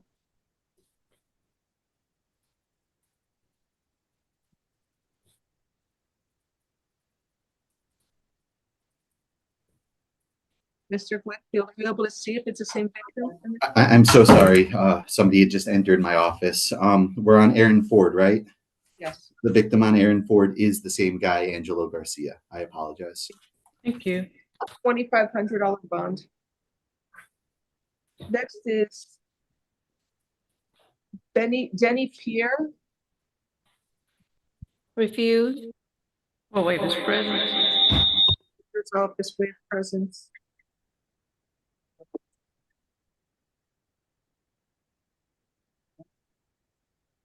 There's probable cause, $2,500. Do you have the victim's name? This time the victim is Gerald Perez, and his birthday is March 31st, 85. Okay, thank you. And then we have Angelo Garcia, page 22. Refuse. Appoint the public defender's office. Ms. Corey, do you want to waive presence or no? Yes, yes. Appoint the public defender's office, waive presence, bond is $2,500.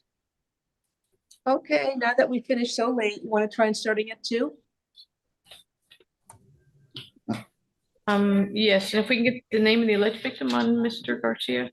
His victim is Antonio Fountain, 4/21/92. I'm sorry, I didn't catch the last name. Angelo. Antonio. Oh, Antonio.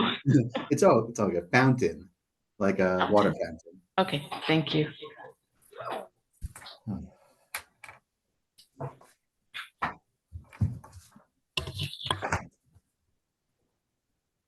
Okay, we'll see everybody at 2 o'clock. Thank you. Bye, Judge. 2:15? Why? 2:15, I'm sorry.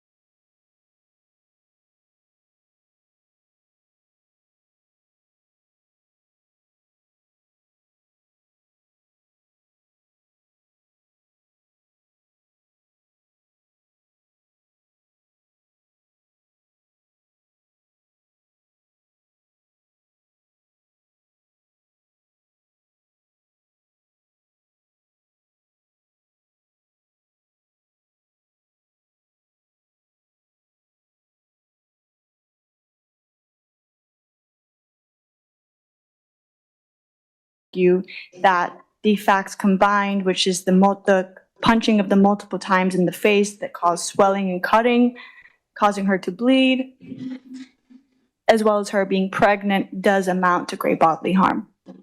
La defensa alega de que solamente moretones y rayones no justifican daño físico, pero nosotros alegamos que por la persona haber estado embarazada, de la hinchazón de la cara y el sangrado, hay suficiente fundamento fáctico para justificar el arresto.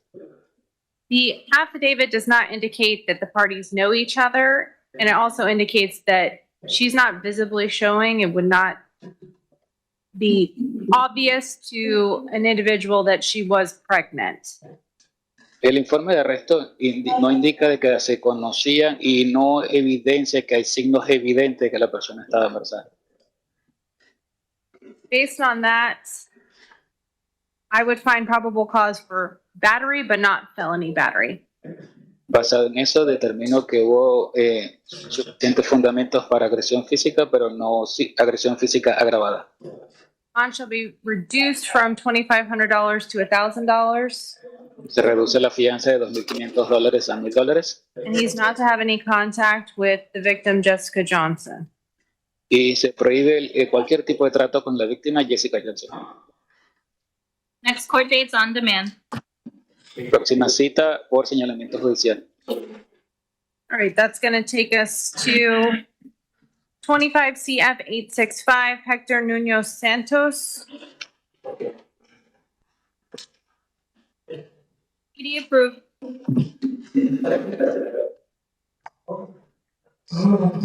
Good afternoon, sir. Hola. Buenas tardes, señor. Hola. Hello. You were arrested on charges of battery, second or subsequent offense.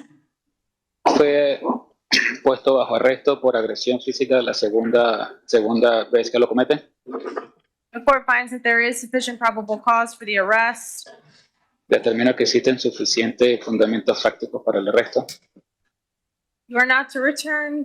Bond will be set in the amount of $2,500. Se fija la fianza en $2,500. How much? $2,500. $2,500. Yeah, I hope. Yeah, good. Not. You are not to return to 814 Mountbatten Lane. You can have a one-time return with law enforcement to collect your belongings.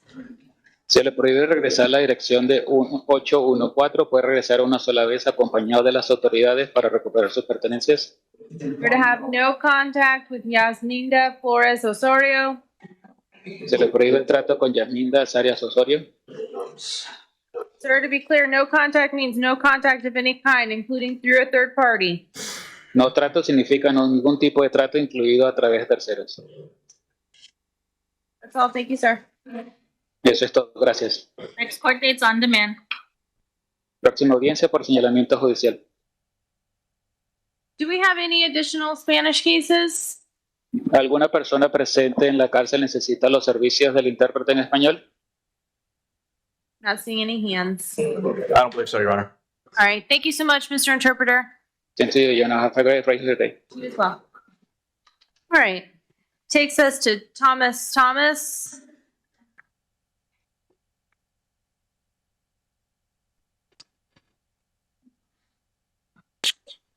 Good afternoon, sir. Good afternoon, Your Honor. No application. Okay. This is an out-of-county warrant. Sir, you were arrested on a warrant with charges of tampering, criminal mischief, and domestic violence battery. Bond is set in the amount of $7,500 for the tampering, $1,500 for the criminal mischief, and it's currently a no bond on the DV battery. We'll let Orange County know when you're ready for pickup. Sure. Thank you, sir. Will you be adding the conditions of the warrant? Yes, all of the conditions on the warrant shall remain in place. Thank you. All right, that's going to take us to Justin Tossig Davis. PD approved.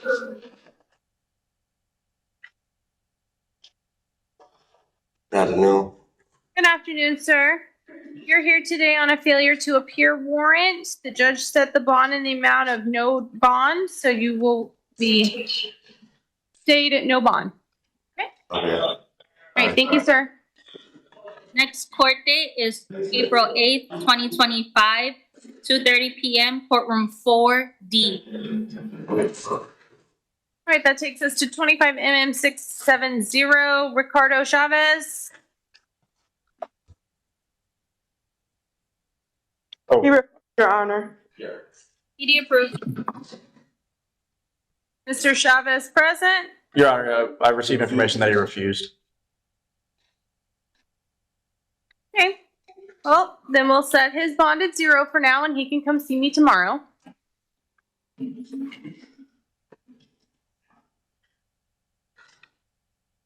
All right, that's next up is 25 CF 860 Austin Coker. He qualifies for direct pretrial release, Your Honor. PD approved. Good afternoon, sir. Good afternoon. You were arrested on charges of possession of a controlled substance, cocaine, possession of a controlled substance, methamphetamine. The court has reviewed the affidavit and finds that there is probable cause for the arrest. Even though you qualify for direct pretrial release, I'm not going to order that today. I'm going to do pretrial release with a bond. Bond shall be stayed in the amount of $2,500 per charge. And you are not to possess or consume any drugs or alcohol. You will be subject to random urinalysis as part of your pretrial release. Next court date's on demand. Thank you, sir. Next up, we have 25 mm 668 Priscilla Corrales. Sir, you can go ahead and come on up. You can go right up to that podium, please. You solemnly swear or affirm the testimony you shall give to be the truth, the whole truth, and nothing but the truth, so help you God. Yes. Good afternoon, ma'am. Good afternoon, Your Honor. You're here today on charges of battery, touch, or strike. The court has reviewed the affidavit and finds that there is probable cause for the arrest. I'm going to set bond in the amount of $2,000. Sir, before I put any other conditions in place, is there anything that you would like to share with the court at this time? Not as it relates to the case, just as to conditions of release. Well, I would like to her to come home. I want to talk, whatever I have to do. Go home. I don't want to proceed with the case. I just want her to come home. Okay. Well, go ahead, Ms. Messias. Mr. Honor, if I may ask a few questions. Sure. Sir, who called 911 in this case? Her son. And how old is that son? Okay. And he was present while this was happening?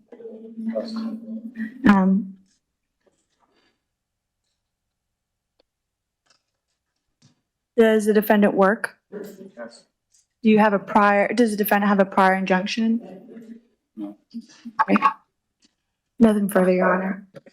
Defense, if you'd like to inquire. Yes. Sir, can you indicate whether or not there's a shared responsibility for the child that was at the house? Say that again? Is there shared responsibility for the child at the house between you and the defendant? That's my stepson, so yes, I care for them. Okay.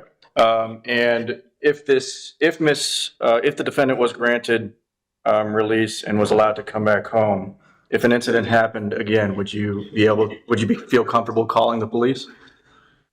Yes.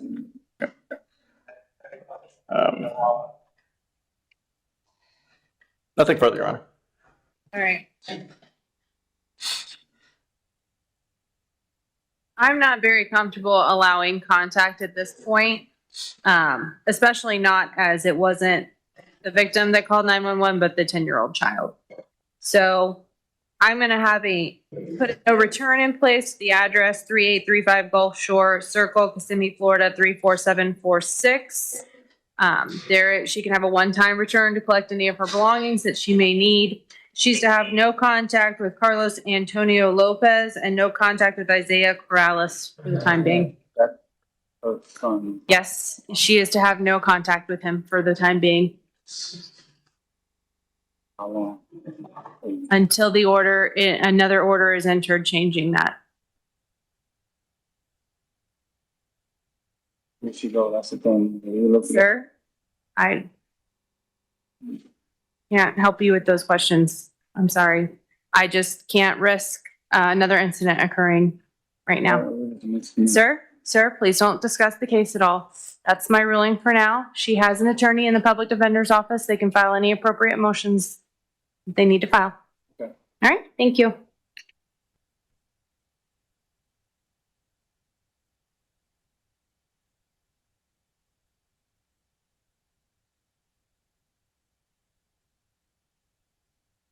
All right, next up is going to be Paul Dresser, 25mm671. PD approved.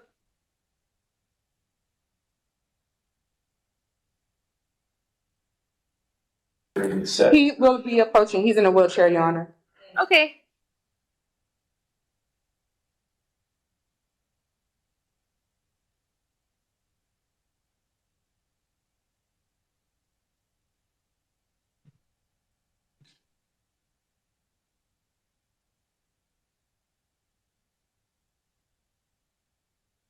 Good afternoon, sir. He's already here. Oh, he's hard of hearing, Your Honor. Oh. I can turn up the volume on this end too. All right. I'll speak in the microphone too. I'm not sure if that helps on your end or not, but good afternoon, sir. Can he hear me? He said his last name, Your Honor. All right. Sir, you're here today on charges of trespass, failure to leave on order of owner.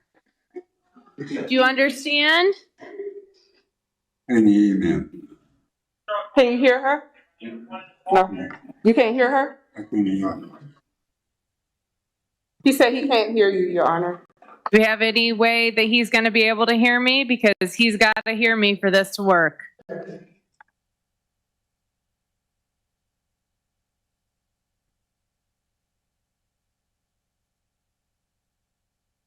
You'll have to bring him in. He said he can hear you now, Your Honor. Okay. You've been charged with you've been arrested for trespassing, failure to leave property on order of owner. I've reviewed the arrest affidavit and find that there is probable cause for the arrest.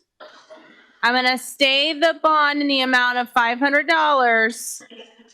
You are not to return to 2407 West Vine Street, Kissimmee, Florida, 34741, the Staymore Hotel. Okay, you understand you cannot return there?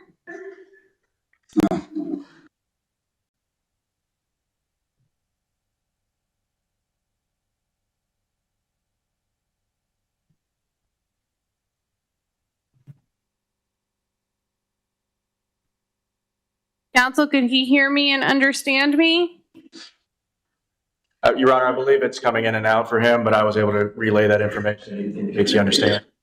Okay, all right. Thank you, sir. Next court dates on demand. All right, next up is going to be Eric Finley, 25mm 674. PD approved. Your Honor, I apologize. For Mr. Dresser, would the court be inquired to grant a one-time return to collect any personal belongings?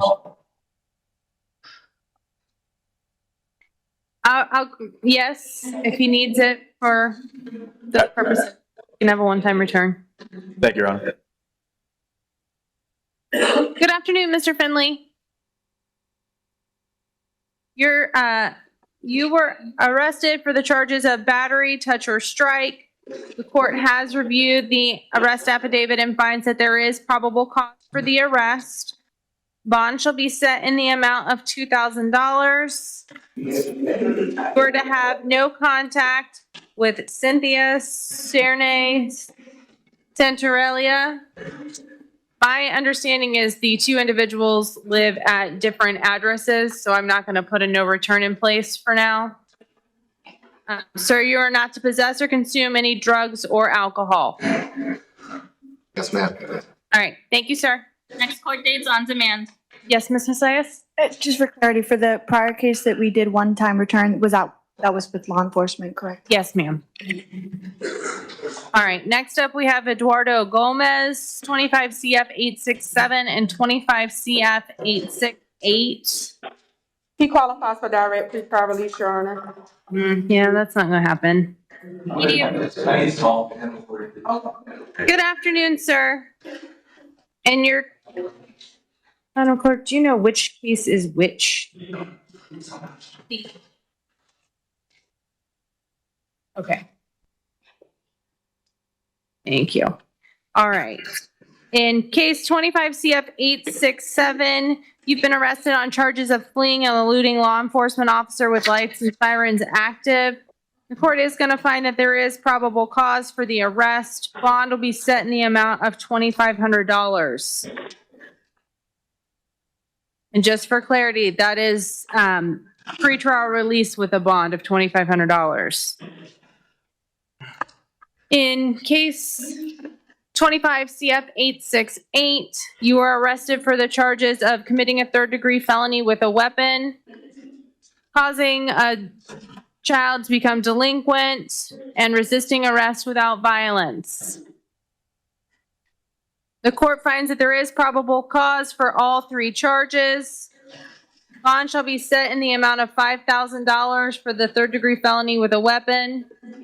Shall be set in the amount of $1,000 for causing the child to become delinquent, and it should be stayed in the amount of $500 for resisting arrest without violence. Sir, you are not to possess any firearms, weapons, or ammunition. Your Honor, is that also with pretrial release? Yes, ma'am. Thank you. Thank you. Next court date on demand. All right, that's going to take us to 25 MM 667 Sapphire Hernandez. PD approved. She qualifies for direct pretrial release, Your Honor. Good afternoon. Good afternoon, ma'am. Ma'am, you were arrested for battery.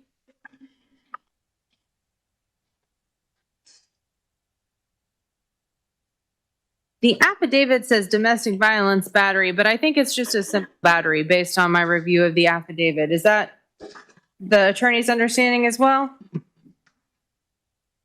Yes, Your Honor. I don't see any indication of domestic. I don't either. It just says domestic violence in the affidavit. Yes, Your Honor. But I think it's just a simple battery.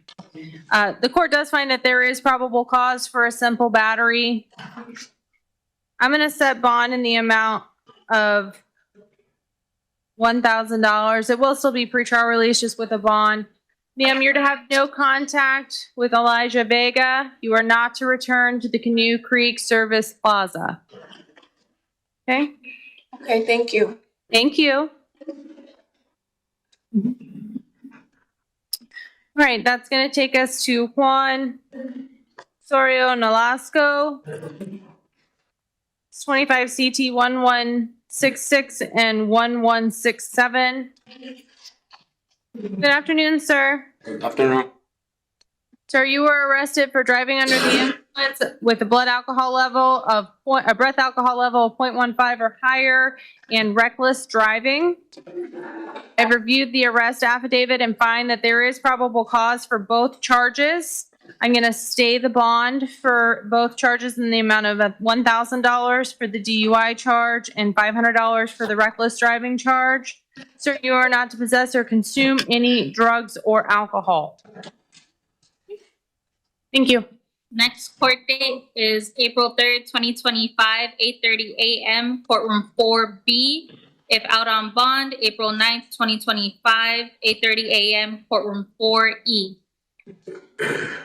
Next up, we have 25 CF 869 Cedric Perry. PD approved. Good afternoon, sir. Good afternoon. Well, thank you. How are you? I'm good. You were arrested on charges of burglary, unoccupied structure, forced entry. The court has reviewed the arrest affidavit and finds that there is probable cause for the arrest. I'm going to stay the bond in the amount of $2,500. You are not to return to 1830 North Main Street, Kissimmee, Florida 34744. That's right. Thank you. Dates on demand. Next up is 25 MM 677 Diana Marie Rodriguez.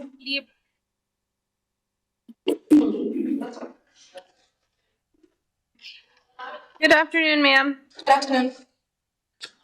You were arrested for battery, domestic violence. A review of the arrest affidavit shows that there is probable cause for the arrest. I'm going to set bond in the amount of $1,000. Ma'am, you are not to return to 3103 Sandpiper Lane, I think it's apartment F or unit F, Kissimmee, Florida 34741. You're to have no contact with Tyler Bandy. Next court dates on demand. Your Honor, would Your Honor be able to grant a one-time return with law enforcement? She can have a one-time return with law enforcement to collect her personal belongings. Thank you, Your Honor. Next up is Joseph Brown, 25 CF 852. He approved. Your Honor, I've received information that he refused. Again?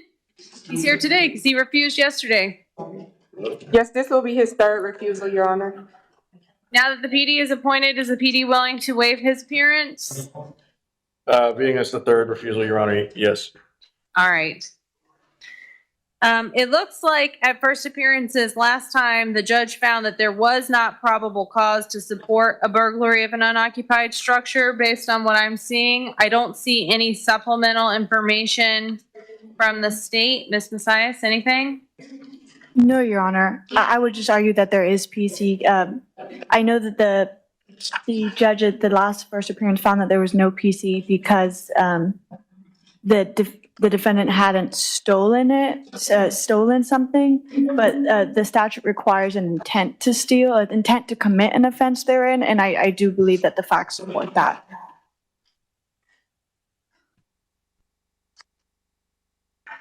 Defense have a response to that? Your Honor, I would just argue that without a committed offense, there's no way to determine what the defendant's intent was at the time of the offense. I don't see any indication that he himself said that he intended to commit an offense. And with that being said, I would say that there's still with no supplemental information, I'd still say there's no probable cause to support orderly. Right. I'm gonna continue finding that there is not probable cause to support the burglary unoccupied structure. I'm gonna set that one ROR. And then the criminal mischief shall be set in the amount of $500. Next court dates on demand. He's not to return to the scene. And it looks like his bond was revoked in the other case already by the judge. Is that correct? That's correct, Your Honor. What? Yeah, his RR was revoked. He's being held at no bond on the other case. I just want to make sure, since it was like halfway done by the other judge, that it's all. Yes.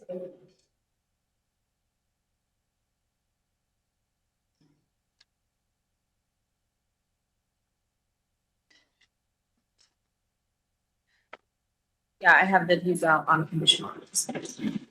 Next up is Michael Fisher, 25mm 676. Your Honor, I've received information he refused. He was a refusal from yesterday too. Did he refuse or is he still in detox? Still detoxing. Still detoxing, Your Honor. All right, we'll reset him then for tomorrow and see if he's out of detox tomorrow. If not, we can figure out how we want to proceed tomorrow. The next one I have, it says 3 cases at the top, but I only have 2. It is only 2? Okay. Justin Tiru. This is 25 CF 842 and 25 CF 870.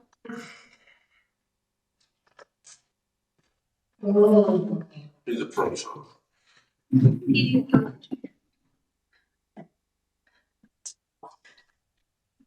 Good afternoon, sir.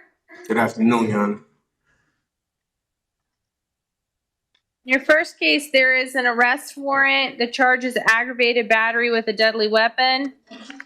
Another judge found probable cause for your arrest. I have reviewed the affidavit and concur with that finding. Does the state wish to be heard as to bond? No, Your Honor, the state would just request that a reasonable bond is set pursuant to the bond schedule. Okay. Court's going to set the bond in the amount of $10,000.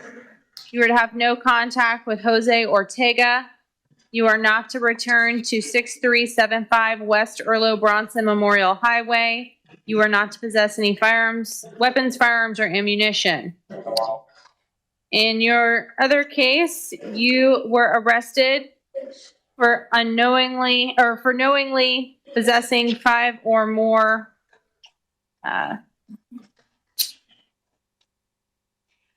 personal identification information of another person. The court has reviewed the arrest affidavit and finds that there is probable cause for the arrest. Bond shall be stayed in the amount of $2,500. That's all. Thank you, sir. Next court dates on demand.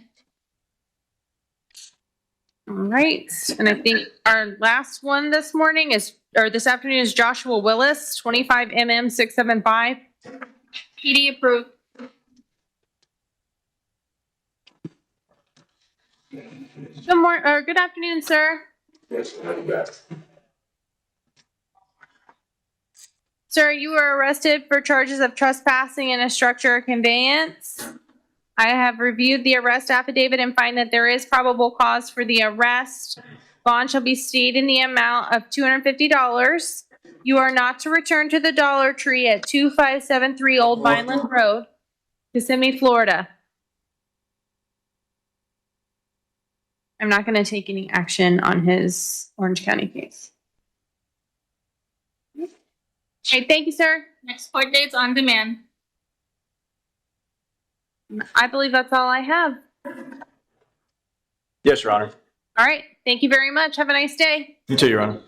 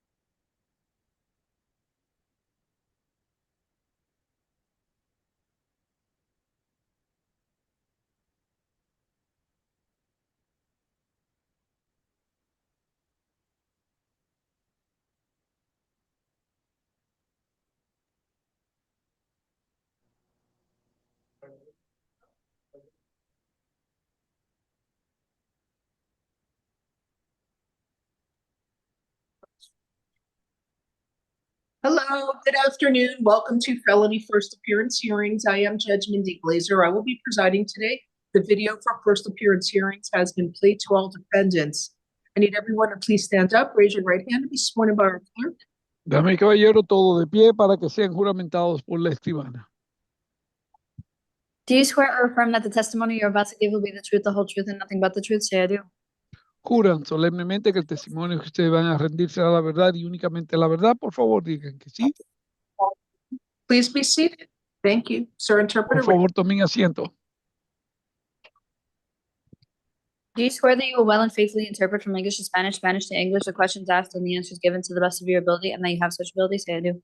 Yes, and I have such ability. David Marte, certified court interpreter. Good afternoon, Your Honor. Good afternoon to everyone.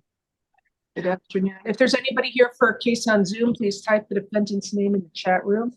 Si hay alguien en la pantalla Zoom que está aquí para un caso de alguien, por favor, pongan el nombre de la persona en el chat.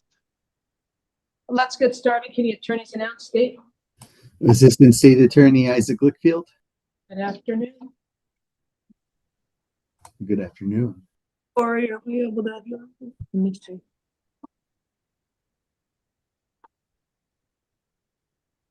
Rebecca Corey, Assistant Public Defender. Good afternoon. I'm trying to sign your order now.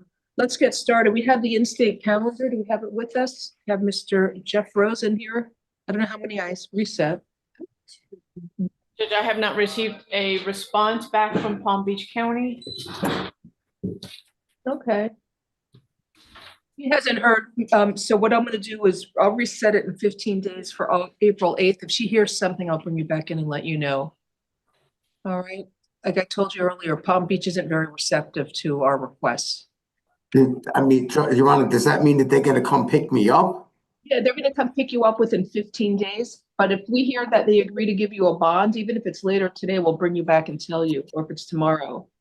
Now, that 15 days, is that from the time I was incarcerated or is it from today? From today? All right. They usually come once a week. You shouldn't have to wait that long. Oh, okay. Okay. But I do have a bondsman on call waiting at any time. I have people that care about me in my corner. Have to be through Palm Beach County. I can't, if we don't get them to respond. All right. I'm sorry about that. We'll leave the reset date on for April 8th. Thank you. Corrections, did I have anybody else set? April 8th? April 8th. So you're saying April 8th? I mean, but I should be picked up before then, no?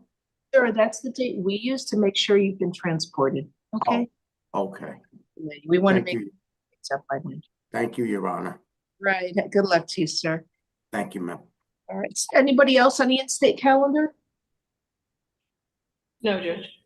So can I do this one case maybe out of turn real quick? Wayne Steiner, that's the one for the hospital. Yes. So only on page 6. Southern Winds is willing to accept Mr. Steiner. I prepared an order and forwarded to your honor and to the state. So I have a copy of that order here. I'm about to sign it. Let me find this paperwork. You said page 6? Yes. 6. I'll just give it to you instead of being stubborn. Okay, I can't find it. Here it is, Steiner.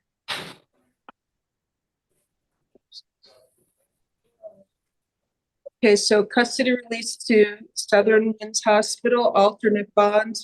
I'll set it at what? They don't set it 2,500. If he has no priors and it's obviously he has some mental health issues.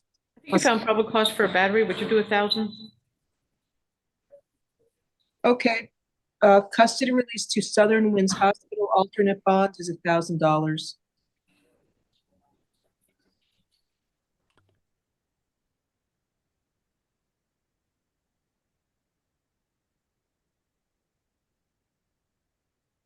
Order to follow. Let me just sign the order now. I know there's a case of a private lawyer. This other lawyer was first, though. Whoever hit me. Oh, Mr. Sconzo has to wait.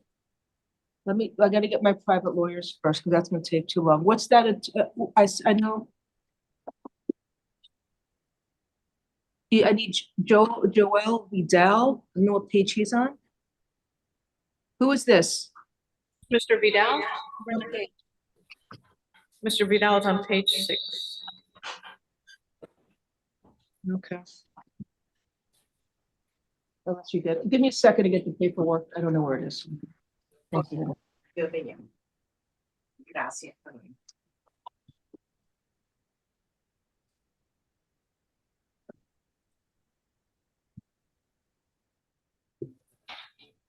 Give me 1 second, please, on page 6. Miss Petrokovich, you don't have to keep raising your hand. I know you're here. We'll get to you eventually. Like next, if I know who your client is, we'll pull it up. Good afternoon, Your Honor. Thank you. How are you? Good afternoon, sir. All right, your client's here. So this is Mr. Joel Vidal, Ricardo Gomez on his behalf, Your Honor. Sir, you were arrested for aggravated battery on a pregnant victim, and your attorney is here. Good morning. Good afternoon, Mr. Gomez. Any argument regarding probable cause? No argument, Your Honor. I haven't been able to see the A form, so I will defer to the court's judgment. Hopefully I have good judgment today. Let me see what it says. And you speak English, sir? Yes, ma'am. So it's a case from yesterday. He grabbed the victim by the hair, slapped her on the left side of her face. He also bit her 2 times on the left hand, bit her forehead, bit her the right side of her upper back. He was observed with multiple bruises and bite marks. Victim is 4 months pregnant, although it doesn't mention he has knowledge she's pregnant, but at 4 months he would know. They're showing. So I believe there would be probable cause. Sir, do you have a place to stay that's not with the victim? Jaylee Fernandez. Yes, it's my place. All right, but if the victim under the law, the victim of domestic violence has a superior right over the owner of the property. She doesn't reside with him, Your Honor. She's Perfect. No problem. So, sir, I'm entering a stay away order from the alleged victim, Jaylee Fernandez. No contact with that alleged victim, either directly, indirectly, in person, in writing, by telephone, or through third parties. No contact with the alleged victim through social media or other electronic means. And you must stay at least 500 feet away from the victim, her home and school and place of employment at all times. Do not engage in any criminal activity. Do not use or possess illegal drugs. Do not use, purchase, possess, or carry a firearm, gun, weapon, or ammunition. You must immediately surrender any firearms, ammunition, and any concealed weapons permits to the nearest police department and file a receipt with the court. Do you understand the stay away order? Yeah. Anything else, Mr. Gomez? No, Your Honor. We have a bondsman on standby for him, so we're ready to go. Great. His bond is $7,500. Just remember, even if she calls you up, don't answer the phone or talk to her because it could be a violation of the stay away order. All right. You have a good lawyer. Listen to what he tells you. Have a good day. All right. Thank you, Your Honor. Nothing further. May I be excused? You can't, Miss Petra, oh, her client's Release Gonzalez Petrokovich. Is she still here? She was next. Her client was released, Judge. Okay, you sure? Okay, good. Also, can you verify, you know the lady from the warrant calendar? We're working on it right now. We're trying to see about the order, the record order. Was it taken to 419? No, I didn't do the order. I was told, Ms. Romas emailed me that they got a teletype and they sent it over there to release her. So I didn't do the order. She should have been released pursuant to the teletype. If there's any, I have Mr. Sconzo here. And we also have Detective Jenkins under the name MBPD Jenkins. Before I do that case, which is going to take a long time, should I get the ladies out first and clear out my courtroom? Yeah. Mr. Sconzo, give me a second. I need to clear some people out of here. No worries, Your Honor. Take your time. Good afternoon. Be a long doing that, those two. Paris Miller, page 1.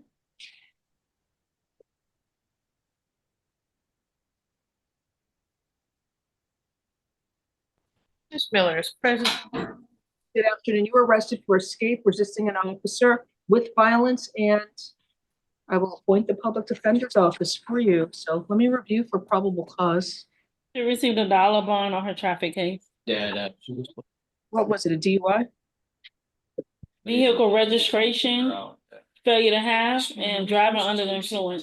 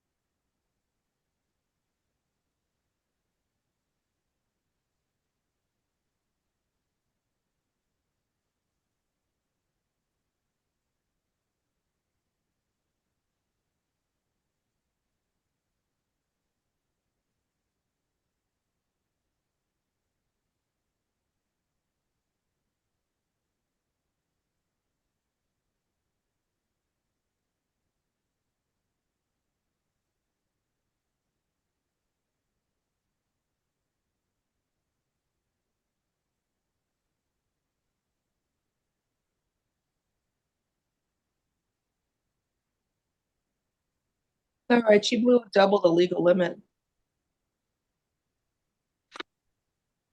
Ms. Corey, do you have any other argument? Yes, Judge, I'd actually find no probable cause for count 1. There's nothing indicating she's trying to escape. She's trying to communicate with her husband to say something to him. That's not trying to escape, Judge. I agree with you. In addition, for count 2, there's no gun involved, Judge. It looks like it is a misdemeanor at best. I agree with you. All right, so there's probable cause for count 2, resisting without. Count 1, no probable cause. Pretrials. What'd she get on the other? Just straight bond? Bond of $1. Well, she can post it if she wants. Pretrial alternate bond. Count 1 is release outright, no probable cause. Count 2, there's probable cause for resisting arrest without violence. Set it at $150 with pretrial. You want me to include with pretrial the DUI and no registration?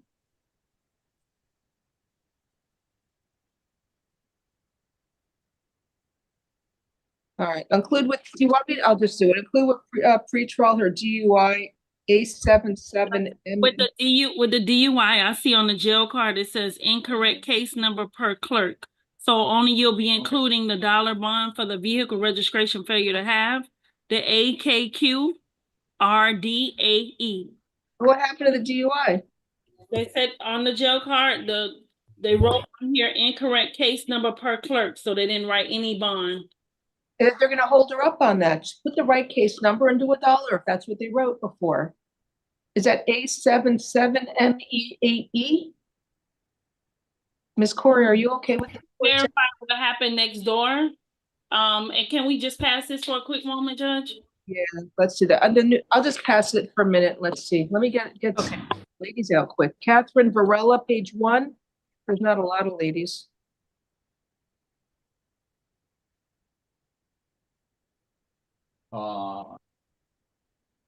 Who did you call, Judge? I'm sorry. Catherine Varela, the next person.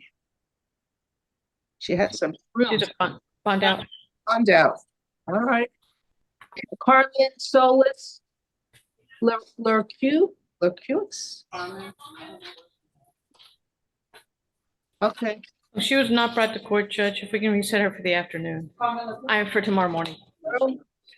What in your office? I'm putting the public defenders That's on. fine. Thank you.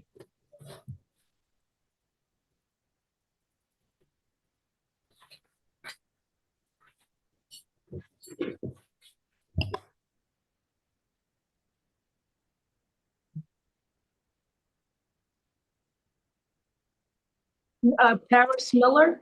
Did we do that one or no? I don't know who Paris Miller is. That's the one we passed. That was one of the UI. You can go back to Miss Paris Miller. I was told from jail arraignment side that the police will have to drop another A form on that case because it was booked incorrectly. I guess the case number was incorrectly when she was booked in. And now she has to sit in jail another night? That's what I was told, Judge. I'm not sure. Miss Corey? Judge, I don't know if you would be able to release her on it in advance without having an arrest warrant on it. That just seems really unfair that they put the wrong, they're saying they have some sort of wrong case number on it, or it's not in the system, it's not matching. I don't know what the issue is. If I search that citation number in my system, it goes to a completely different person. So what likely happened is the officer typoed and wrote the wrong citation number in his arrest form, causing these issues. You know, I don't know how to find the correct one though. Opening the department up for civil liability. Maybe you can get the correct correct number. Because every day she has to sit in jail for an extra day. I know if I was a lawyer doing those types of cases, I'd be chomping at the bit. Let's try and prevent that from happening. See if you can find out if he's issued another case number. So what I'll do is with pretrial, add AKQRDAE, the no registration alternate $1. Judge, if we can have Miss Miller come in then. Oh. Okay. Did you have her prior? I just want to make sure she didn't have anything.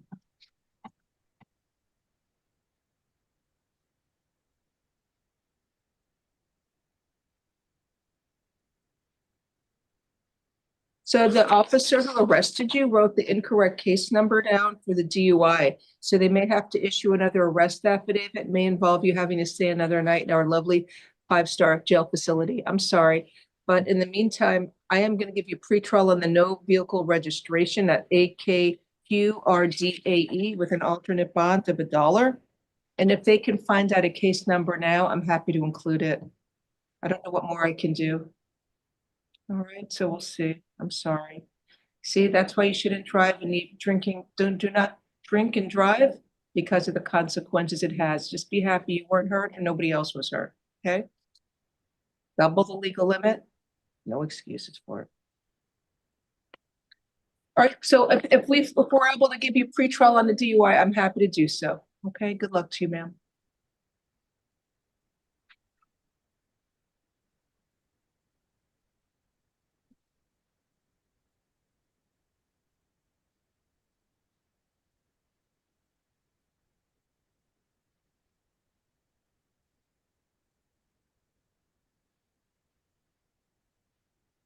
All right, so then Chriselle Cordova. And after that, I think we can start with the men and take the state attorney's case out of turn after this.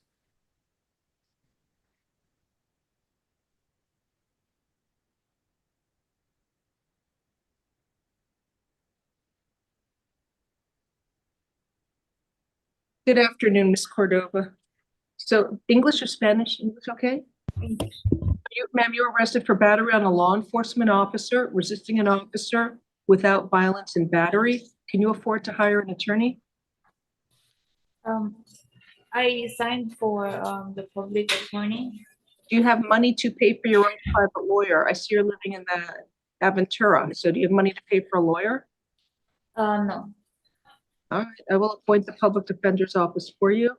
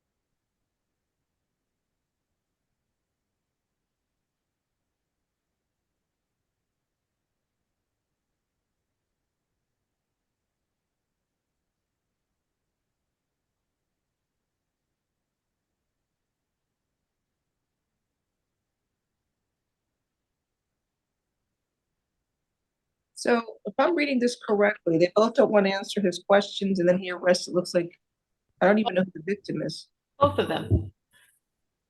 He arrested both of them without having any information about the incident, Judge. Is he here? Is the the alleged victim in court today too, or no? He's a misdemeanor domestic violence.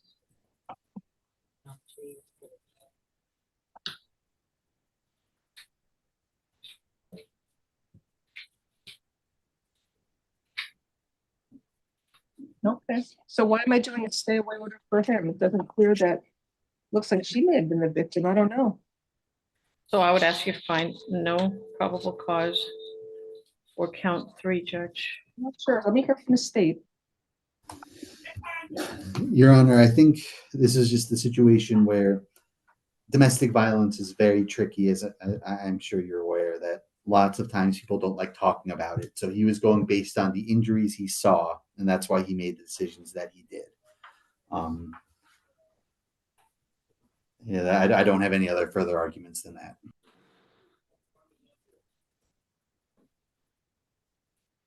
So Judge, without any basis for the battery charge, I would ask you to find no probable cause. I mean, he's the one who slammed the door when the officer knocked on it, not her. He also indicates that there's redness and scratches on Miss Cordova's shoulder. Okay. So there's no indication about what happened, Judge, in the arrest form.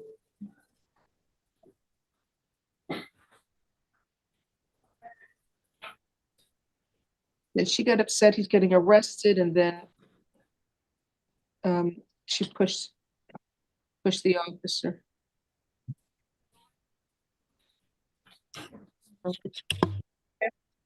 So I'm not entering a stay away order from the victim. There's no probable cause as to the battery. Count 1, there's probable cause for battery on a law enforcement officer. I don't think it would be resisting without, because it should be. I'm sorry. There's probable cause for count 2 as well. Okay.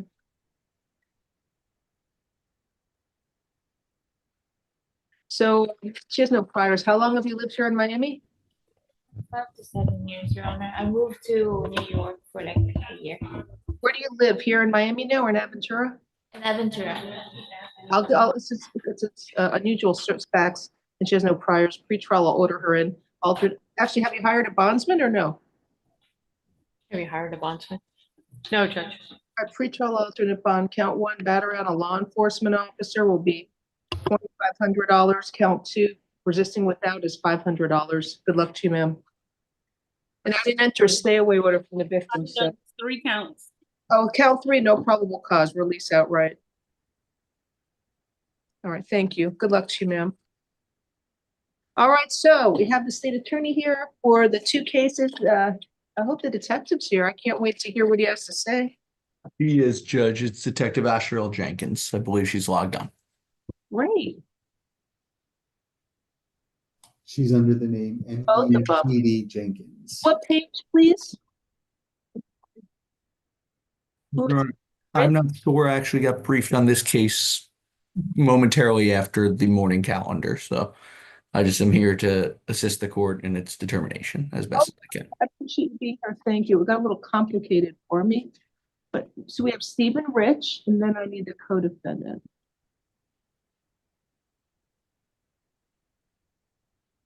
There was an issue. I didn't have the child's name. You provided it. Thank you. You're supposed to have the date of birth as well. Judge, on page 7 of the arrest affidavit, it was the initials and the date of birth were there. It is. I have filled out DV stay away orders and sent them on with this time. Thank you. But I don't know the date of birth. I think I need to. It was April 3rd of 2003, Your Honor. It's on page 7 of 9 of the arrest affidavit. It's second to last paragraph. 2003 or 2023? 4/3/2003. Thank you. That would be an adult. No. Oh, no. Well, it should be 2023, Your Honor. That's not in the arrest form. Detective Jenkins is here, Your Honor. We can ask her some questions or an addition on probable cause if necessary as to if that's an error. Can the detective raise their hand on Zoom so I can promote them? She's promoted. She's in the Yes, Your Honor, I'm here. Are you able to put on your video, or do you do undercover and you don't want to? Yes, ma'am, I'm undercover and I actively have investigations ongoing. Raise your right hand when sworn. Please do you swear or affirm the testimony you are going to give in this proceeding will be the truth? If so, state I do. I do. Okay, thank you. So we had some probable cause issues in this case, that being count one, possession of a place for purposes of manufacturing a controlled substance with a minor present. So state, go ahead and ask your questions. Oh, detective, I'm sorry. Tell me your name and what police agency you work for. Detective Asherelle Jenkins, and I currently work for Miami Beach Police Department. Thank you. Go ahead, state. Your Honor, preliminarily, we just are requesting the court not find probable cause as to count one, but rather just the lesser 893.1351 subsection 2, possession of a place for purposes of sale, manufacture, deliver, or trafficking in a controlled substance. We would not be asking for manufacture with a minor present. Okay. So based on that, I believe the four corners of the arrest affidavit do support that, Your Honor. I'm happy to ask further questions if Your Honor does not feel the same. The child and the date of birth? Yes, Your Honor. Detective Jenkins, good afternoon. Good afternoon. On your arrest affidavit, I noticed on page 7, you indicated that there was a toddler present. What is Correct. that toddler's name and date of birth, if you know? To my knowledge, the toddler's name is Caseon Matthews. Wait, the full name here, the initials. I'm sorry, ma'am. KM. And then the date of birth for that toddler? Should be April 3rd of 2023. Detective Jenkins, I noticed that you put April 3rd of 2003 on your arrest affidavit. Is that an error? Yes, that was an error. The child was taken by DCF. So the information was passed along to me as I was actively and still investigating and conducting a search warrant. Detective Jenkins, I'd like to ask a few questions as it pertains to co-defendant Stephen Rich. We're not doing that here. Do you see him standing before me? Your Honor, I apologize. I didn't see a name. I wasn't sure which defendant. I'm sorry. We're on Mr. Rich. We're not on Mr. Collins. So if you want to ask anything about Mr. Rich, go right ahead. That's who I was referring to, Your Honor. I do apologize if I misspoke. Collins, go right ahead and ask your questions. All right. With respect to Mr. Rich specifically, Detective Jenkins, what involvement did you have pertaining to the defendant Rich that indicated that he had knowledge that sales were occurring from that house? Yes, on the dates listed that I conducted a controlled purchase of narcotics. I did 3 days of surveillance as well. Mr. Rich was present on the deals and also in the 3 days of surveillance.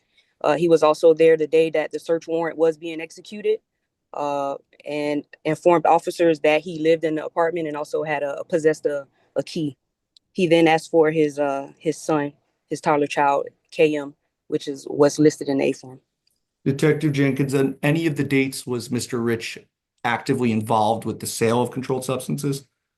Yes, while conducting surveillance, we observed Mr. Rich in hand-to-hand transactions in the rear of the apartment, which is also where I was doing undercover deals as well. In your training and experience, are those hand-to-hand transactions consistent with anything? Yes. What would that be, Detective Jenkins? It'll be street-level narcotic sales.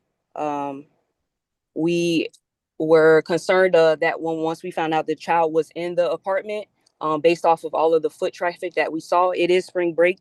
It seemed to be overwhelmingly amount of foot traffic going in and out of the apartment within just a few minutes. Specifically on March 22nd of 2025, was Mr. Rich present at the premises on that date? Yes, he was. All right. And what, if anything, was observed within the unit on that date by the undercover officer? On that date is when we sent an undercover officer into the apartment. On that date, Mr. Rich was inside of the apartment. He was seen by the undercover. We also heard a child in the room calling out "Daddy, Daddy" to Mr. Rich. He responded as if that was his child. That day, the undercover saw that there was like overwhelmingly powerful smell of cannabis. He also saw like a lack of anything that would indicate that a child was present in the apartment, especially a small child, meaning a crib, any type of toys, any area that would have just indicated to us that a child lived there. Detective Jenkins, were there any narcotics paraphernalia and or any other items that are consistent with narcotics use present in the apartment on that date? Yes. On that date, there were what we would consider like cannabis all over the apartment on the floor. There were also the packaging of narcotics is also what I received when I was doing the controlled purchases. Were all over the floor in the child's reach. Thank you, Detective Jenkins. Your Honor, I have no further questions with respect to the defendant, Stephen Rich. Thank you. State any question? I'm sorry, pardon me, Ms. Corey, any questions for the detective? Yes, Detective, I didn't get the name of the child and the date of birth. If you could tell me slowly. Yes, and the initials of the child would be KM. And the date of birth that I have listed was April 3rd, and it should be 2023. That was given to me by a child protective investigator from DCF that also arrived and spoke to the guardians of the child. And when you say the guardians of the child, who are the guardians of the child of the? As far as we know, is Mr. Rich. So that's who the investigator spoke to? No. I'm sorry, say it again. That's Who you're saying the child protective investigator spoke to? I'm not sure exactly who she spoke to. She had a separate investigation when it came to the child. I was investigating narcotics activity. She just passed on the information of the child. I never got to speak to the child or another parent that I knew was present. As far as I know, the child is from Ohio. It's not even from Miami. Okay. You testified that there were some hand-to-hand transactions that you said involved Mr. Rich. Yes. What was involved in this hand-to-hand transaction? And This was while, I'm sorry. Did you witness it? Detective Sosa witnessed it and reported his findings to me. Detective Sosa is also a narcotics investigator. While I was applying for a search warrant for the apartment, we conducted surveillance for 3 days, and those were the findings that he reported to me. Was anyone stopped during this hand-to-hand supposed transaction? No, that would have impeded our investigation if we would have let on that we were investigating what was going on in the apartment. So we could not do that at that time. I was also actively looking for a search warrant. So nothing was recovered during this hand-to-hand transaction? Besides the control purchases that I did myself from the apartment, no. Okay. And the persons involved in this exchange were who? What exchange? Well, the ones that Detective Sosa saw. Well, there were multiple exchanges. So there was times that he also saw Mr. Rich in the rear of the apartment conducting hand-to-hands. Yes. Excuse me, but why is this relevant? He's not being charged with sale of a controlled substance. Is this just for the child neglect? It's already PC for child neglect. Your Honor, the only relevance that it bears is proving that he had knowledge that sales were undergoing at that location, which would be the possession of the place for purposes of sales. He had set forth in the arrest affidavit. Why did you ask questions about it? Your Honor, with respect to which one? I apologize. I said initially, before Mr. Whitfield demanded on having a PC hearing, I said there's probable cause for a possession of a place for purposes of trafficking in a controlled substance with a minor present. Okay, so he wanted a PC hearing as to that charge because he's in the other manufacturer. That was the only issue. Was it a manufacturer of a controlled substance or possession of a place? So we're going to spend 15 minutes more on this after I had to read this arrest affidavit for like 30 minutes this morning. Your Honor, I apologize. I was misinformed as to certain things surrounding what we were here for. That's my mistake.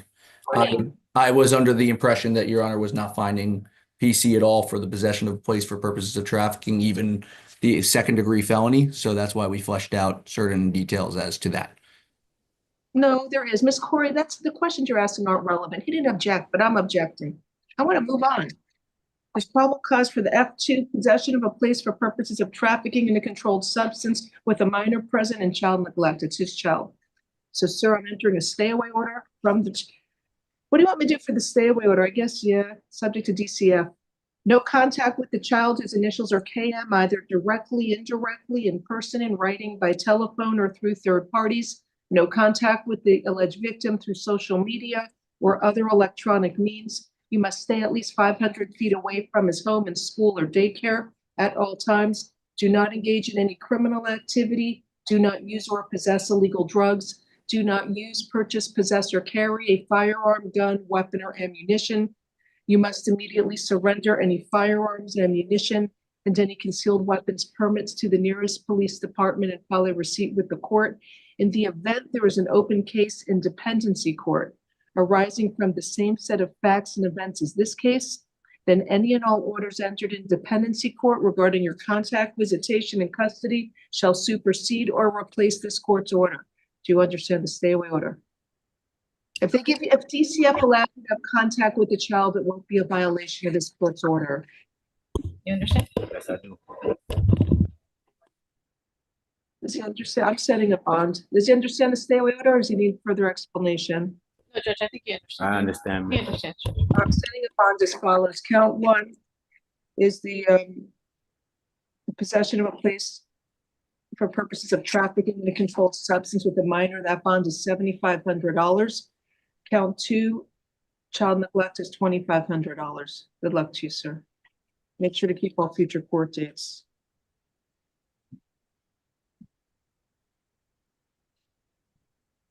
All right, now I want to do the co-defendant, Mr. Collins. Keontae Collins. So I have PC questions here. Has he charged Mr. Collins with possession of a, what was my issue? Hi, Mr. Collins. I don't know what my issue was. Oh, he's charged with child neglect. I'd like to hear, Mr. Whitfield, I guess, didn't want to deal with it in terms of anything. We want to hear from you, so I'm glad you're here. No worries, Your Honor. Again, I would just be asking with respect to the first count, that manufacturing, that Your Honor only find as to possession of a place for purposes of trafficking, the second-degree felony, not the, or the first-degree felony while armed, not the manufacturer with a minor present. We don't have any basis for the manufacturer. I don't know, was he charged? Yeah, he was charged with manufacture. Okay. So that there would be no. It would be a first-degree felony, Your Honor, possession of a place for purposes of trafficking while armed. But that's count two. No, Your Honor, that count two is armed trafficking of oxycodone. Count one would be possession of a place for purposes of trafficking. He's charged with child neglect. Tell me how the state can prove that theory when he's not a parent or caretaker of the child. Yes, Your Honor. And if I may inquire as to Detective Jenkins, Your Honor. Yeah. Detective Jenkins, with respect to this specific co-defendant, Keontae Collins, what, if any, interaction would he have with the child? Yes. So on the day of the search warrant, when the defendant Collins exited the apartment, he actually told officers he was looking for his child and his wife. So at the time, it was actually he assumed the responsibility of the child. Also, at the time he was taken into custody, the child was left in the home with just him. We also have an interview of a female that was removed from the apartment on the day of the search warrant that advised that the child slept in the bed, where I found 2 firearms under a pillow, that he slept in the bed with defendant Collins. There were actually 3 guns found in that bedroom. There were also pills found in a prescription bottle on the floor in the same bedroom. And on the day that the UC arrived at the apartment and heard the child, he was in the bedroom with the door closed. Mr. Rich at that time was speaking to the detective. So the only other person that was in the room would have been Mr. Collins at the time with the child. Thank you. Does the state have any other questions? Your Honor, I think Detective Jenkins just covered anything relating to the child neglect. That would be all that we have to put forth. Perspective. Any questions?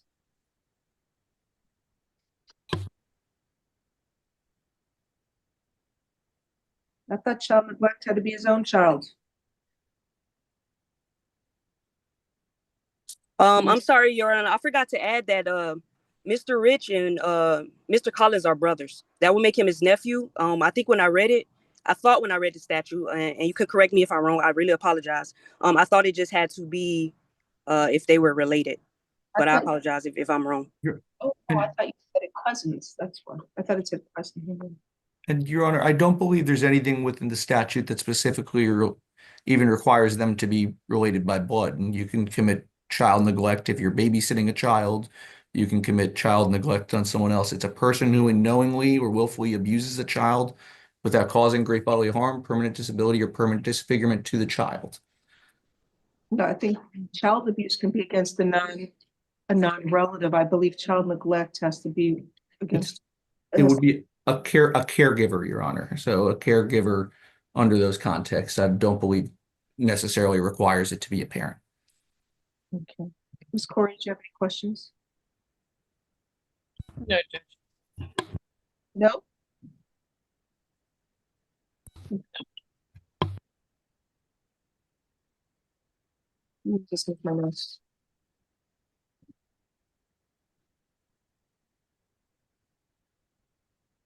Detective, you said he is a brother. He's the brother to the co-defendant or the child?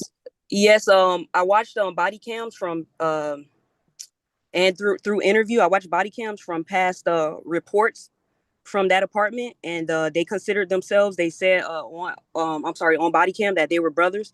Also believe in the interviews which were recorded. I'm sorry, I did not conduct the interviews myself. That they either reported that they were cousins or brothers. I do have a conflicting on what their relation is, whether it's brothers or cousins. But they did state multiple times that they were related, even on past reports. Thank you. Let me just find the page. Anything? Any other arguments or questions? Nothing further from the state, Your Honor. Or anything else? No, Judge. It's right. Just see this on my notes. So, sir, I am entering a stay away order from the child whose initials are KM. I'm sorry, the date of birth again was what? 4-3? 4-3-25. So stay away from the child whose initials are KM. No contact with that child, either directly, indirectly, in person, in writing, by telephone, or through third parties. No contact with the victim through social media or other electronic means. You must stay at least 500 feet away from the victim's home and school or daycare at all times. Do not engage in any criminal activity. Do not use or possess illegal drugs, and do not use, purchase, possess, or carry a firearm, gun, weapon, or ammunition. You must immediately surrender any firearms, ammunition, and any concealed weapons permits to the nearest police department and file a receipt with the court. Sir, do you understand the stay away order? Yes. Okay, I'm looking for this calendar. Is there a calendar so I can set the bond, please? I don't have a calendar. So state filed a motion for pretrial detention pending final hearing. I'm not sure, is that based on the? Your Honor, we would be withdrawing that motion. None of these charges qualify under the pretrial detention statute. So much. Let me look at the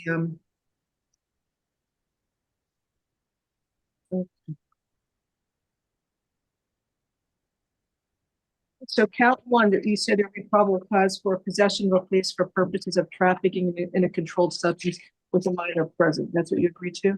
While armed, Your Honor, it would be the first degree felony.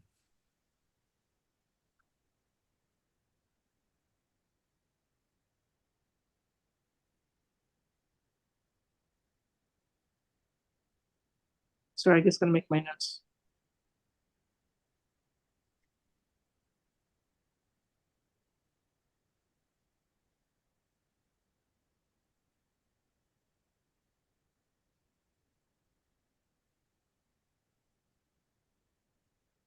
All right, what bond are you seeking on that? Given that, let's see. Count one and count one is also a necessary element. The trafficking in oxycodone while armed is a necessary element of count two. So isn't count two no bond, armed trafficking? Count two is no bond, Your Honor, yes. Speaking on count one, you want 7,500? Your Honor, I'm okay with that.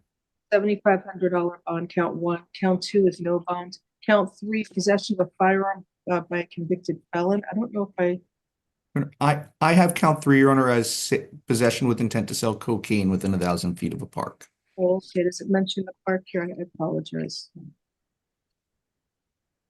I don't know. Did you see that here? Your Honor, I'm not sure if it's On the, yes, on page 5 of 9, at the very bottom, right before it says March 21, 2025, it says within 1,000 feet of Flamingo Park. There you go. But that's 11th. Okay.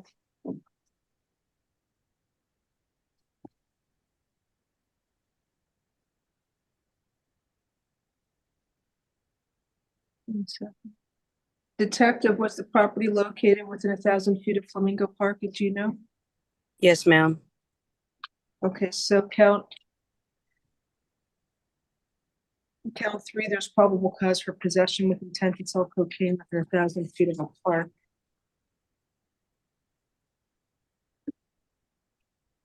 Isn't that a first-degree felony?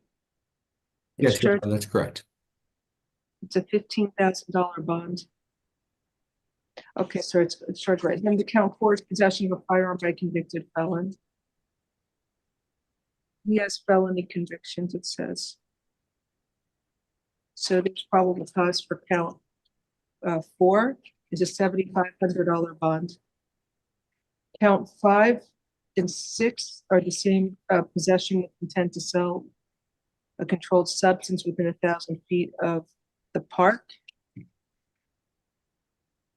So I'll do 7,500 for count 5 and $7,500 bond for count 6. Count 7 is possession of over 20 grams of cannabis. So I'm sorry, detective, did you say, I thought I read it was like over 7 pounds of cannabis. Is that correct or no? I'm sorry, did you say 7 pounds? It kind of cut out. Yeah, how much cannabis did he have? Yes, it was 7.7 pounds. Okay. No, what bond is the state seeking on count 7? You want 7,500? Your Honor, sure, that sounds perfect.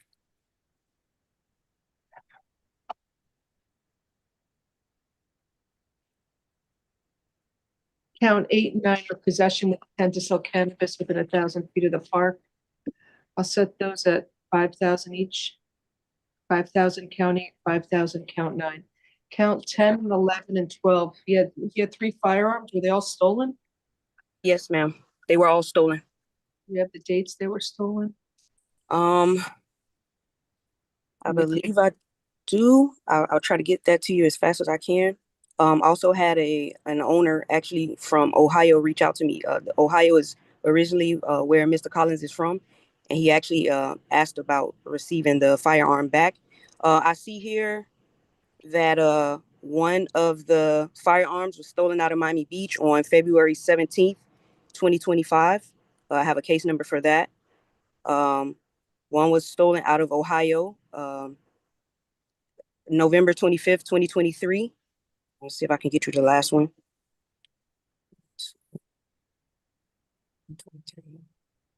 This one says it was stolen out of Miami-Dade on November 13th, 2018. And to my knowledge, that was actually stolen from a law enforcement officer. All right. So there may be an issue of knowledge that the gun in 2018 was stolen because it was stolen so long ago, but he obviously is in possession of a stolen gun.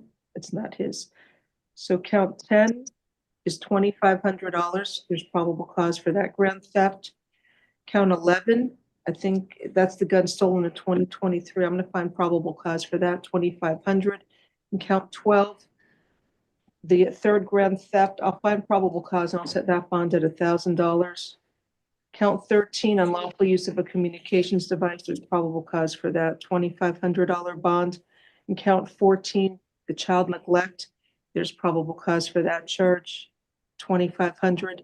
And count 15, possession of drug paraphernalia is $500. And detective, were you seeking a nebia since the box wasn't checked? Yes. Okay. Oh, actually, we'll do a nebia, but one of the counts is no bond, but I'll do a nebia and all. Judge, I'm sorry, on count 7, what was the bond?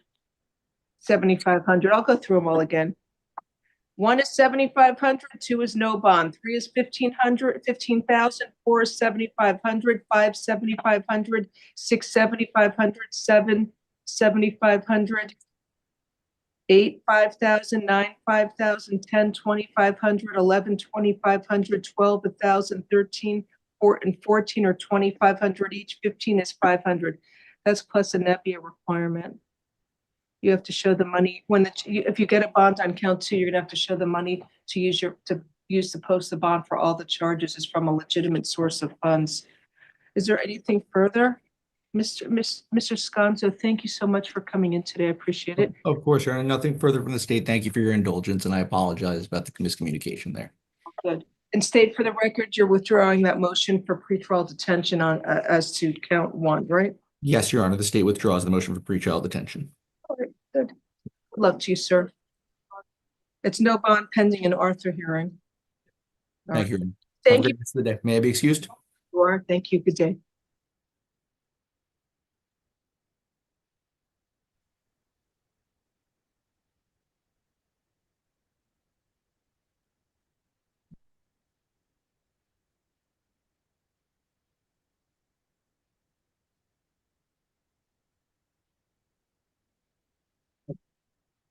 Moving right along, Willie Davis. Page 2. You want to shut this down? Maybe I shut it down. He received a dollar bond on his no valid I think it's down.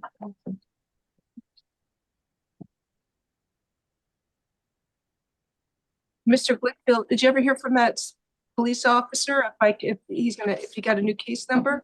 No, I I did not hear back from the judge. I tried to find in my system what it could possibly be, but because there's the wrong number there, nothing comes up.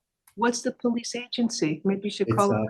Florida Highway Patrol. I tried calling. I could not get through to anybody. Hi, Mr. Davis. Good afternoon, sir. You were arrested for burglary to an unoccupied conveyance, unlawful possession of a stolen credit or debit card, and using a credit card to obtain goods valued at over $300. That's from May of 2023. Then you have a new case, driving with a suspended license, third or subsequent conviction. So I will appoint the public defender's office for you. Let me review for probable cause. Why do you give me a stay away order? For what? The burglary? He had a credit card, presumably with somebody's name on it. We don't do that here. We don't just stay away orders for the credit cards, okay? Understood. Let me review.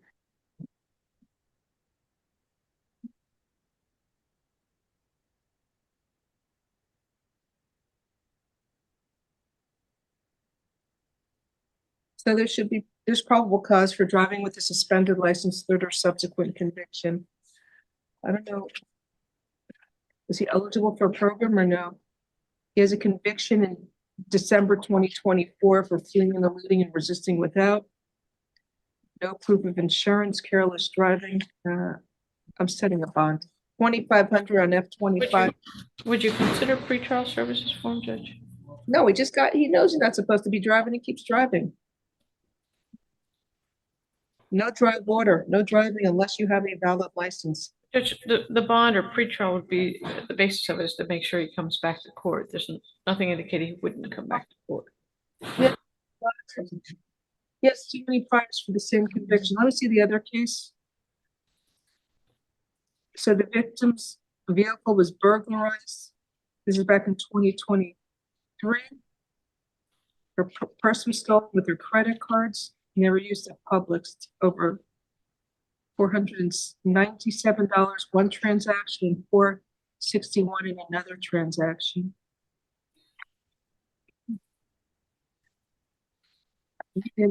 Okay.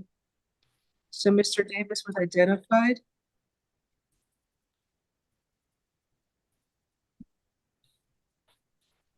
As the person entering Publix, we're using the person doing these charges.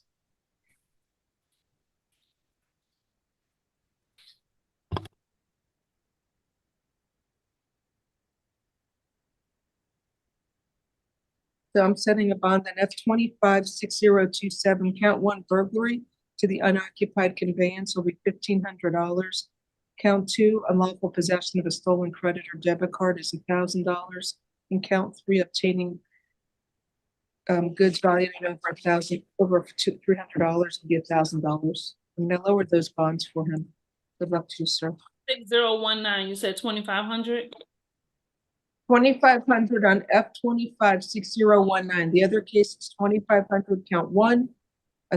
What did I say? 1,000 count 2 and 1,000 for count 3. Good luck to you, sir. The other case, Judge, you gave 6027, 1,500, 1,000 and 1,000. Then that's what I meant. 1,500? Okay. Whatever. 1,500, 1,000 and 1,000. Being nice today because it's an older case.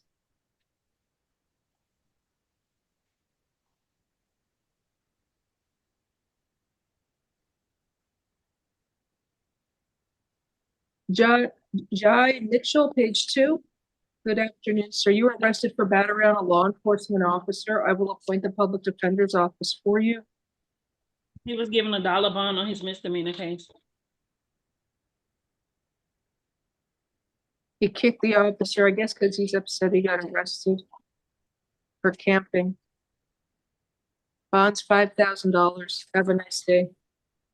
You can't stay on the beach. They'll keep arresting you for it. You got to go to a homeless shelter or find somewhere else to go where they don't arrest you for sleeping on the beach, but they'll do it on Miami Beach, okay? You want to go north, but it may not have the same rules there. Have a nice day, sir.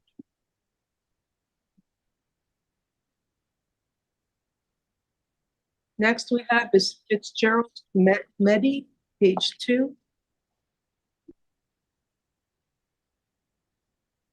Good afternoon, sir. You were arrested for deriving support from the proceeds of prostitution.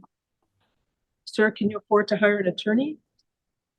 Do you have any paper lawyer? No, I don't have a lawyer. All my money isn't at the hotel and I ain't really grab nothing, so I'm kind of like no money. I'll appoint the public defender's office for you. So are you visiting us here from Brooklyn, New York, or do you live here? Yes, Judge. Okay.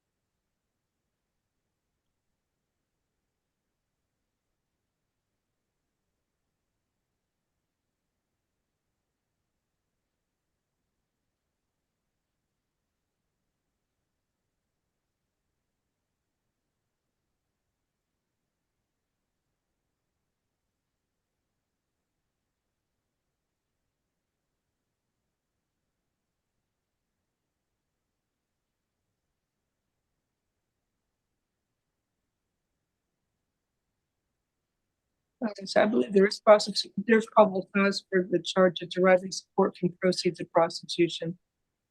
See, I'm not sure what bond you want. It's a second-degree felony.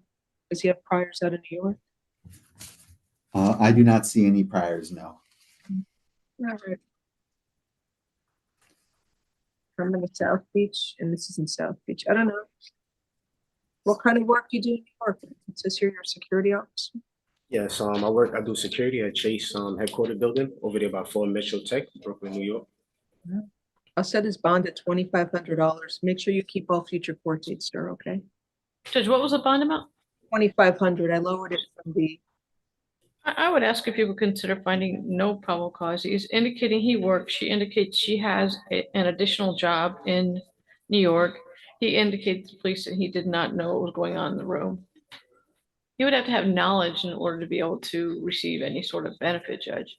As soon as she lets the undercover come up, he's darting out the back door, out the door and down the stairs. Well, Judge, it doesn't mean he knows what's going on. I think I disagree. I Well, lowered Judge, the bond.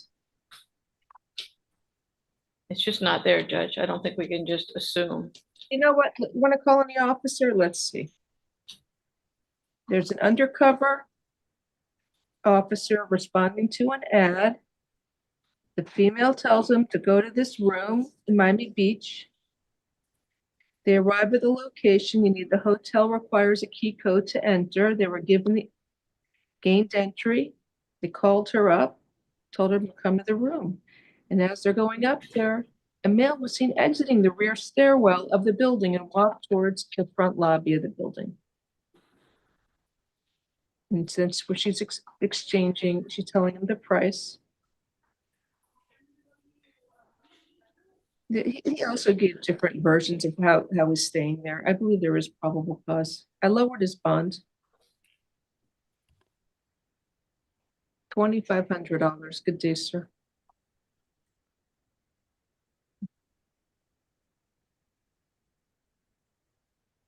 Next we have is Nikita Tretyakov.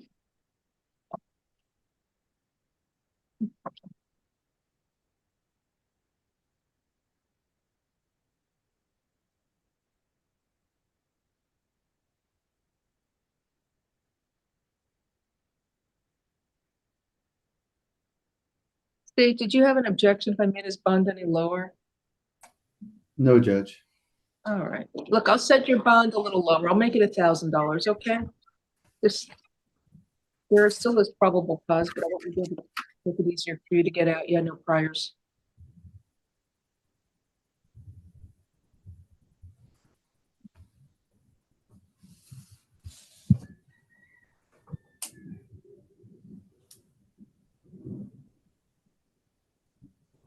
Good afternoon, sir. You are arrested for possession of cannabis, more than 20 grams, and possession of drug paraphernalia. I will appoint the public. Can you afford an attorney? I see you're living in the fancy Staten Island. Excuse me? Can you afford to hire an attorney? I just moved down here to help my little brother. with Can the you, baby. that wasn't, the question was, can you? Not at the afford- moment. Not at the moment, Judge. Defender's office is appointed. And when do you go back to New York?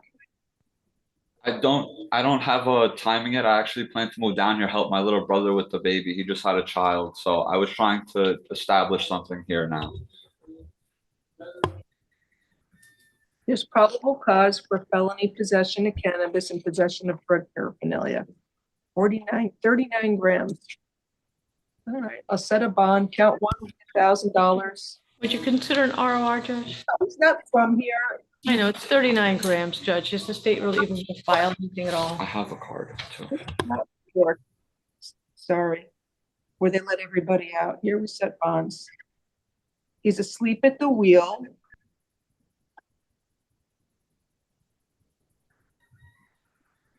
I don't mind making it $500 count one and 500 count two. Good luck to you, sir.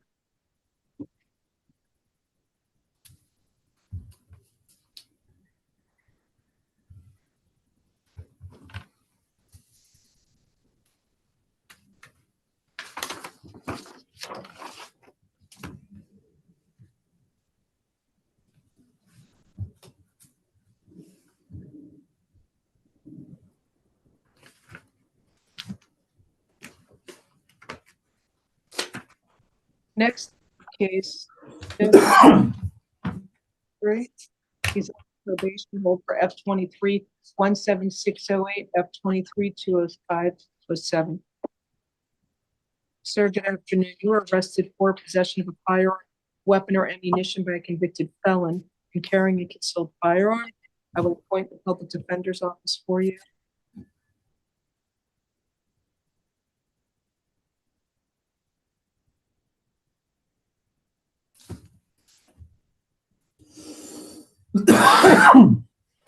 He was wearing an ankle bracelet because he's on probation for a weapons violation.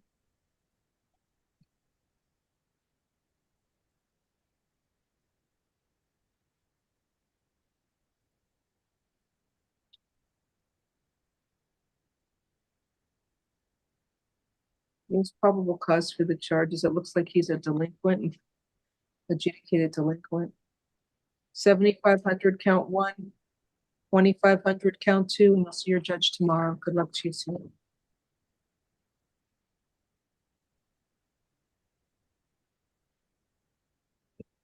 Next case we have is Trevon Colley. Judge, he's a VFOX. He's in probation on 3 cases, and he's also out on felony bond. I have on F19-8358 and F19-18357. Okay, hi, Mr. Colley. Good afternoon. So, sir, you were arrested for this case in which you're charged with armed robbery with a firearm or deadly weapon, possession of a firearm by a convicted felon, tampering with an electronic monitoring device, resisting an officer without violence. I will appoint the public defender's office for you. So there is a hold for you to see the judge tomorrow. Let me review the arrest affidavit for probable cause. So the victim is an Uber driver. Mr. Colley approached him and wanted a ride to Brickell. Victim agreed. And then once he's in the car, he pulled out a handgun, demanded the victim's belongings.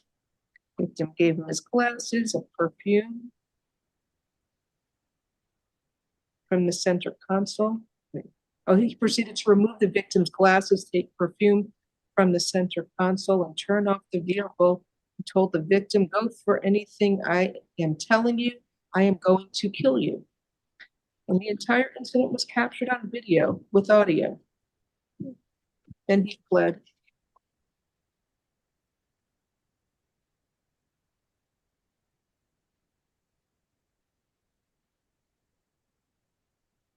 So when he was apprehended, they found a Taurus firearm on his waistband, and the victim's perfume and sunglasses were in his front pocket of his hoodie.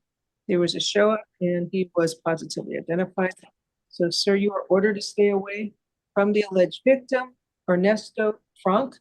No contact with the alleged victim, either directly, indirectly, in person, in writing, by telephone, or through third parties. And you must stay at least 500 feet away from the victim, his home, school, and place of employment at all times.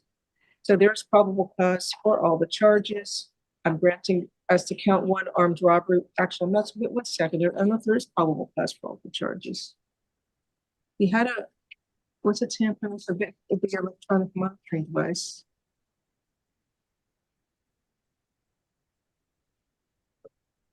He's a convicted felon. See count 3 at all, Judge. I don't see that count 3. I don't see it at all either, Judge. Yeah, no. So count 1, armed robbery with a firearm or deadly, armed robbery with a firearm or deadly weapon. I'm granting the state's motion for pretrial detention and holding you with no bond. Count 2.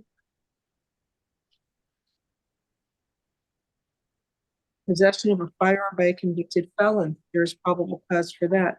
$7,500 bond. Count 3, there's no probable cause regarding the tampering with an electronic monitoring device. State, I'm sorry, Ms. Corey, do you want $1 or you want ROR? $1's fine. Count 3 will be $1. And so count 4, resisting an officer without violence. There's, let me see.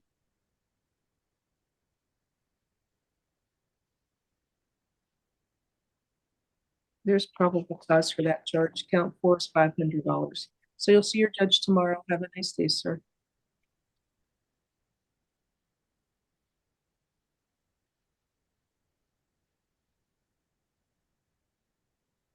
Next we have is Edgar Sanchez Batista.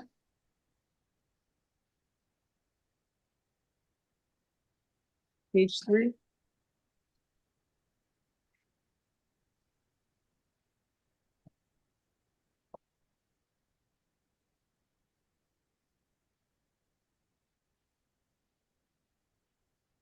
Spanish interpreter, please. Good afternoon, sir. Mr. Sanchez Batista, you are arrested for aggravated battery with a deadly weapon and battery. Buenas tardes, señor Sánchez Batista. Usted lo arrestaron por agresión corporal con una arma mortífera y también se le acusa de agresión corporal con agravantes. I will appoint the public defender's office for you. Su señoría le va a designar el bufete de abogados de oficio para que le representen.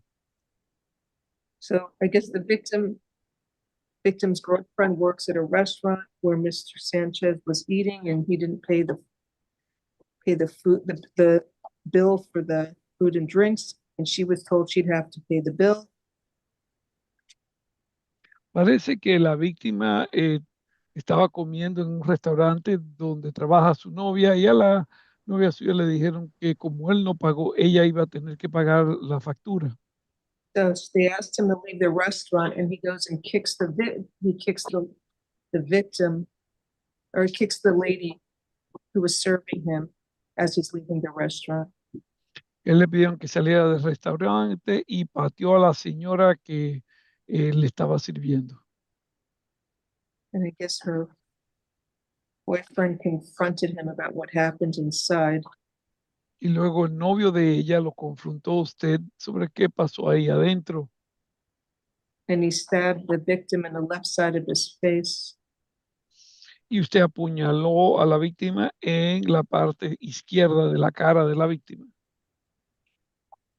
Victim had to go to Ryder Trauma Center. La víctima hubo que llevarlo a la sala de emergencia de la clínica Ryder.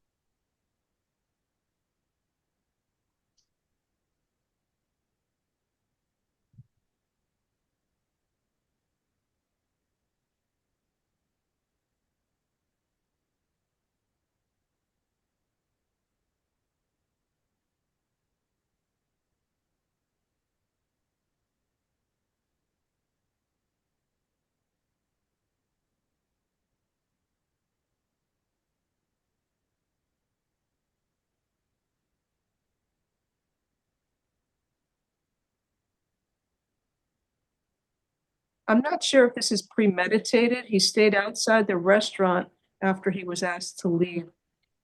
Yo no sé si esto es premeditado. Él, una vez que le dijeron que se fuera del restaurante, él se quedó en los alrededores del restaurante. It looks like the victim's friend, the victim went up to him. So I guess there wouldn't be I'm not sure if they're going to file a more serious charge.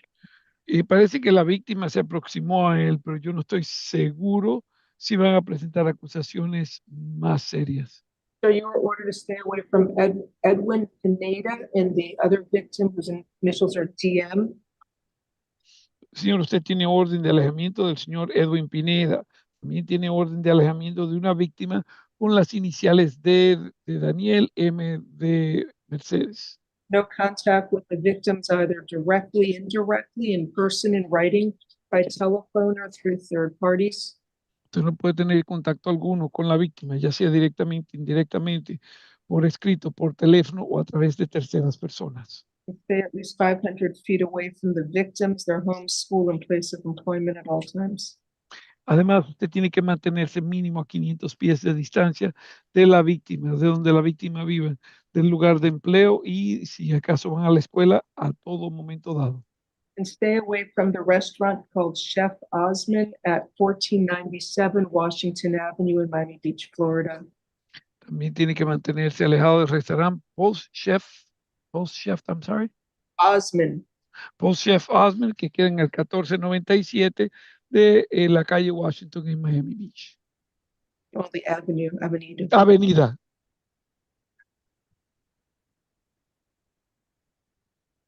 Are there any other holds for him, corrections, or no? Not on the jail card. Okay, I'm setting it. This is very violent. He stabbed the victim in the face and he had to go to Ryder Trauma Center. Count one is a $15,000 bond for aggravated battery. And count two, although I'm not sure why the state's not filing a motion for pretrial detention, it looks like an aggravated battery with serious bodily harm in a deadly weapon. Shouldn't that be non-bondable under the 907.041? I'm sorry, I only saw that it was ag battery, so I didn't file the motion. Well, if you read the facts, he got stabbed in the face and had to go to the Ryder. Su señoría le está imponiendo fianza en la primera acusación de $15,000 debido a que la víctima hubo que llevarlo a la sala de emergencia de la clínica Ryder. En la segunda acusación, su señoría está consultando con la fiscalía al respecto a qué grado de acusación debería de ser.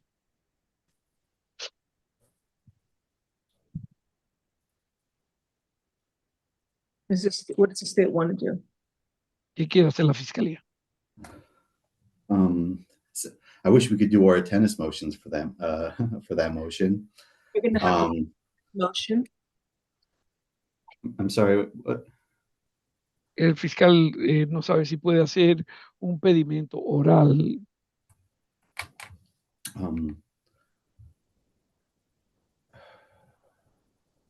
I guess we could reset it tomorrow and I could submit a motion then. El fiscal está pidiendo postergar el caso hasta mañana y presentar el pedimento formalmente mañana. Whatever you like. Do you want to file a motion? I'm good with the 15,000, Judge. I'll leave his bond at 15,000 for count 1 and 1,000 count 2 and stay away from the victims. Good day, sir. Su señoría le va a dejar la fianza, primera fianza $15,000, segunda fianza $1,000 y usted tiene orden de alejamiento de ambas víctimas. Está bien, señor. 1 second. State you show when you enter the country. Let me look. Le están preguntando a la fiscalía cuánto tiempo tiene de haber entrado al país. Looking at his 2019, it looks like when he came in through Texas. Parece que él entró por Texas en el año 2019. That's the only info I have got when he came in. Es la única información que tengo. That's fine. Good day, sir. Está bien. Pase usted buen día, caballero.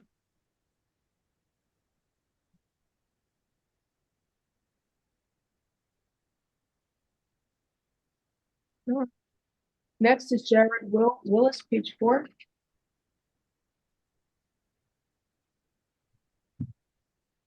Good afternoon, Mr. Willis. You were arrested for driving as a habitual. Bond out. Bond out, wonderful. Thank you. Laron Morris, page 4. Good afternoon. Morris, present. Mr. Morris, you're arrested for tampering with physical evidence and possession of drug paraphernalia. I will appoint the public defender's office for you.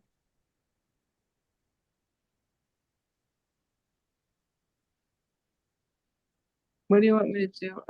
I'm happy to do tap, but I think it's just tampering with evidence.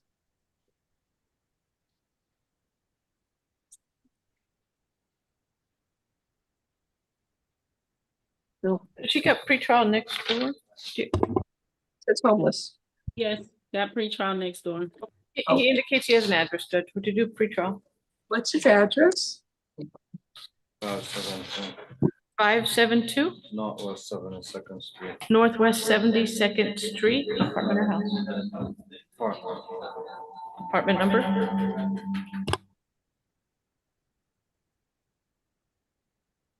Apartment 4. Zip code. 33150. Okay, pretrial services alternate funds, $2,500, count 1. Count 2, you want $1 or no dollar? $1's fine. Have a nice day. It's pretrial alternate count 2 is alternate $1. Yes.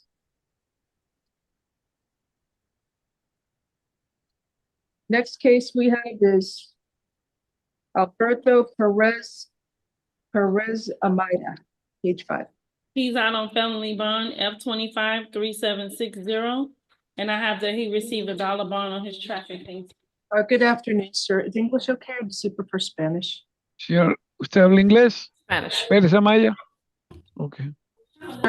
You were arrested for armed possession of a controlled substance called methamphetamine.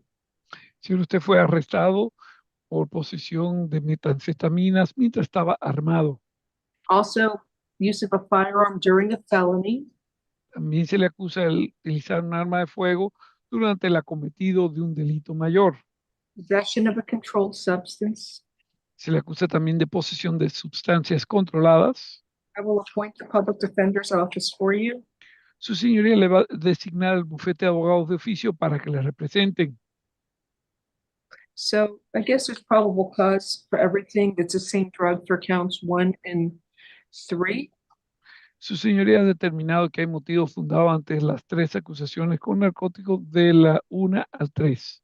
Count 1 will be $1,500. Primera acusación, 1,500 de fianza.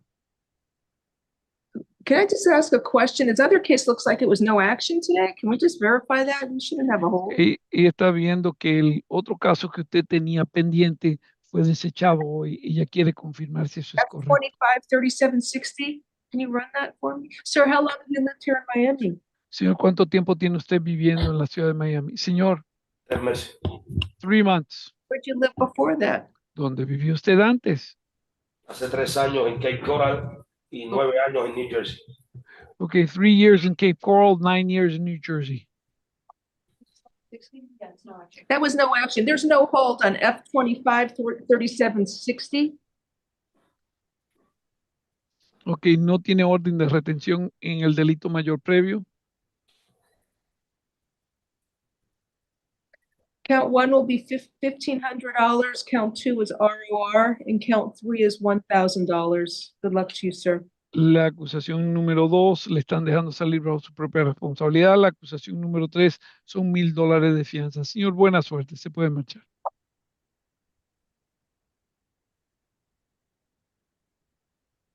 Javier Gonzalez, page 6. He received pretrial alternate 150 and pretrial alternate 3,500 on his traffic cases. Okay. Good afternoon, sir. You were arrested for possession of cocaine, possession of cannabis. I will appoint the public defender's office for you. English is okay? ¿Inglés, señor? Yes. Yes. English is fine. All right, count 1, pretrial alternate, count 1 is $2,500. Count 2, ROR.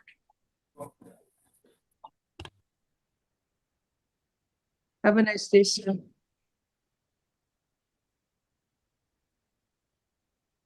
Next is Corey Jones Smith.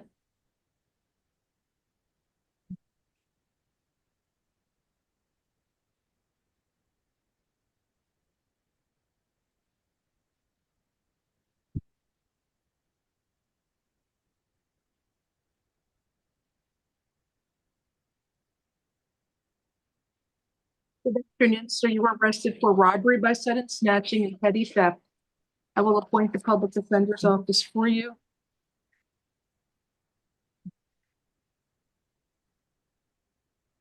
So he snatched the victim's phone and ripped off her temporary license plate tag. Are you currently living with the victim in the same home, sir? Did you live No, Judge, they do not live together. They have no children together. I got a domestic stay away order.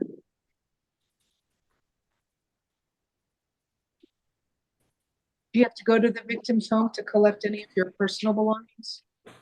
Do you have any of your stuff at her house that you need to get? No, Judge. I'm not sure why they gave me domestic. I guess it was marked domestic.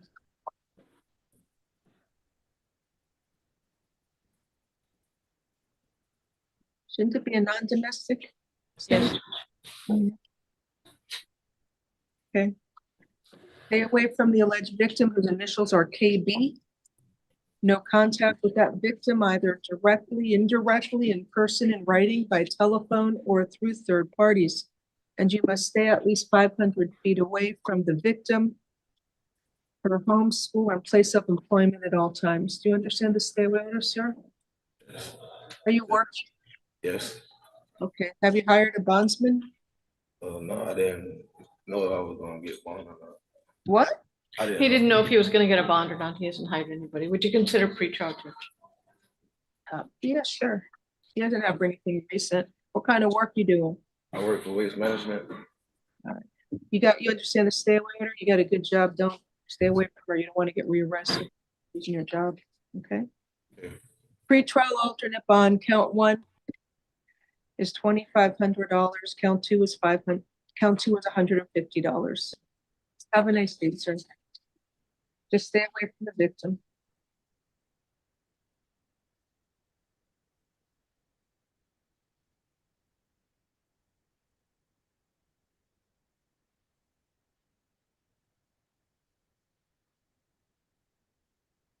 Next is James Davis on page 6.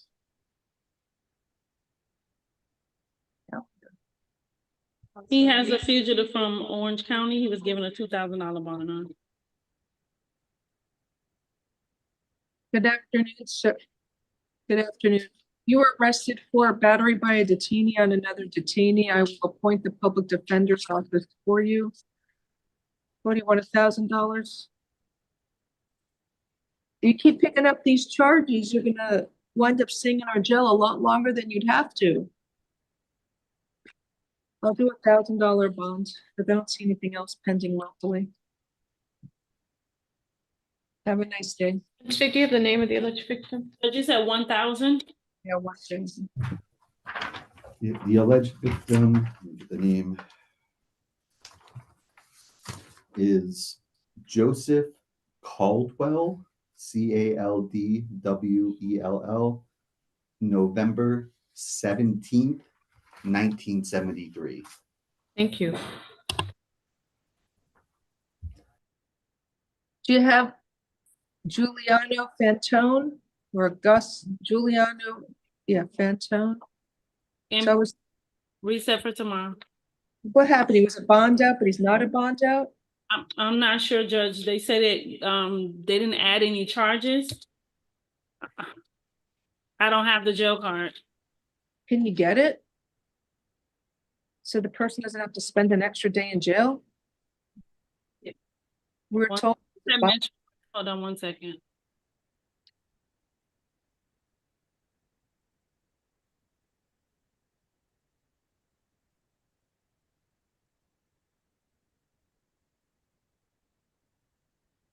Mr. Fontaine, he has a hold for immigration, so maybe that's Why, okay. Yeah. You don't have the jail card? Do you want me to just reset it for tomorrow? yes, please. I don't have the jail card. I requested it earlier, but I didn't receive it.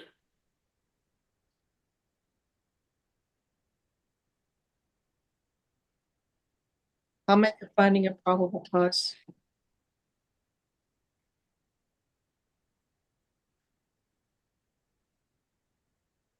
Next is Chriselle Cordova. Oh, that's the one did you find out she got released?